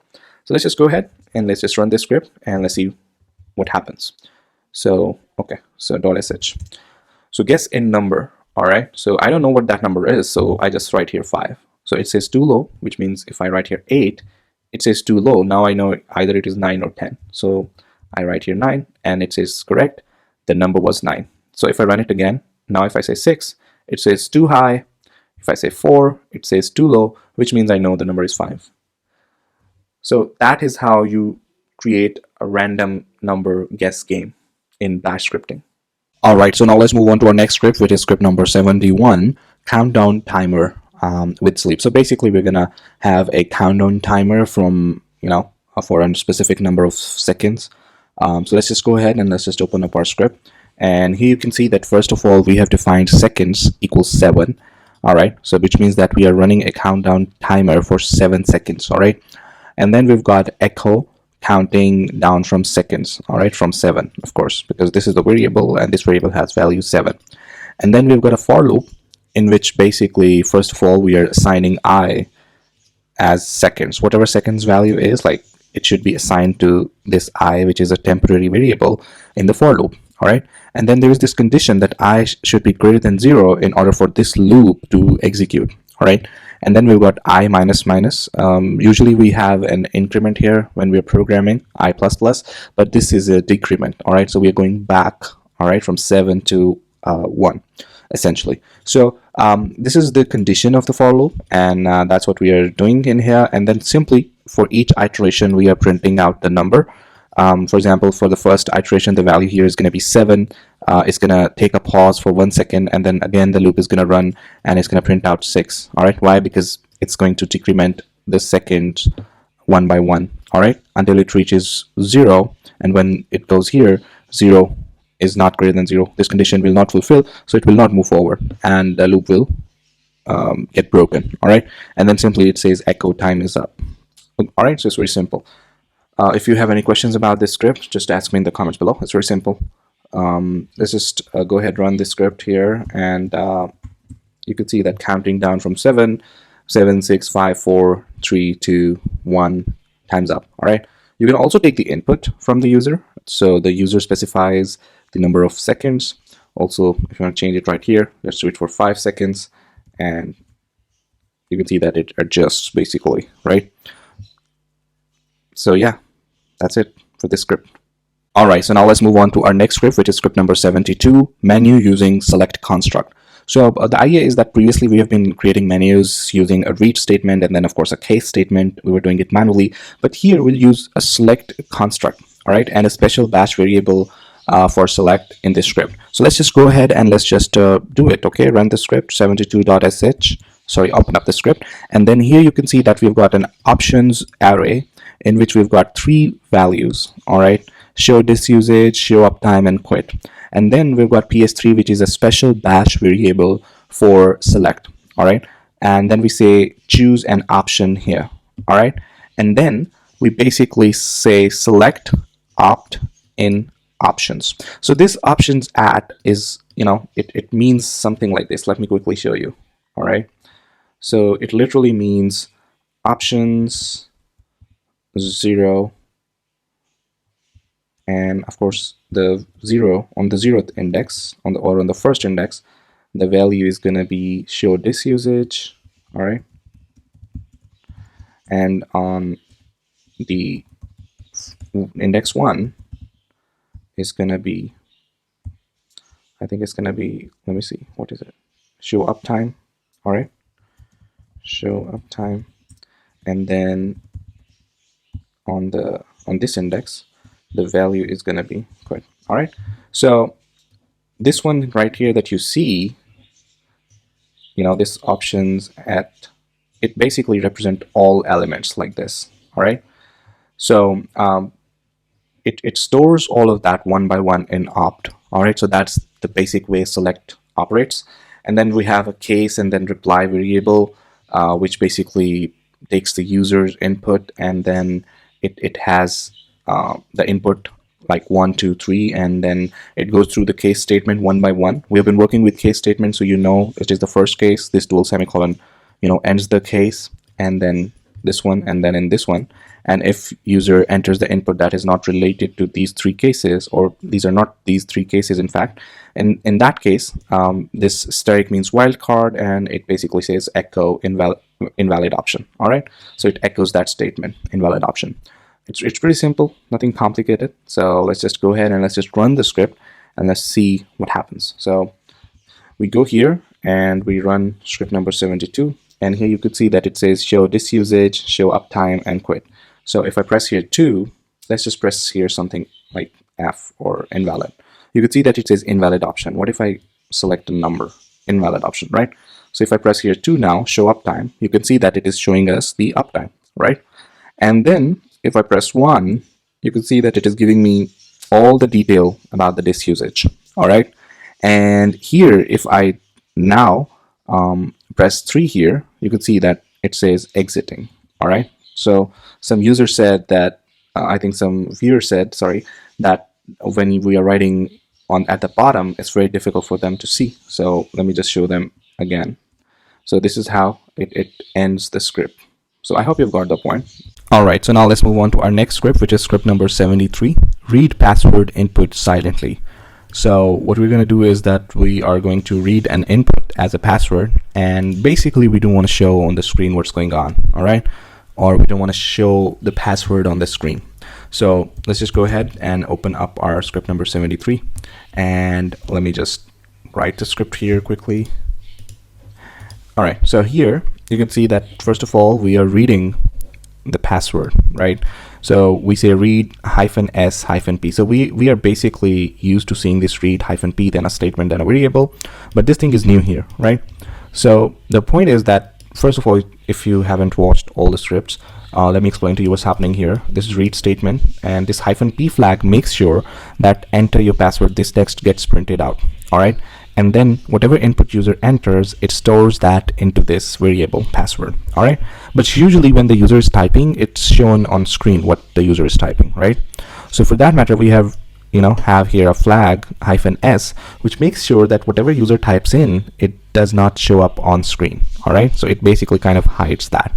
So we have an echo here to basically, so that the next line should have this printed statement. All right. So we say echo, you entered a password of length. So if you have this hash password, it will basically count the length, and it will let you know the number. All right, this hash password, and this, of course, these braces, they represent that it's a variable, right?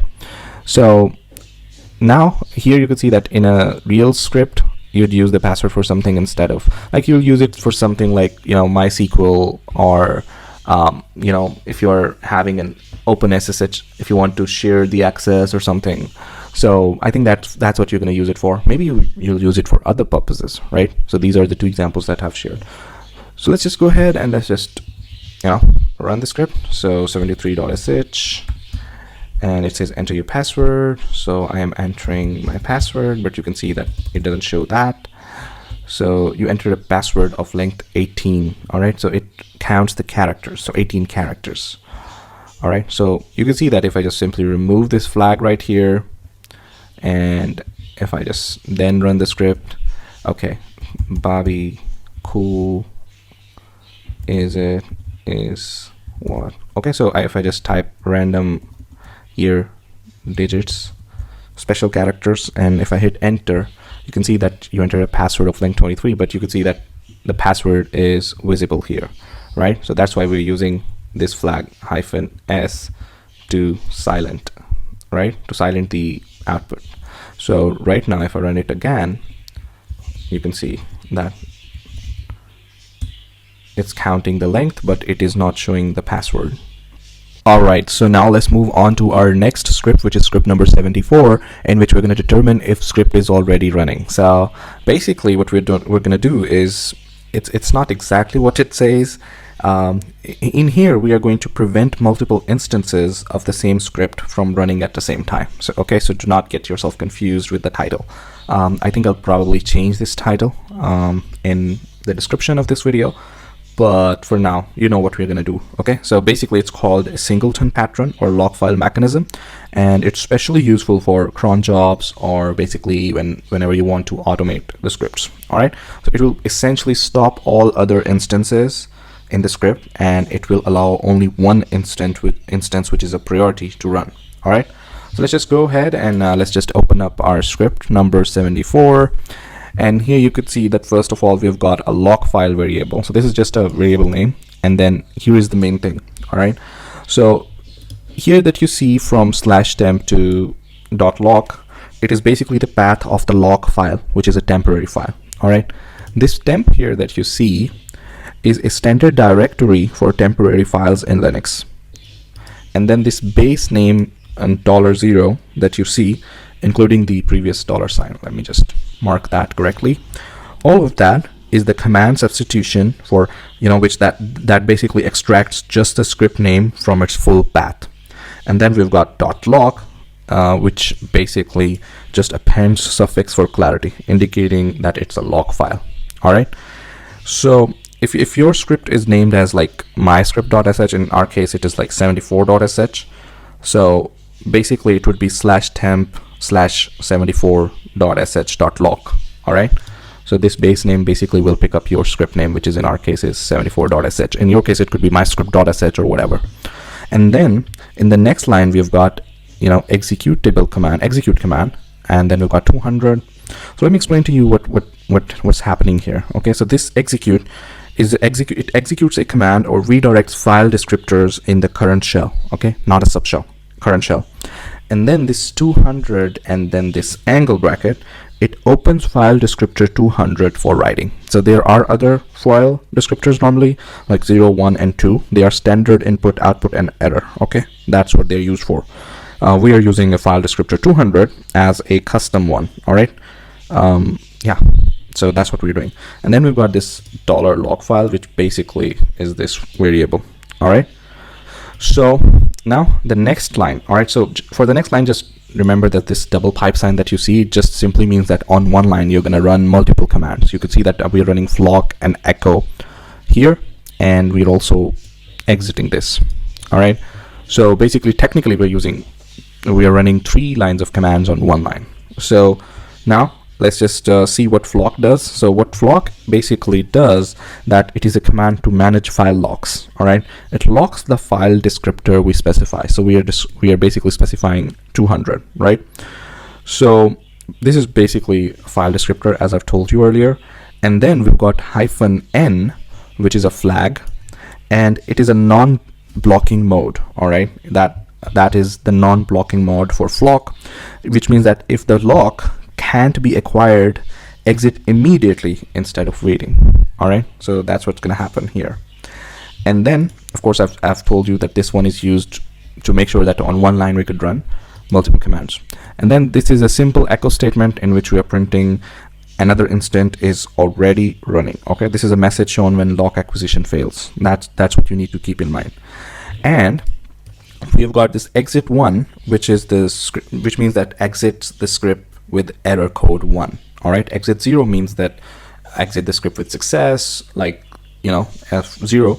That's what it stands for, which means success, and 1 stands for failure. That's how you can remember it. And then we have a simple echo statement running critical section. No other instance can run this in parallel. Okay, we have locked that, and now we're running this script. Sleep 30, for 30 seconds. Simulate a task taking time. Basically, that's what we are simulating here, because we are not actually running a task here. So then what we've got is we are echoing another statement saying critical section done. All right, so let me just, instead of 30, because it's going to take a while, so why don't I just do 7? All right, so now let's just go ahead and let's just run our script. Okay, so basically, if I'm not sure if I have explained it. So this line, basically, let me explain that to you again. So this line means that try to acquire an exclusive lock on FD or descriptor 200, and if you can't, because another instant already logged in, print a message and exit. Okay, so this means that only the first script instant gets the lock, all others immediately quit. All right, so that's what we are doing here. All right, let's just go ahead, let's just run the script, and while running I'll tell you that how this works step by step. All right, so let me just quickly run it. 74.sh, and here you could see so how this script works step by step. Number 1, it creates a log file, as we have told you earlier. You can see that now this critical section is done. So let me just go inside here. So first of all, it basically has, you can say 5 or 6 steps. Yeah, so basically, first of all, it creates a log file. All right, that's what we're doing here. And then it opens a file descriptor 200 for writing to that file. Then it tries to lock it exclusively with flock, and if lock already taken, it exits immediately. All right, and if lock succeeds, then it continue executing safely and successfully. So it basically releases the lock automatically when the script has finished running. All right, so it's that simple. All right, so now let's move on to our next script, which is script number 75, encrypt a file with OpenSSL. All right, so what is OpenSSL? Basically, we use OpenSSL to encrypt the file. It's basically a command line interface tool, and we use it to access OpenSSL library. And basically, OpenSSL handles encryption, decryption, hashing, SSL, TLS, certificates, things of these nature. All right. So let's just go ahead and let's just open up our script number 75. So we write here nano 75.sh, and here you could see that we've got the first line. Here we are taking the input from the user. Read -p lets you basically print out this message, enter encryption password, and read is basically used to take the input from the user, and then this -s basically silences the process where we are taking the input, which means that it does not show whatever the user is typing on the screen. All right, so basically it hides the text, and we do that for privacy and private information, and we know that here we are taking the encryption password, so by default we need to silence the input or output, you could say, that is displayed on the screen. So actually that's an input, right? So now let's just go ahead and let me explain what is this echo doing. So whatever the user will enter, it will be stored into this pass variable, all right? And this echo basically, it does nothing else but it takes the cursor on the next line, all right, to keep the terminal neat and clean. And then this is the input file. If you don't have it already, you need to create it. So go to your current directory or present working directory and create there by using this command touch secret.txt, all right? This you don't need to create, it will automatically be created. So this secret.txt file that we have got already, this points to there, and this is the output file that we're defining that we want to get. And then this OpenSSL command that we're using, let's just go ahead and let me explain to you what's happening here. So OpenSSL, we know that it is accessing the OpenSSL toolkit, which is a cryptography toolkit, you could say. And then we've got this ENC here, which means that performs symmetric encryption. All right. For decryption, you're also going to use ENC, but for that you're going to use a different flag like -d. All right. You will basically add a flag here, -d. All right. And you will basically switch the order. Here would be the output file, and here would be the input file.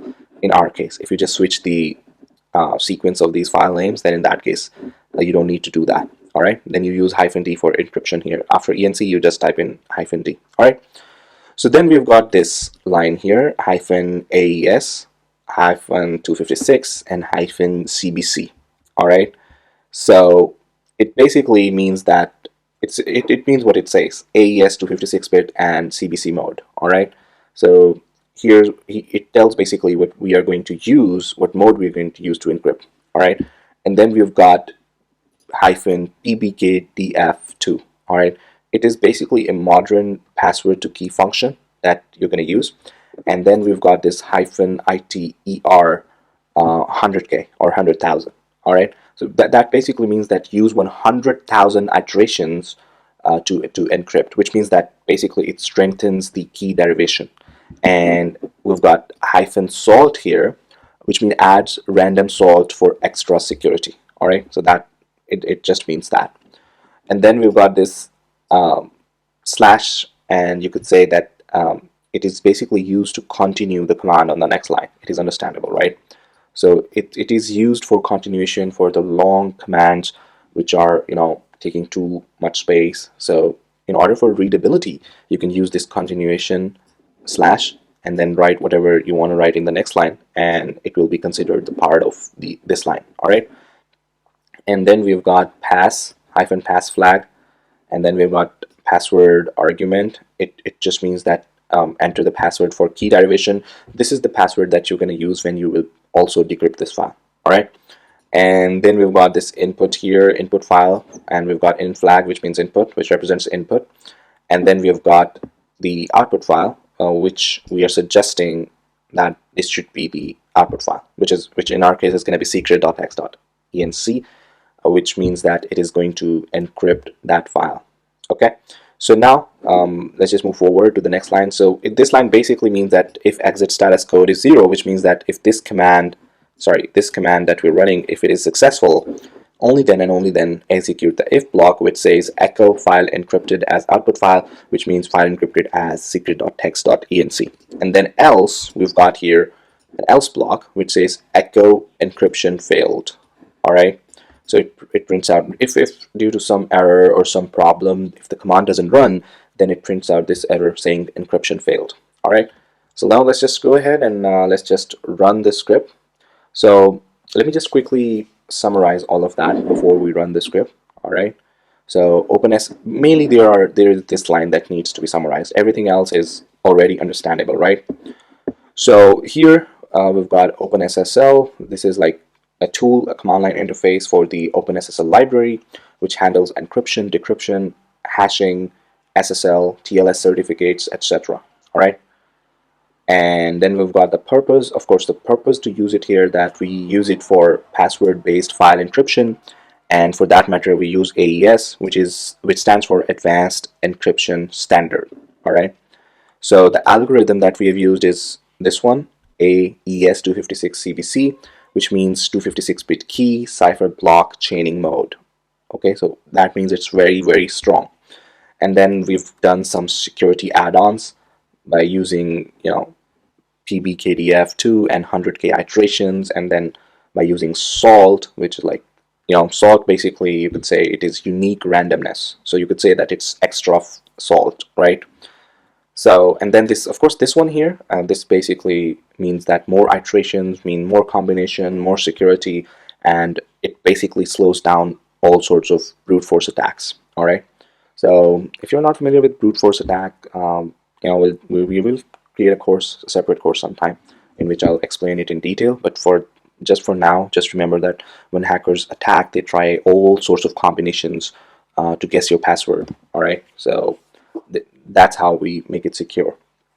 All right. So yeah, let's just go ahead and let's just run our script and let's see what happens. So first of all, let me show you by doing ls here. We've got secret.txt in our present working directory. So if we run our script here, you can see it is asking for encryption password. So I'm just going to give it one.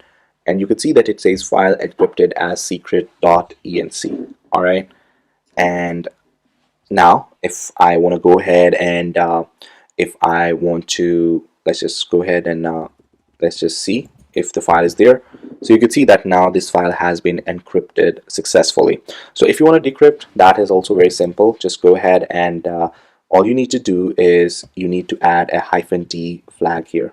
All right, -d, and then this can be used to decrypt. All right, so let's just try it quickly. Let's just make the input file enc, and let's just make the output file secret.txt.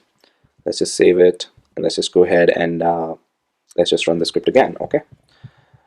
So enter encryption password. So I enter the encryption password. All right. So one main thing that I forgot to do, so let me just come out of here, was that if this command is successful, then echo that file decrypted as output file, which is like secret.txt. And also here, I need to do decryption failed. Okay. So let's just save it. Let's just go ahead and let's just try to run the script. Hold on, let me just clear it, because some of you say that we need to do that on a separate line, or just clear the terminal, because sometimes if there's a command I'm running on the bottom, you guys say that you were not able to see that. So now let's just go ahead and let's just run the script. All right. So here you could see I need to enter the encryption password. So what I would do here is I would enter my password, and you can see that it says file decrypted as secret.txt. All right. So that's how you do encryption. And of course, as a bonus, I have also shown you how to do decryption. All right. So now let's move on to our next script, which is script number 76, in which we're going to ensure that only one instant is running. And for that matter, we're going to use flock command or flock command. All right. So let's just go ahead and let's just open up our script number 76. And in here at the top, we have shebang. That just tells Linux to run the file using the bash shell. Nothing fancy here, as I've told you before countless times. So in the next line, what I have done is that I am creating a variable that's called log file. All right. So this will store the path to a temporary file inside the temporary directory. All right. And we use this temporary directory because it's meant for exactly this kind of thing. It is meant for temporary run files. All right. So inside this variable, you'll see something interesting, which is base name and then $0. All right. So this takes the name of the script itself when you're running it. All right. So if the file, in our case, which is called 76.sh, but if in your case, if the file is called, let's say, abc.sh, then it's going to pick that up while you're running it. All right. So when you run it, for example, in our case, if we run it 76.sh, the file is gonna be /temporary/ 76.sh.log. All right. So this makes the log unique for each script automatically. All right. And let me quickly show you this. Like for example, if I write here 76.sh, and then I write here Alan, then I write here, Neo. So this right here is like, these are the arguments, and the first argument is usually $0, and then it is $1, and then this is $2, and then so on and so forth. So we are using $0, so it's going to pick up the name of the file itself. All right. And base name basically makes sure that it's going to clean that up. All right, these slashes and stuff like that.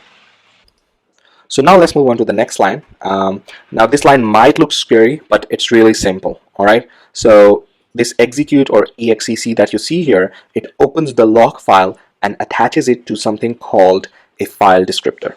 All right. Think of file descriptor like a communication channel. So we are using number 9 because it's free. All right. So usually file descriptor 1, 2, and 3, they are used for standard input, output, and standard error. And then from 3 or 4 to 9, the file descriptors, they are free. All right, and they are available. And this doesn't run your script. It just opens the log file so we can lock it. So now once the log file has been opened, after that, what we want to do is that, in this line, the magic happens. So flog that you see here, it means that give me an exclusive lock on file descriptor 9. So this -n, it basically means don't wait. If someone else already locked it, I want you to fail instantly. All right. And then these double pipes that you see here, it means that if flog fails, do the thing on the right side, which is like printing up echo, script is already running, and then exit 1, which is the error code. Exit 0 is the success code usually. All right.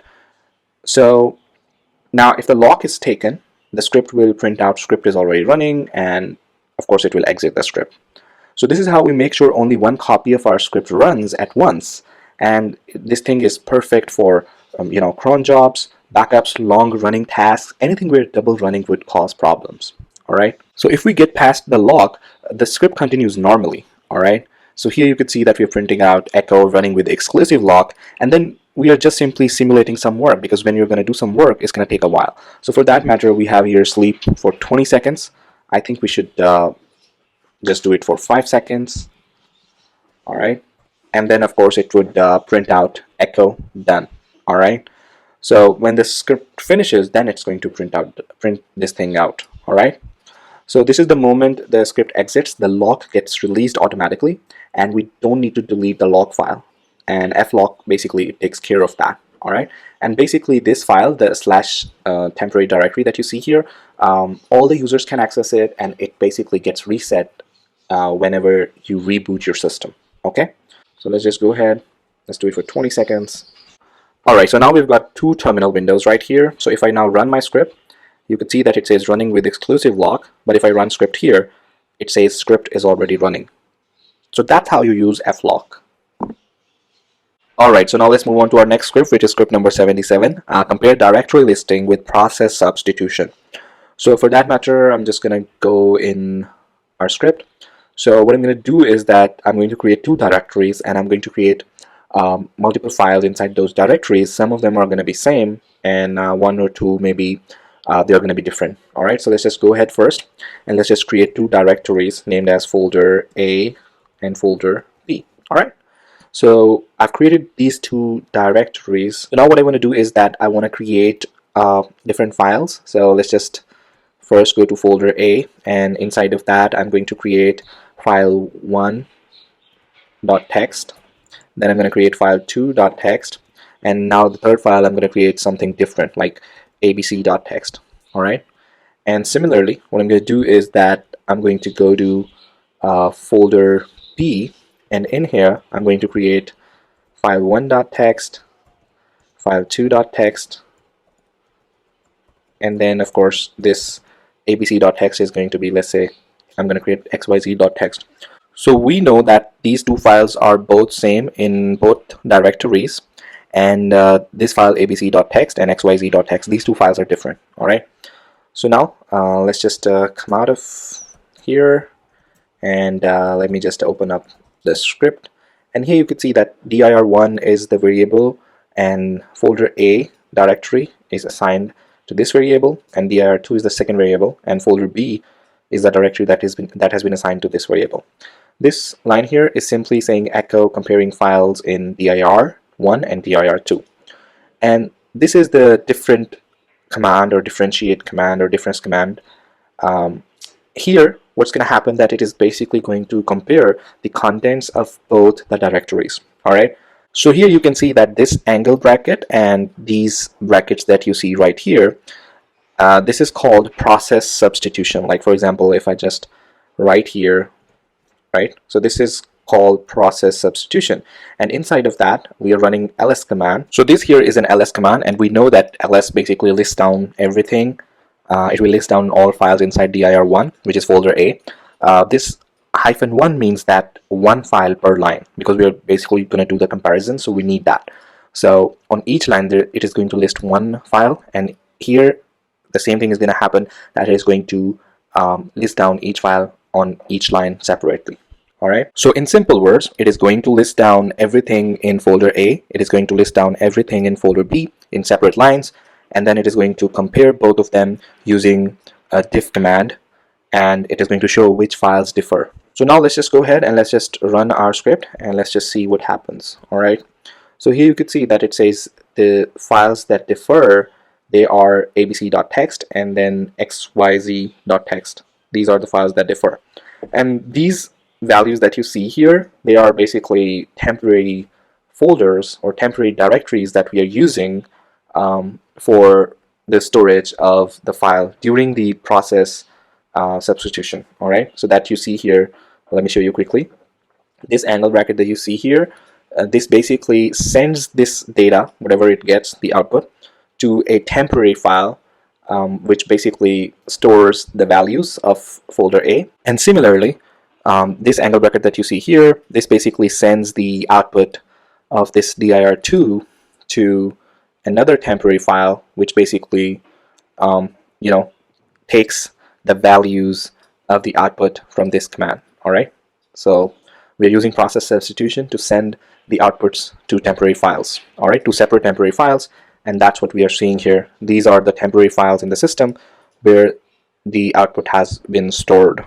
Alright, so now let's move on to our next script, which is script number 78, in which we are going to continuously monitor logs for a specific keyword. That keyword could be anything, a warning, a system service start or stop, or error as well. Alright, and then we're going to use tail-f in the script to basically fetch the last new line which has been appended. So this is going to be taking live sort of inputs, and we're going to pass it through the loop, the new line that has been appended, pass it through the loop, and then identify it based on the keyword that we are looking for. Okay, so because it is live, we are going to have to also use timestamps, and I think that would be all. So let's just go ahead and let's just run our, in fact, open up our script, which is 78.sh, and here you can see that we've got a variable which is log file, and we are using this. So this is a path to system log file. All right, so this is, you could say that this is the Linux diary in which you're gonna get all the logs related to system activity, system events, and start stop warnings, errors, everything. All right, so this is the log file where you're gonna get all of that.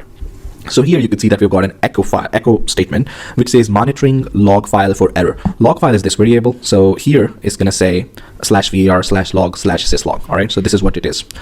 And then we've got tail command, which is tail -f. So here, instead of small f, we are using capital F. So capital F is good when you are using it for log rotation. All right. So this just simply means that whatever the last or the new line has been appended in the log file, it's going to take that. And of course, the log file is here, this one. This is the path. So it's going to take that and it's going to pipe that output as an input into this while loop. All right. So this slash that you see here, it is just for the continuation of the line purposes. All right. So this means that line is continued. It has not terminated yet.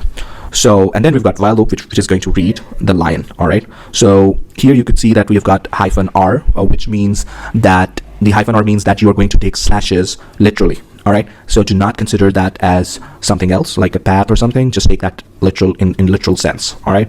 So that because we're just going to have to print out that, right? So that, like, let's say, for example, if an error includes a file path, we do not want the while loop to consider it as a file path. We just want it to print it out. All right. So that's why we're using -r. And then this line is basically the temporary variable, and each time a tail command is going to fed something to it, it's going to store it in line temporarily.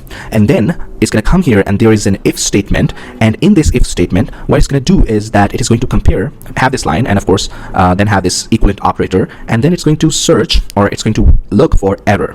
All right, so this is the error keyword. If that exists in the line, then it's going to print out this one, echo, then of course date, which is timestamp. This is hour, minute, and second, and then it says error found, and then it prints out the whole line. All right, the whole line that we have received from the tail command, then it went here, and then it went here. This is the temporary variable, right? So it prints that out. And let's say if the line that has been added into the log contains warning, system activities going on, something like that. In that case, this line will have that warning, the entire line, and it will actually look for this error keyword in this entire line, which of course will be false because there is none. Then it's not going to print out this one, and simply the loop will be ended. All right. So if it has error, your database crashed or something, or your server crashed or something, then because it will have error, in that case, it is going to echo this error found, timestamp, and then it's going to basically print out the entire line of the error. All right. So let's just go ahead and let's just test it out. So I'm just going to go ahead, save it, and I'm going to run my script here. You can see that it says monitoring /var/log/syslog for error. All right. So what I'm going to do is that I'm going to open up another terminal here, and I'm going to go to the same directory where I've got. Okay, it's not necessary that you go to the same directory. I'm just going it. All right. So here I create a script. Let's say, all right. So I create a script here, touch test.sh. I basically make it executable. And then what I'm going to do is that I'm going to go to this test.sh. I'm going to make it a bash script, and then I'm going to echo error, and I say database crashed. All right. And then I write that into /var/log/syslog. All right. And then I also do this warning, database is about to crash. All right. So then I write that into the same log file. All right. So now I'm just going to save it. I come here. Let's say I run this test.sh, and it says permission denied. So maybe I have to run it like this. It's going to ask me for the password. So I enter the password. All right. So now let's just run it. All right. Here you can see that it says error found, database crashed. Right. So if I run it again, here you could see error, database crashed. So what if I just do the same thing, but this time I do it with the warning? So let me just close it and go here, and instead of error, now I say it has to be warning. All right. So we know that we've got a warning, right? So I'm just going to run it, and you can see that it says error found, warning, database is about to crash. All right. So now it is filtering out all those logs. So if I just run it again, like for example, if I run this script again, you can see that there is a new warning here with the timestamp. All right. So this script you can use if you're managing servers, database servers, VM4 cloud. You could use this script to actually monitor a specific type of errors, warnings, or system events by using this bash script. All right. Excuse me. So you can use this, and you can even email when a specific event happened to yourself. We have also shown that thing in this course. We have also shown you how to send yourself an email when the disk usage exceeded a specific limit. The same thing can be applied here as well. All right, so now let's move on to our next script, which is script number 79. In here, we're gonna do something which normally you haven't seen us do. All right, so now let's move on to our next script, which is script number 79. So multi-process MD5 sum in parallel. So what we're going to do in this script is that we are going to go into our current directory, and we're going to make sure that we don't go to subfolders. We strictly go into our current directory and only pick up files, not directories, all right? And then what we're going to do is we are going to calculate the MD5 hash of each file, all right? So MD5, you could say MD5 hash is like, okay, so let me make you understand this with this analogy. How would you make, or how would you identify someone? All right, so let's say, of course, you'll identify them with their face, but if you have to identify someone precisely, how would you do that? Of course, with a fingerprint, right? You'll check their fingerprints and you will match, okay, because everybody has unique fingerprints. Faces can be similar, but fingerprints, every single human being has a unique fingerprint. So when you generate MD5 hash, it's kind of that unique fingerprint of that file, all right? So why do you use MD5 hashes? So that's a solid question. So if in real world, you have to use MD5 hash, the way you would use it for security purposes, like for example, if you are going to create a backup or if you are going to verify a backup, you're going to have to generate hash code of that specific file, and then you're going to match it. All right. So for example, even if you change an alphabet, a word, or even if you don't change the content of the file, but anything is changed in the property of the file, then the code, the hash code is going to be changed, which means that there was some somebody tampered with the file or somebody changed something in the file. That's how you identify, by having an MD5 hash of a file in the first place. That way you can verify if the file is original or not. Hopefully I made that point clear. All right. So now let's move on and let's actually run this script and let's see what's going to happen. In fact, let me just explain to you that what we've got under the hood here. So we go to, script number 79, and here you could see that we've got a find command. Essentially, this is the entire line. This one line is the script, and it is doing everything that we need to do right here. All right. So find means that it's going to search, right? And then dot means the current directory. All right. And then of course this max depth 1 means that do not go beyond this current directory. All right. Do not consider subdirectories. All right. And then we specifically mention -type f, which means that only touch the regular files. Ignore all those directories. And then we've got this -print 0, which means that if there are spaces between the file names, we want you to fill that with a null character. And the reason we do that is because it significantly reduces the chances of making an error when working with the file names. All right. And then we pipe that all into this command, xargs, which basically takes the file name as an input and it turns that into a command, into an argument. All right. And then this -0 makes sure that we know that there are null characters. All right. Instead of spaces, we've got null characters. And then this -n1, it means that pass one file at a time. All right. And then this -p4, it means that run 4 processes at a time. All right. And then this MD5 sum, it means basically generate the MD5 hash. All right. So yeah, this is what this command does. All right. So this entire thing, look for regular files in the current directory and do not go beyond the current directory, and add null spaces instead of spaces in the file names to avoid confusion. And then we pipe all of that, all those.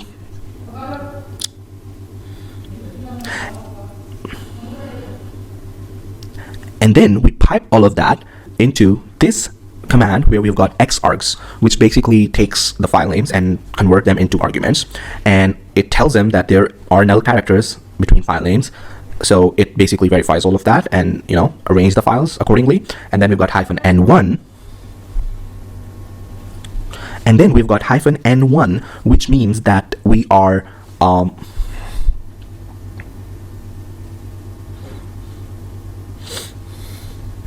and then we've got -n1, which means that the process. And then we've got -n1, which means that only pass one file at a time. And then we've got -p4, which means that run 4 processes on multiple CPU cores at the same time. And then we've got MD5 sum, which generates the hash code for each file. All right. So now let's just go ahead and let's just run our script and let's see what happens. All right. So let's just go ahead and run this script, and immediately you could see that it has generated hash codes for each file present in the current working directory. All right. So let me show you the hash code. Let us test something here. So let's say that we've got this here we've got this test.sh. All right. So what I'm going to do is that I'm going to copy this code, this hash code, and let's just print it out here. Let's just paste it here. Excuse me. All right. So we paste it here. And now what we're going to do is that we're going to go back to our terminal, and we are going to make some changes to this file. All right, so let's just say that we remove this line. Okay, so now, in fact, I removed the entire line. I didn't have to remove the entire line. I could have just added one letter and the hash code would have changed. So now let's just verify. Okay, we've made a change. Now let's just go ahead and run our script again. And now let's just copy this hash code. All right, and here you could see that now the hash code has changed, and it has changed a lot. So you could tell that that file is not the same. It has been modified. So if somebody, so this trick that I've shown you, this is very significant when it comes to making sure that the backup is secure. So you generate hash code for each file in the backup and you store it somewhere safe. And then whenever you need to use that backup again, you can make sure that if those files were changed or not. So it's beautiful. It's amazing. That's how you generate MD5 sums for each file.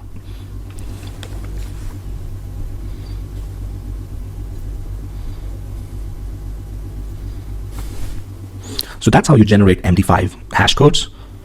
So that's how you generate MD5 hashes for each file. All right, so now let's move on to our next script, which is script number 80.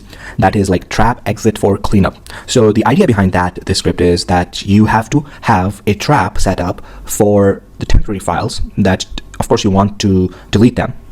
If you have temporary files and you do not delete them, a lot of clutter is going to be there, which may cause outages or storage issues, stuff like that, because when you're working on a server, you're basically generating hundreds of temporary files every day, and you want to make sure that those files are deleted. All right, so there are several ways to do that, but why do we do that with the trap command? So let me show you why. So we go to our script number 80, and the simple solution that comes to your mind is that you basically, let's say if you're processing the output of an API file or something like that, and you don't want to mess up the original file, so you create a temporary file and you work with that.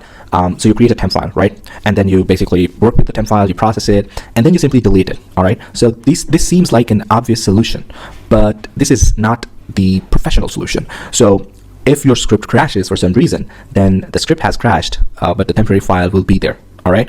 So we want to make sure that it doesn't matter, even if the script crashes or something happens, even if you press Ctrl+C when the script is running or whatever, we want the temporary file to be deleted in any case, right? So for that, we set a trap. So whenever the user, or whenever the script exits, or whenever the user intentionally exits, or even if you just write exit command here and exit the script, that trap is going to get activated and it is going to delete the temporary file. All right, so this is what we want, and this is the professional way to do this thing. Even if some interviewer asks you in an interview, this is the way that you're going to tell them.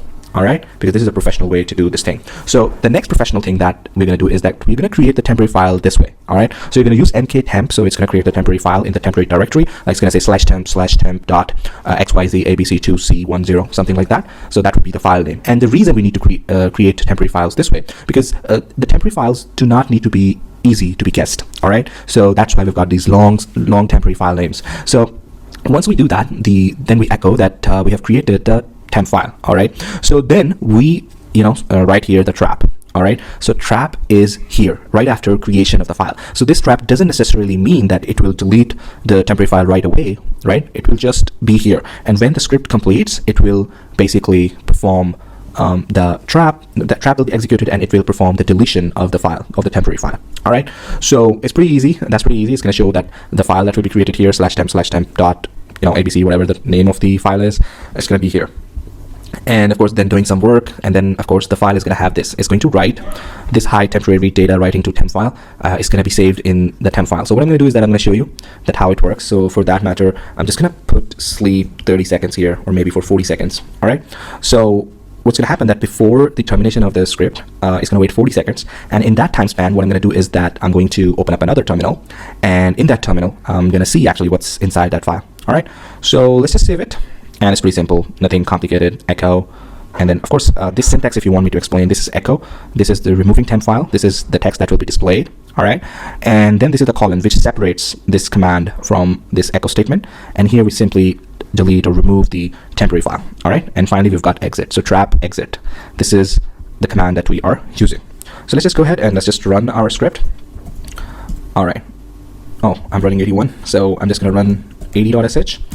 So here you can see that the temporary file has been created. So I'm just going to open up the terminal, and here what I'm going to do is I'm just going to do cat /temp dot rff0vs, okay, f 0. Then we've got vs. I could have copied it, that would have been way easier. But anyway, so all right, so it says this script does not exist. So maybe we made some mistake. 0 vs o by5. All right, so let's just do that again. All right, so hold up, let's just go here and here. Okay, so let's just run the script again. So here we come, we run this script again, 80.sh. okay, 80.sh, and now we go to the other terminal that we've got, and what we're going to do is that we're going to simply copy this. All right, so copy this and go to here, and here we're just gonna paste it. So you can see that hi temporary data writing to temp file, right?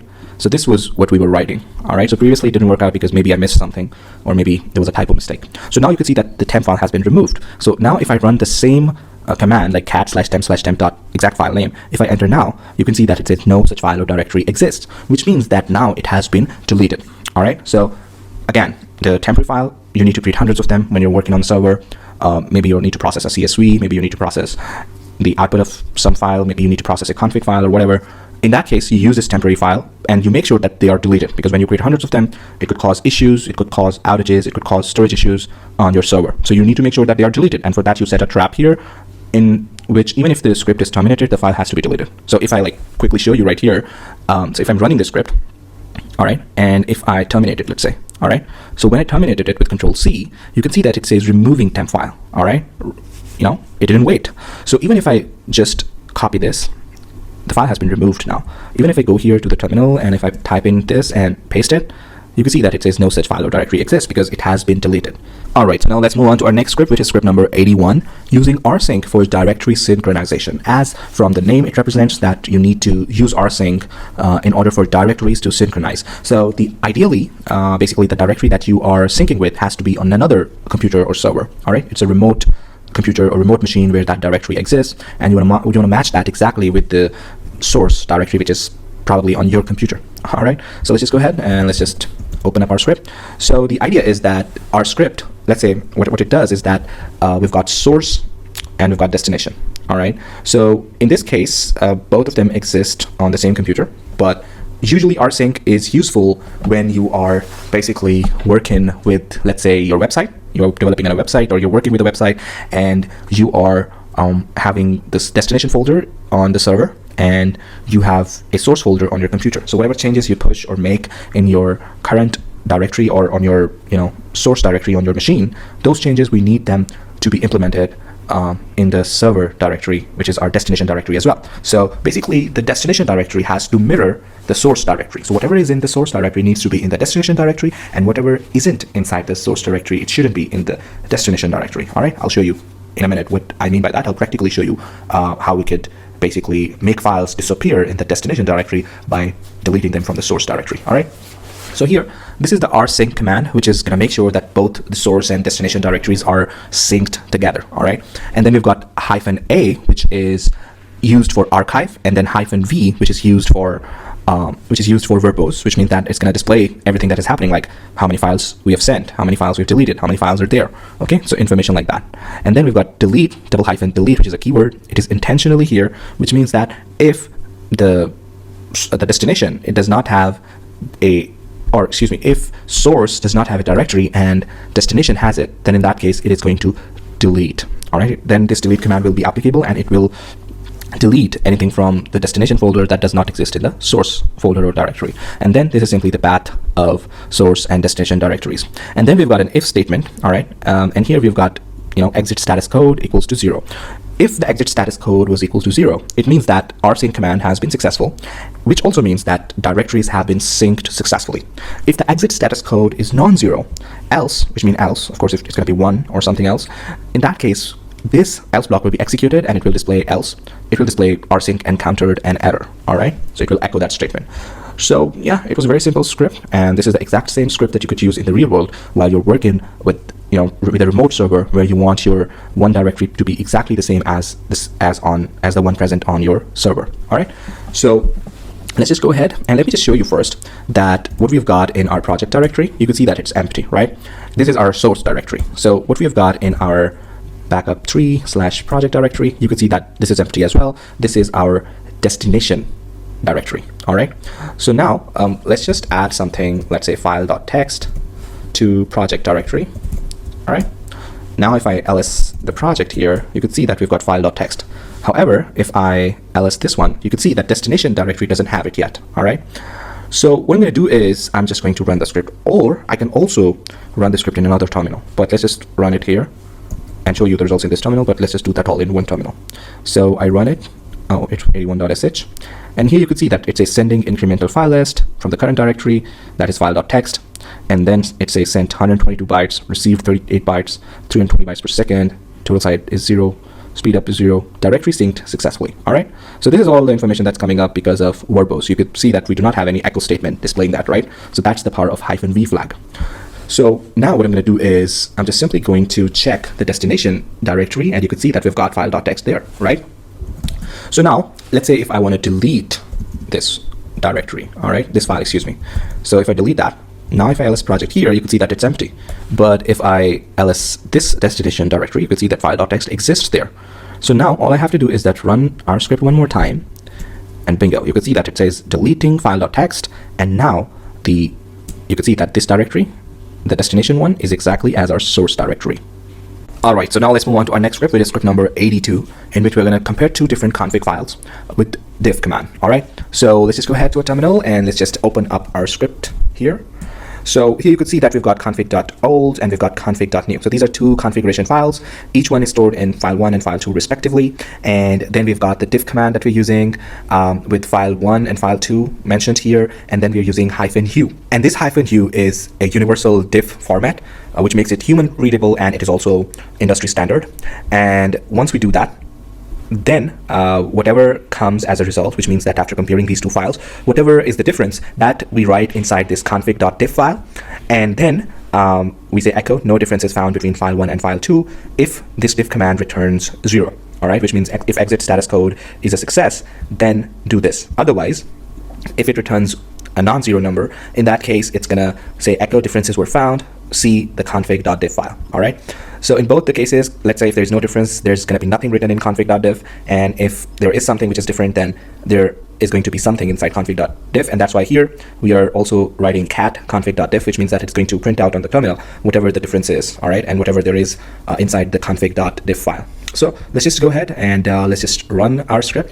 Before running, I want to show you that what we've got inside of the config.old. All right, so we've got this port 8080, this one. But let's check config.new. So what we've got in there, we've also got port 9090, debug equals true, log level, debug, timeout equals 60. All right, so now let's just go ahead and let's just run our script, 82.sh. And here you can see that it says differences were found. And then here is the timestamp date for config old, and here's the timestamp date for and time zone for config.new. All right, and then it has printed out all the differences. So all the contents with minus or hyphen, they are from config.old, right? And then all the ones with plus, they are from config.new. So these are the things, or this is the thing that you could use when you already have a configuration file, which is old, and you want to replace it with a new configuration file. And you want to assess that what's the difference between the old one and the new one. And based on that, you could basically identify errors, or you'll be able to see that what things are changing and if you need to make those changes or not. All right. So this is how this config file works. So if you're watching this and if you are a beginner, or if you just want to get a true understanding, then in that case, let me do something here. Let me just quickly remove all of that. And I say, hi, this is Bobby. All right. And in config.new, I say, hi, this is Bobby from Linux Hint. All right. So, okay. So now if I run this script, here you could see that the differences were found, and the difference is, hi, this is Bobby from Linux Hint. All right, this line is different than this one. All right, so if you're assuming that, hi, this is Bobby, will be subtracted and not shown, it's not going to be the case. Both of the lines have to be exactly the same. All right, so if I just simply go here and from Linux Hint, all right, if I do that, and now if I run the script, you can see that it says no difference is found between config.old and config.new. All right, but what if I just simply add here another line which says hello? All right, so now if I just go here and run the script, you could see that it says, hi, this is Bobby from Linux, and this is exactly the same, right? So there's no minus here, which means that it's a common one, right? And then we've got plus hello, which means that this is the difference in this file. In case you're wondering, what is this? So basically, this is for old file, this is for a new file, as I've told you. And here you can see that one line was common, but the second line was not common, right? In the new file, if we had this hello. So if you were wondering what's this represents start and this represents end. So start and end, all right? And this -1, which means that the change starts at line 1 in the old file. This minus represents old file, right? And then this +1 means that the change starts in the new file on line 1, but it spans to line number 2. All right, so this is what it is. All right, so now let's move on to our next category, which is job scheduling and time-based tasks. So recently we have been talking about cron jobs a lot, and we have discussed cron jobs on this channel. And now what I want to do that in this job scheduling category, I want to discuss at command. So at basically is used to schedule a one-time job. All right, in cron jobs, we will schedule a task that is repetitive, like that you need to do every day, every week, or every month. All right, depending upon how many times you want to execute that task. So in this script that you see here specifically, what we're going to do is that we're going to schedule a task that is going to run only once. All right, and the reason we do that is because maybe you need to execute a heavy task. You cannot stay awake, or you cannot keep the terminal open. So you need to schedule that task to happen or to run just once. All right, and let's say that you want that heavy task to execute at 2 a.m. or maybe you want an emergency rollback. All right, so in case user does this, then restart the system in 1 hour or something like that. All right, one thing that you need to keep in mind that if you have scheduled a task and somehow your system reboots, then that job is gone. All right, so you need to keep that in mind. So let's just go ahead and let's just run our script. Let's just open up our script, and here you can see that we've got first line where we are reading or we are taking an input from the user, and we are actually saving that into this variable which is known as CMD, and then we are taking another input of time. You can give this like now plus minutes, or you can also give that in the time format, like maybe 13 and colon and then 00, which means that 1 p.m. All right, so it really depends on you. So you give that input, these two inputs, and then what we do is that we say echo and then CMD, and then we pipe that into at. We use at command, and then we use time. So this basically means this command that you see right here, this means that it will schedule that job at the mentioned specific time. All right, we are just doing echo to print it out on the terminal screen, right? So once this is done, we want to make sure that if the job was scheduled or not. And in that case, we have been using exit status code, something that is usual. So if that code is 0, which means that the job was successfully scheduled. All right, in that case, we just echo this statement. And if the exit status code is non-zero, that means that there was an error. And then we say echo failed to schedule the job. And then here, of course, if statement ends right here. All right, I mistakenly opened it up. All right, so if statement ends right here. So yeah, that's it. So let's just go ahead and let's just run our script and let's see what happens. So we just go here, we run the script, and here you can see that it says enter a command to run. So I just say sudo apt update, and then I hit enter, and then I say now plus maybe 120 minutes. All right, so maybe let's just do that. And then it says job 4 at Tuesday. So this is basically the job ID. It means that previously I have scheduled 3 more jobs, and this one is the 4th one. So this is the job ID that I can use later on to even remove this job as well. All right, so here, this is the statement that basically tells us that the job has actually been scheduled.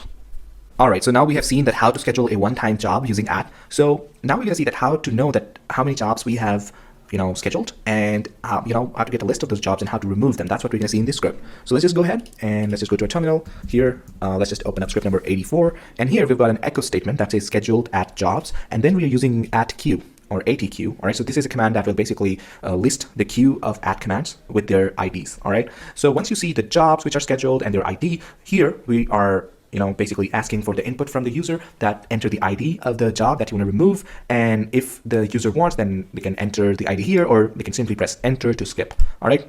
So here we've got this check. So this -z, it will basically check if the ID variable is empty or not. So if it is empty, then it says no job removed. Otherwise, it goes on and it removes the job. All right. So how does it do that? It does that by using @rm command or atrm command, which is going to remove the job with the ID that you will mention here. All right. So now if that job has been executed successfully, which means that if the job has been removed successfully, in that case, the exit status code is going to be 0. And that's what we're going to do here. We're going to check if the exit status code is 0. Then we say job and then ID removed successfully. Otherwise, we say failed to remove the job ID. All right.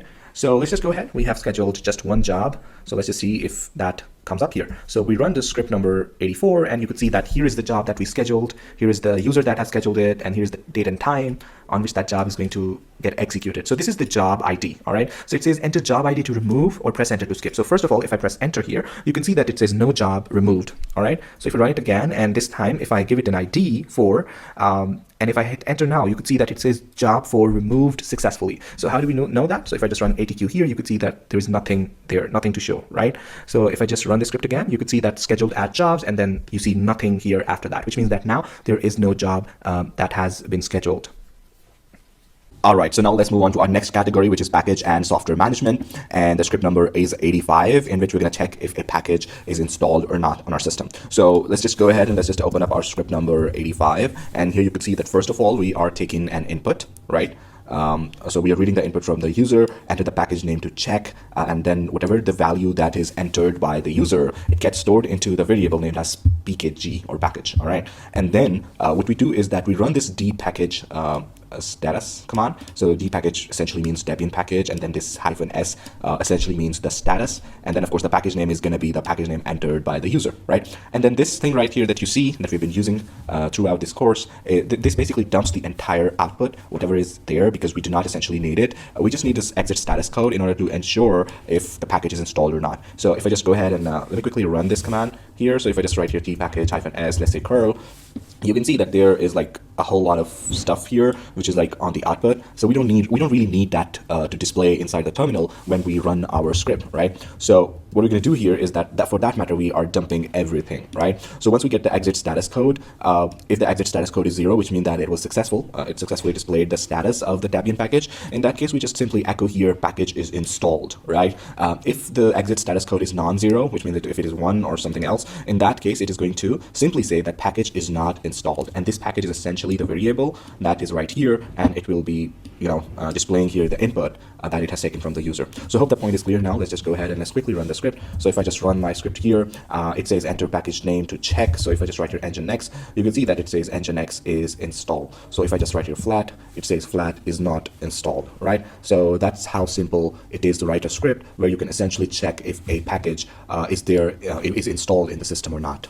All right, so now let's move on to our next script, which is automatically update system packages. So how do we do that? So let's just go ahead and let's just clear this, open up our script, script number 86. So because we don't want this script to be interactive, we want to do the update in a non-interactive way, which means that we don't have to like press Y or hit enter or something like that. So for that matter, we write here the whole command, sudo apt update, and then we press -y in case there is an update and there is like something needed from the user, like an input or something. For that matter, we are writing here -y, which simply means yes. All right. So it's basically when we run the script, it simply prints out updating package list, and then it simply updates the system. And if this command runs successfully, then it will just simply leave this block. If there is an error or something, then it says if the status code is not equal to 0, which means that this didn't execute well or some error happened. In that case, it's going to say fail to update package list, and then this exit one basically exits, which means that the script execution will stop, right? However, if this block doesn't get executed, then it moves forward and it says echo upgrading installed packages. So for that matter, we've got this command here, sudo apt upgrade, and then we're using -y in case it requires an input. We are just handling it in advance. So once this gets executed, then we say if the exit status code is 0, which means that if the running of this command was successful, then it's going to say echo system packages updated successfully. Otherwise, if the exit status code is non-zero, then we know that there is a problem. So then it says echo package upgrade failed. So it's that simple. Let's just go ahead and let's just run our script here. So when we run it, you could see that it says updating package list. However, it is asking me for the passwords because this terminal session is new. So if the terminal session is not new, then in that case, it is not going to ask you for the password. All right, it will not prompt you for the password. So here I just put in the password, and you could see that now it also not only just updates, but it also upgrades the package, right? So if I just go ahead and if I just run the script again, you can see that this time it does not even ask me for the password, and it just goes ahead and it just updates and upgrades all the packages. All right, so now let's move on to our next category, which is virtualization awareness and VM safe detection. We're going to work on script number 87, which is detect if you're running inside a virtual machine. And the command that we're going to use is systemd detect virt. So we can use this command to even detect what type of virtual machine that we are running in. So if we use like a quiet command with this, then it is simply not going to return any output. It's just simply going to, because we are just going to need exit status code. That's how we can work with it. We can also work with it in a way if we could just specify systemd detect virt and then space, and then we say hyphen VM, in that case, it's going to detect the VMs, and we can do the same with the container hyphen container. Then it will look for what type of container we are running into.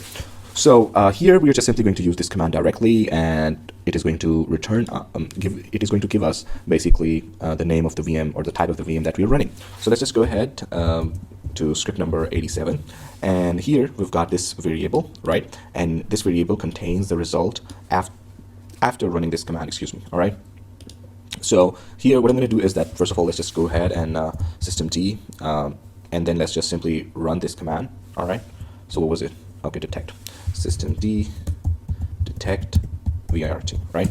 So this is the type of virtual machine that I'm running right now, all right? That's why it has basically given us the result. So now we know that this QEMU is the result that is going to be stored inside this variable, right?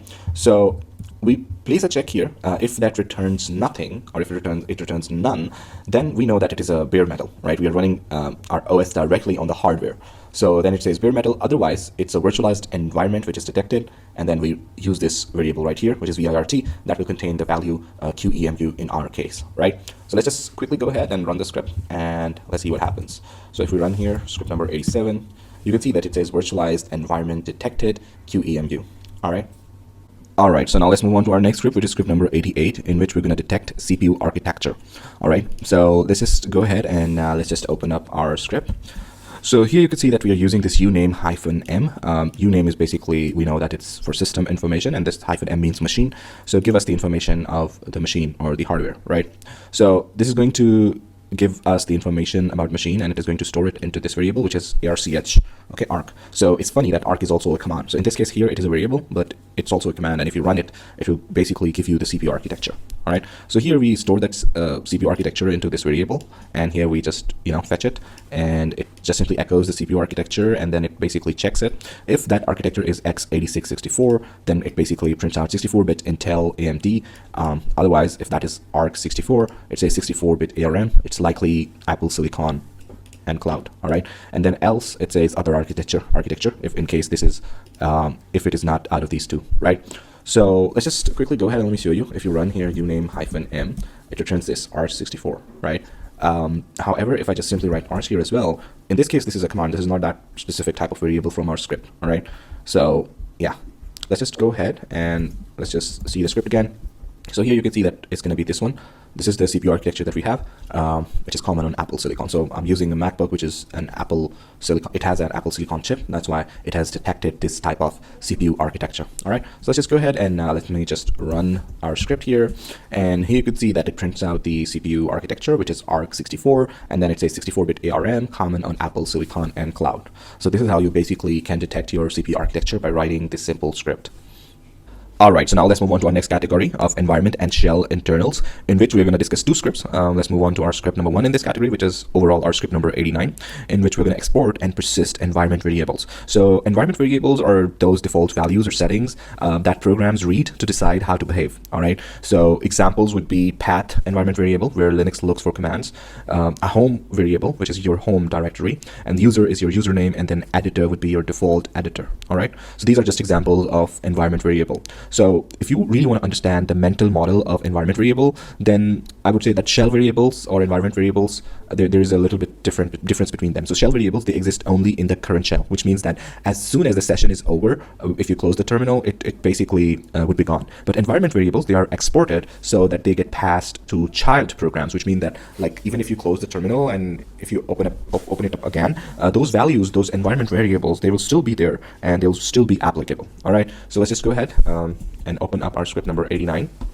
And here you can see that in the first line, we are basically taking the name of the variable, and then we are essentially taking the value of the variable. So if you might have noticed that here we say that export and persist. So what does that persist means? It means that if you set a variable in the terminal, like variable name equals, let's say, body, it works only for that terminal session, as I've told you earlier. So to make it permanent, what we're going to do is that we are going to put it into .bashrc file, which is like most common for interactive terminals. And in here, once we set that environment variable, it's gonna be there, it's gonna persist. All right, so which means that we have to manually go ahead and remove it from that file, otherwise it will stay there, and each time we open up our terminal, it's gonna show up.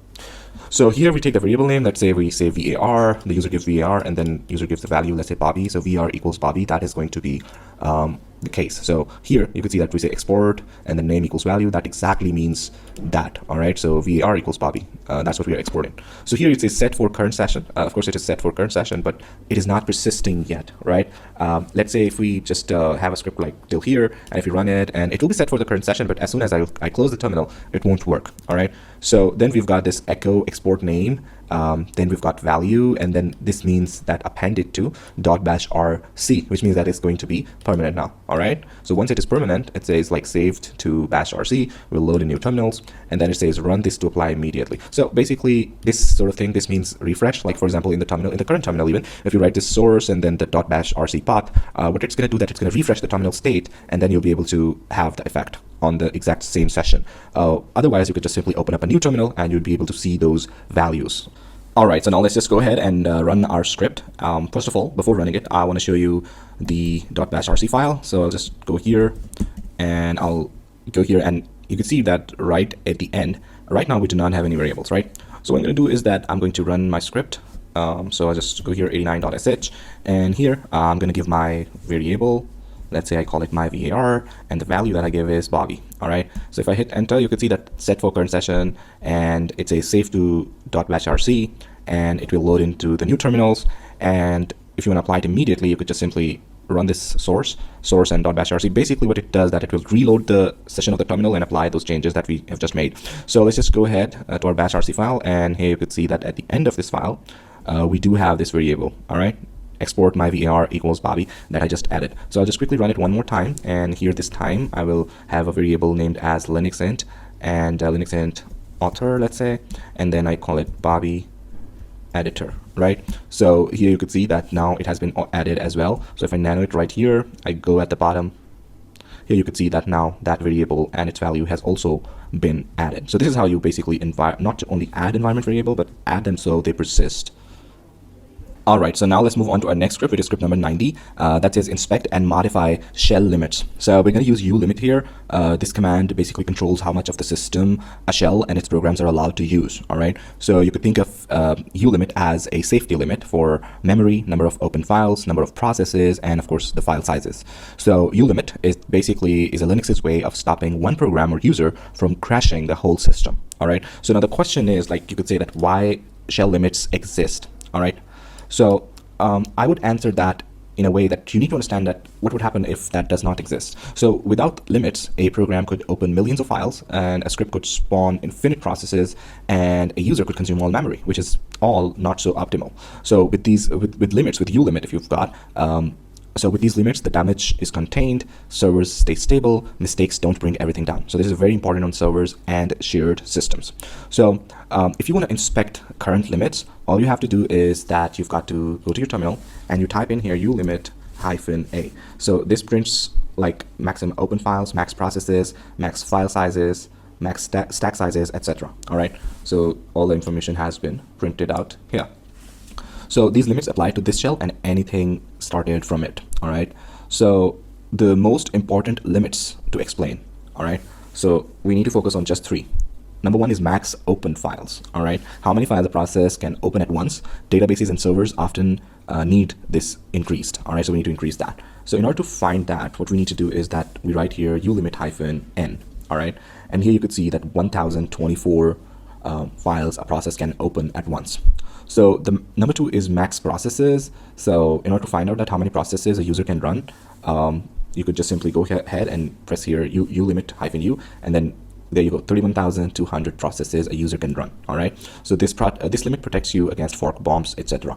And then number three, we've got maximum file size. So the largest file a user can process or create, and it also prevents runaway log files, this limit. So you could find that out by pressing -f here, and you can see that it's unlimited. All right. Sure as hell you can set up a limit if you want. So if you want to increase the limit, all you have to do is that right after the flag, you specify some number right here, and it would set up the limit. So if the one thing that this change will last only for this terminal session. Whenever you open up a new terminal session, the limit would reset essentially. All right, enough talking. Let's just go ahead and let's just open up our script, nano90.sh, and here, okay, so we've got. So what I'm going to do is that I'm just simply going to paste the script, and here you can see that it says echo current open file limit, and then ulimit -n. We have already done it. It would display that limit. and it will basically show the current limit, and then we ask the user for a new value. All right, so it's going to give us a new value in here, and then we say ulimit -n, and then of course the number, as I've told you earlier. So if this is successful, then we check the exit status code, and then we say open file limit updated to whatever number we put in here, and then we say echo new limit. All right, so then we say ulimit -n, which will basically display the new limit, right? Because we are in the same terminal session. If we open up a new terminal, of course this limit would go away. And then we've got else. Otherwise, if the exit status code is non-zero, then it says fail to update limit permission or invalid value. All right, so let's just go ahead and let's just do it both ways. First of all, we try to put in some invalid value. All right, so right here 90.sh, and the current open file limit is 1024, and enter new open file limit, which is going to be temporary. So we'll just write, random letters, and it says, of course, that is the invalid number, and it says failed to update limit permission or invalid value. So what I'm going to do is I'm going to run the script again, and here I give like 2000. All right, so you can see that it says now open file limit updated to 2000, and the new limit is 2000, right? So the way to check that is like I can write here ulimit -n, and right now you can see that my ulimit is 1024, right? However, if I just run the script, you can see that it has been reset immediately, right? So if I just run my script again, and here you can see that it's 1024. If I do 3000, you can see that the new limit is 3000. So if I just do like this, ulimit -n, and if I do 4000, in fact, the limit is set. So if I do that, you can see that it is now 4000. All right, so I have to check the script, why it was not working in the case of the script.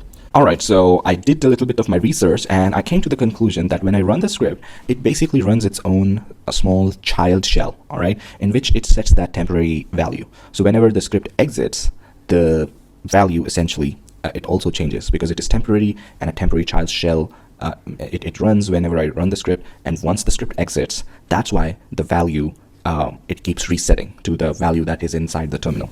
So I hope that point is clear now. All right, so now let's move on to our next category, which is containers and virtualization.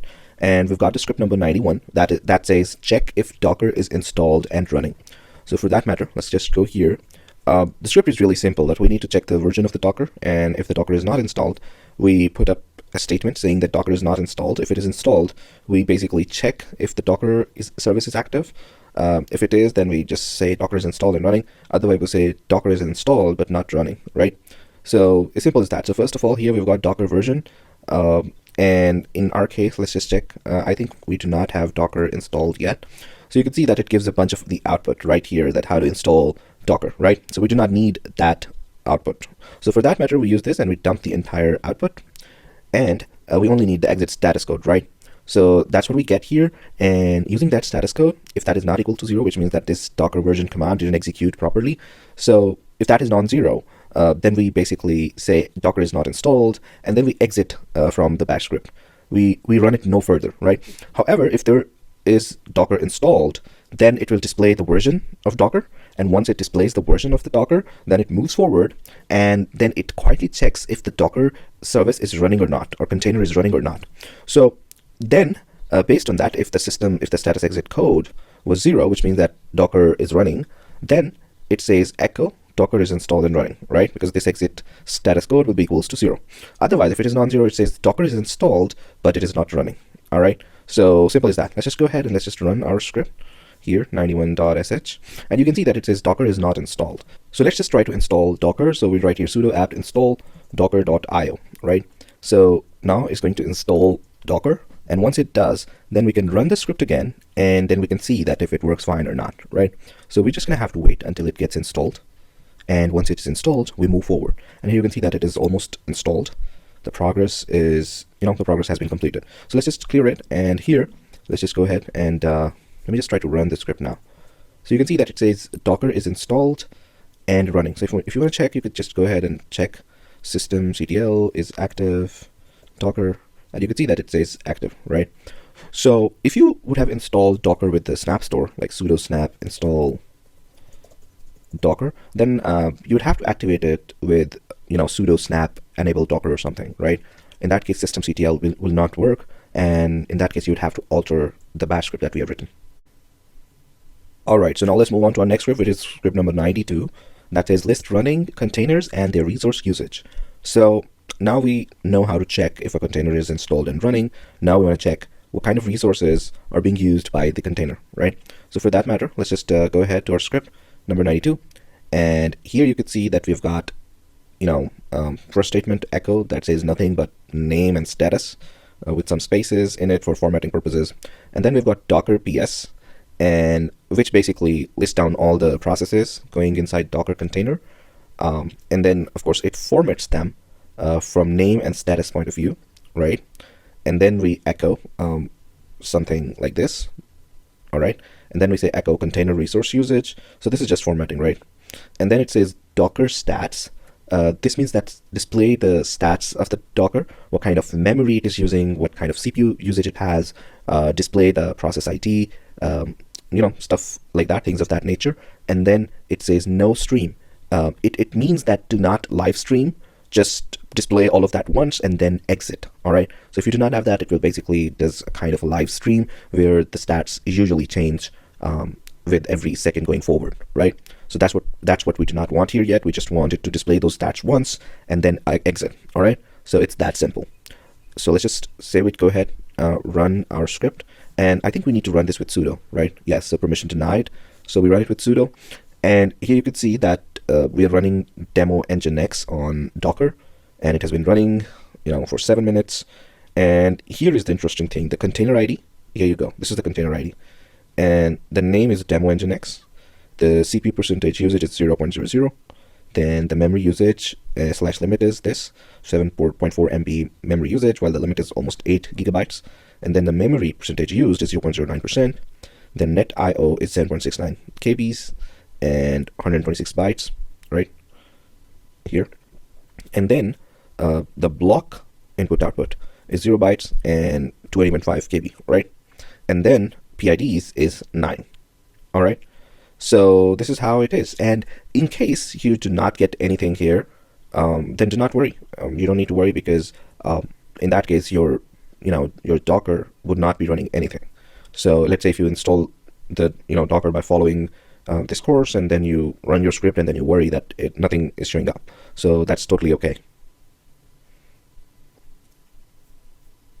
All right, so now let's move on to our next category, which is like logs on auditing, and the script number 93, which says rotate a custom log file manually. All right. So basically, first of all, you need to understand what log rotation means if you do not understand that. So basically, the idea is that log files, they keep growing as programs write to them. Okay. So if you never rotate logs, those files become huge, the disk space fills up, and troubleshooting becomes really slow.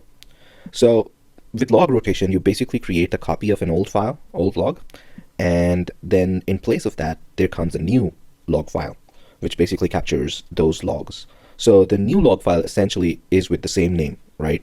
So you are, let's say if you've got demo.log in our example right here, let me just go and quickly show you. So yeah, nano 93. And here you can see that we've got demo.log right here, and the timestamp that we've got here. So what we do is that while rotating the log, we keep demo.log as our new log file, right? However, we create a backup of the old log file, sort of a backup, you could say, with this. It's not actually a backup, but we can call it for the purpose of understanding or something. So yes, so this creates this log file dot timestamp, which means date, time, everything goes after the file name. So log rotation, basically, we are archiving the current log file and starting a fresh empty one. And you can even call it as, that you're rotating the logs. And if you say that I'm creating a backup of that log file, that is also fine. But technically, you can say it's archiving the file. Okay. So basically, web servers, they write logs every second. If you've got any app running, that keeps appending to .log files.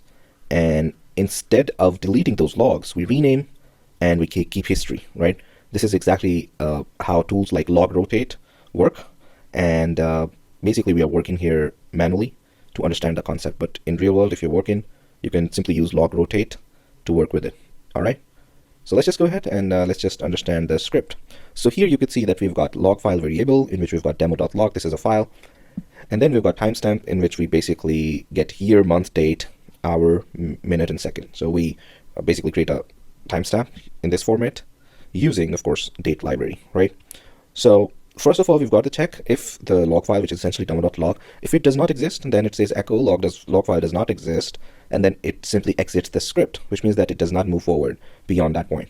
So script ends right here. However, if this demo.log exists, then it completely ignores this if log, and it comes here, and basically it copies the demo.log, which is a log file, to this file, which is logfile.timestamp, right? And then it basically creates a new file, touch log file, which is demo.log. All right. So it basically renames the old file to this logfile.timestamp, and then it creates a new one with the old name, which means that this is now our new log file. And then it says echo log rotated successfully. Old log is this one with this timestamp, and the new log is going to be this one without timestamp. So it's that simple. Now let's just go ahead and let's just run our script here. So you can see that log file does not exist. And if I go here, I see nothing like demo.log, right? So what I'm going to do is that I'm going to create demo.log with touch. And if I ls now, so you can see that we've got demo.log right now, right here. Okay. So let's just go ahead and let's just run our script. And you can see that it says log rotated successfully. Then this is year, month, this is date, and then this is hour, minute, and second. All right. And then it says new log created, and then it says demo.log. All right. So if I ls right here, you can see that we've got demo.log, and then we've got demo.log, and then of course the timestamp. So this is how simple it is. This is how you rotate a log file basically manually. All right, so now let's move on to our next script, which is script number 94, in which we're going to detect repeated failed login attempts from logs. So let's just go ahead and let's just open up our script number 94. And here we are going to pick up the logs essentially from SSH login attempts. All right, and we want to set a threshold, which means that only pick up the IP addresses which have made that brute force attempt of SSH login on the server at least 5 times or more. All right, so we're not going to get those IPs which have made attempt like only 3 times, right? So we want all those IPs that have made that attempt 5 times or more than 5 times, right?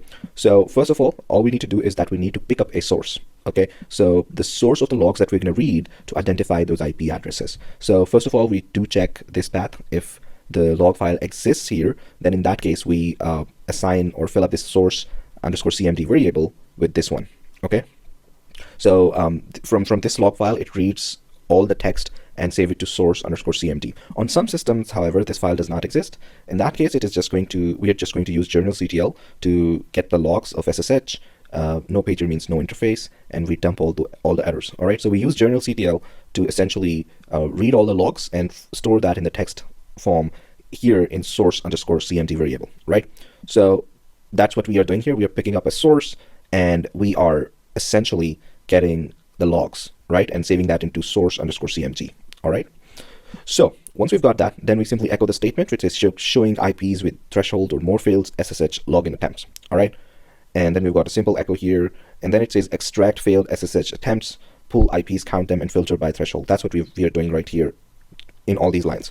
So let me explain what we're doing here. So eval source CMD, it essentially means that execute the command, which is like there in source underscore CMD, execute that. Once you do that, then pipe the output, and this line is basically it means continuation. All right, so we've got all those logs, we are processing them, we are passing them as an input to grep, and here we are specifically looking for this text failed password or invalid user, right? So we are looking for this kind of text, and then we further pass that output as an input to the next step. All right, this is the continuation of the same line, and then we grep. And then this means that now we are picking up the IP addresses.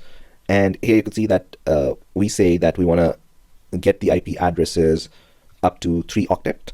And then we want to get the IP address from 1 to 3 octet. All right. Octet means like IP address is like usually in the format 192.355.255 or something like that. So each section before dot is called an octet. So anyway, then we move forward, and here we've got awk command.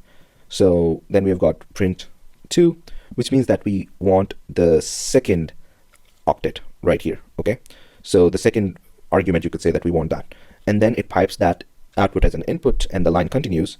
And here is the interesting part, where basically we essentially sort this whole list of IP addresses with the one that appears the most, this unique C, right? That makes sure that count all the IP addresses and sort them with the ones which have appeared the most, or they are most repeatable, right? So once we do that, we again have that output and we pass that as an input to the next line, which is awk command. So next we pass that list to awk command, in which we perform this right here. So this awk-v, that makes sure that from the shell we pass the arguments to awk, which means that we want to pass the threshold, which is like 5, and then we want to pass the amount of failures, the IP addresses, how many times it has failed, and the output would be like the first argument, which is like failures. It will count all of that. Like for example, if an IP address has 10 failures, then we'll get 10 here, and then we'll get the IP address from the second argument, right, that we were getting here. So it will print out something like this, the number of failures, 10, let's say, for example, and then it would display the IP address right next to it. So I hope everything is clear now. Let's just go ahead and let's just run this script here, 94.sh, and this is a clean VM. That's why we have nothing here. But I can bet if you are on an internet server, you will get a whole lot IP addresses here. So there would be a long list available. All right, so now let's move on to our next category, which is security and integrity. And the script number 95, which is verify file integrity using SHA-256, checksums. So let's just go ahead and let's just open up our script. And what we're going to do is that we're going to take an input from the user, the file path, and once it enters the file path, then we're going to check if that file exists or not. If it does not exist, then in that case, we say file does not exist, and we do exit 1, which means that we exit the script. All right. So let's say here, if the file exists, then in that case, it basically skips this if block, and then it goes right here where we've got SHA-256 sum, and then the file name. So this basically generates a hash code, which basically changes if there is a change made to the file. So let's just go ahead and let's just quickly write here something. In fact, let's just run the script. So here you can see that it says enter file path. So I enter a name, and here you can see that it says file does not exist. So we've got demo.log right here. Okay. So now what I'm going to do is that I'm going to run the script again, and here I say demo.log, right? And here you can see that this is the hash code of that file, right? So if I just go to demo.log and if I write something, and now if I run this script and if I enter the name, you can see that this hash code has now changed, right? This one is something else, and this code is something else. This means that the file has been altered or something in it has changed. So if even one character changes in a file, it's checksum changes, as we have seen already. So this helps us detect corruption, accidental edits, tampering, malicious modifications, and SHA-256 is a cryptographic hash function, right? So it takes a file and produces a unique fingerprint for its content. So basically where you will use it is when you download Linux ISOs, binaries, installers, you can verify that, like, for example, did I get the exact file the author published, or I have got the file that has been changed. All right, so now let's move on to our next script, which is script number 96. That says detect world writable files on the system. So we're going to look for files which are writable by everyone. So these are public files and anyone can write into them. So for that matter, we'll open up the script, and here you can see that essentially this one line is the whole script, right? So first of all, we've got echo statement searching for world writable files. This may take a moment, and then we have an echo here, and then this is the line which actually gets the job done for us. So first of all, we've got find, right? So find means that look for a specific type of file in the root directory, right? Like if there would have been a dot here, then it would have meant that we want to look for a file in the current directory, but this slash here means that we are looking into the root directory, which means that we want every file on the system that is writable. Okay, and then we've got this type F, which means that we want the type of the file to be a file and not directory. Okay, they have to be strictly files only. And then this is the permission mode in which we identify, or in which we convey this message to the shell that the mode of the permission should be writable only. Okay, -0002 means that the permission of that file should specifically be writable by public. All right, so and then we have got this and /dev/null, which means that we are dumping the standard error. In case if any error or something like that arises, we want to dump that. All right, we really don't want to show that on the terminal screen. So yeah, that's it. This is the line that we've got here. So now if we run this script, it will basically pick up all those files on our system, which anyone can write to, which also is a kind of a security threat. So this is how you could know about those files. So if I run this, it says searching for world writable files. And these are all the public files that anyone can write into. And this is actually a threat as well. So yeah, that's how you find all those files. All right, so now let's move on to our next category, which is boot and startup management. So the idea is that when you'll be working as sysadmin, you would be able to assess your server's, health and different sort of things by just assessing that at what time it has booted and what services were running at the time when it booted, and if there is like suspicious activity, suspicious boot time, then you'll be able to tell pretty much the problem that server is currently facing. So these kind of examples will give you an idea how to just do that, how to figure out what the boot start time is and what services are enabled and they were running or they started at the boot time, right? So for that matter, this is the script number 97 that says check system boot time and startup services. So without a further ado, let's just open up our script and let's see what we've got. So first of all, we've got a simple echo statement that says system uptime, and then we are using the command uptime. So uptime basically gives you the time, like how long the system have been up, right? So like for example, if I just go here and type your uptime, so here you go, you'll get the current system time, and then you'll get the time it has been up for 17 minutes. There's one user, and then it gives you load averages. All right, so then we've got last system boot time, and then it gives you who -b, which is a command which will actually give you the exact time when the system booted. All right, so if I just go here, then you could see that the system boot time is 10:47. Right now it's 11:05 a.m. right? So yes, this was the exact system boot time with date and exact time when it has booted. So now let's just go ahead and here we've got services enabled at boot. All right, so for that matter, we'll use this command systemctl list unit files, and the type equals service, and then the state equals enabled. So you need to know that this enabled state does not necessarily mean that all the services that are currently running, these are the services that has that enabled status at the time of the boot. All right, so it's that simple. So if that service was enabled at the boot time, it will show up. It does not have to necessarily currently running at the time of execution of this script. All right, so let's just go ahead and let's just run our script and let's see what we've got. So here you could see that first of all, we've got the system uptime, that is 18 minutes. We've got load average, one user, and then of course the current system time. And then the last system boot time, that is like 10:47 a.m. And then of course the date. And then we've got the service enabled at boot time. These are all the unit file services that were enabled at the boot time. All right, so now let's move on to our next script, which is script number 98, enable or disable a service at boot. So some services start automatically when Linux boots, and we can choose which ones should or shouldn't boot or shouldn't start at the boot time, excuse me. So this is a boot time control, and it's not just start and stop. So people often confuse this, that when you say about start, stop, all right, so it affects the service currently, like right now. If you basically want to start a service or stop a service, you're talking about the service at the moment, right? It does not affect the next reboot. However, if you talk about enable and disable, it affects future boots, all right? So it does not necessarily start, stop right now. It does not mean that. Enable and disable, it has to do something with future boots.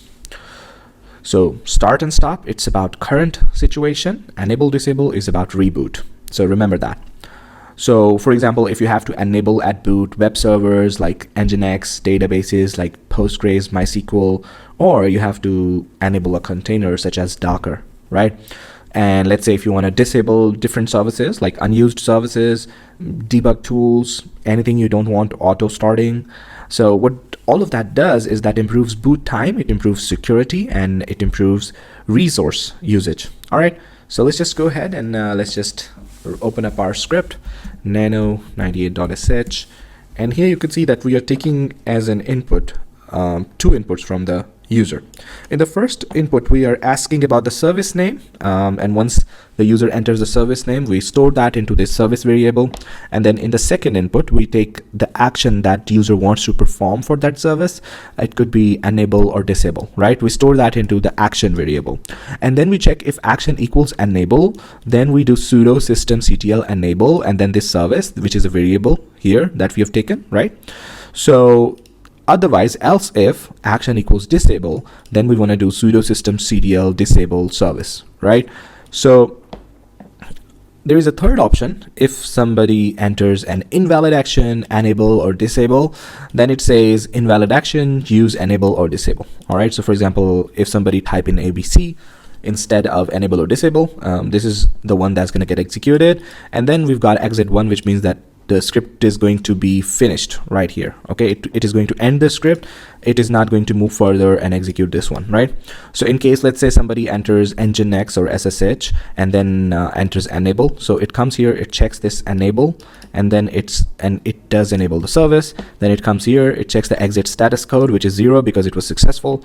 And then it says service updated successfully. Otherwise, if the exit status code is 0, which means that if the user enters some service that does not exist on the system, then in that case it's going to come here, exit status code is going to be 0, is going to be non-zero, excuse me, which means that it is going to execute this block which says failed to update the service. All right, so let's just go ahead and let's just run our script and let's see what we have got here.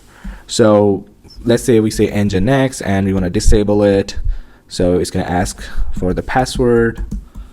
So it says service nginx updated successfully, which means that we have disabled it. And now if we run it again, now let's say if we got Docker and we want to enable it, you can see that it says service Docker updated successfully, right? So if I just run it and if I write SSH here and instead of enable disable, I say bill. So you can see that it says invalid action, use enable or disable, right? So if I type in here some service that does not exist, and if I say like enable, so you can see that it says fail to enable unit file fail.service does not exist, and then it says fail to update service. All right, so now let's move on to our next script, which is script number 99. Use here documents to generate config files. So the idea is that a here's document, it lets you write multi-line text directly inside a script, and you can send it to a file or command. So it will basically, again, I'll tell you, here's document. It will basically let me create a full config file from inside a script without opening an editor. All right, so you could think of it as copy paste text embedded inside bash. All right, so let's just go ahead and let me just quickly show you.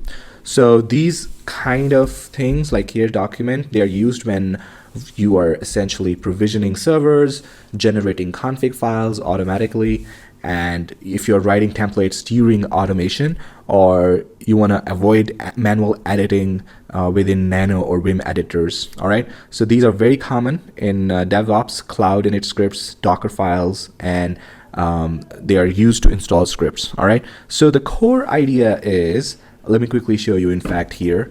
So if I just go here and if I just write here cat angle brackets and then EOF and then of course EOF, right? And whatever I write inside of it, it will be considered or treated as plain text. So it's that simple. So that is the concept of here document. All right, so the script that we've got here, if you go here, what we have here, we just have cat EOF here, and then EOF here document ends here, and then we've got config file. In fact, let me just instead of having that into the home directory, I can simply have it here, right, in my current directory. And I think I need to create that file as well, so let's just go ahead and let's just create it. So touch app.conf, and now if I go to here, so now we've got config file, which is app.conf, and we're going to send all of that into that specific file. So the config file will be created and all of this will be sent to app.conf file. All right, so let's just go ahead and let me just save it. And if I run the script here, you can see that it says config file created at app.conf, right? So if I just app.conf right here, you can see that the entire here document plain text has now been added to my config file. Alright, so now let's move on to our next and final script, which is script number 100. Debug a bash script using set-x and set-e. So when a bash script behaves strangely, set-x and set-e help you see what's happening and stop on errors. So this is like professional level bash debugging. Alright, so everyone has experienced this. The script runs, but something didn't work. It didn't crash, but the results that you were expecting, they are wrong or completely opposite. And I don't know which command failed, and that's the point of running debug or debugging a bash script. All right, so by default, bash basically hides the execution, and it continues even after errors, which is absolutely dangerous. So when you do set-x, that basically means that show every command after bash expands variables. All right, so this will let you see set-x, I'm talking about actual commands, actual values, and even the execution order. And if we talk about set-e, that thing basically let you, like, let me just go here. All right, so if we talk about this set-e, it basically exits the script immediately if any command fails. Like if you do not use that, then the script will keep running, errors will get ignored, and damage will spread, right? So by using set-e, you fail fast, the debugging gets easier, and the automation could be safer, right? So here what's happening, that first of all, this set-x, it means that turn on debugging, and then this set-e, it does mean that script stops immediately if we encounter an error. All right, then we've got this echo that says starting script, it will be printed out, and then we've got this command here, ls and / does not exist. So this we have here intentionally to trigger an error, and of course when this error is triggered, the script, it exits immediately and it does not entertain the next lines. So this next line, this line will not run. This echo will be completely ignored, right? So let's just go ahead and let's just run our script. This set-x will set debugging, and every command that will be running, it will be shown on the terminal. So if we go ahead and if we run our script here, so you can see that it says, all right, so it says set-e, then echo starting script, and then of course it prints out the actual starting script text, and then it says ls does not exist, and of course the error is triggered here. So it says ls cannot access, does not exist, no such file or directory, right? And the next line, it does not get printed out here. So if I just completely ignore set-e, and then if I run the script here, then you can see what would happen, right? It will just, this line will not run. It will also get printed out because we are debugging. We know where the error is, but essentially we are not stopping it, right? So if I just go ahead and if I just remove it, then of course what had happened previously will happen, and it will stop exactly where the error will occur. All right, so now let's move on, and I promise you somewhere in this video that I'm going to show you that how to create 100 bash scripts all at once, all files at once. So this is the great way to learn the automation. So I will add one bonus script that I'm going to give it to you, that how to create 100.sh files and make them executable as well, right? So the way to do that is like, first of all, let's just create, in fact, let me just come out of this directory. Let me ls here. You can see there are a bunch of directories right here. In fact, let me just go to the desktop here. Okay, so we've got 1, 2, 3, 4, 1 file and 3 directories, right? So what I'm going to do is that I'm going to create a directory here, and I'm going to call it 100 bash test or something like that. So now if I ls here, I've got this, right? So what I'm going to do is that I'm going to go into this directory, and here I'm going to create a script, right? A bash script, and this is the script that I'm going to use to create 100 bash scripts. So nothing complicated here. Here we've got a for loop that will run from 1 to 100, all right? And then I'm going to add into i.sh, means that in the first iteration this file will be 1.sh, in the second one it's going to be 2.sh, in the third iteration it's going to be 3.sh, so on and so forth until we have got 100.sh. all right? And this is the thing, this is the shebang, the first line in every bash script, and we want to add that into every file, right? And then we've got this echo, and that says this is script. All right, this is script I, right? So I means that the number of iteration, let's say this is the 76th iteration. The file name is 76.sh. It has hash, shebang bin/bash in the first line, and then it has got this appended. This one is used for appending. This one is used for overriding. All right, so we want to append this line because if we just have one angle bracket, that would mean that it will remove this and then write this. Okay, so once we append that to i.sh, which means that 76.sh, if this is the 76th iteration, then it says inside the file, this is script 76. All right, and then of course we want to make that script executable. So chmod +x 76.sh, that simply means that that script will be now executable, right? So let me just go ahead and let me quickly show you here. If I ls, you could see that there is just one script right here, and that script is also not executable yet. So I'll just make it executable, test.sh.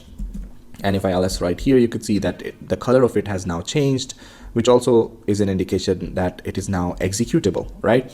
So now let's just go ahead and let's just run our script, test.sh, and here you can see that it has not given us any error. But if I ls here right now, you can see that we've got 100 scripts which are also executable. The color of it tells. All right, so if I just simply go ahead and open up any script, let's say 63.sh, you can see that it has got echo. This is script 63, right?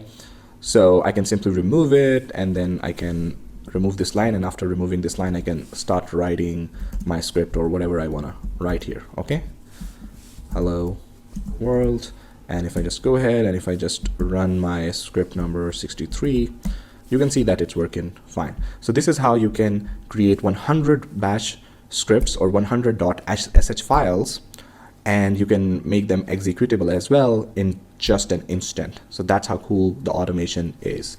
Thank you so much for watching this course, and I'll see you in the next one.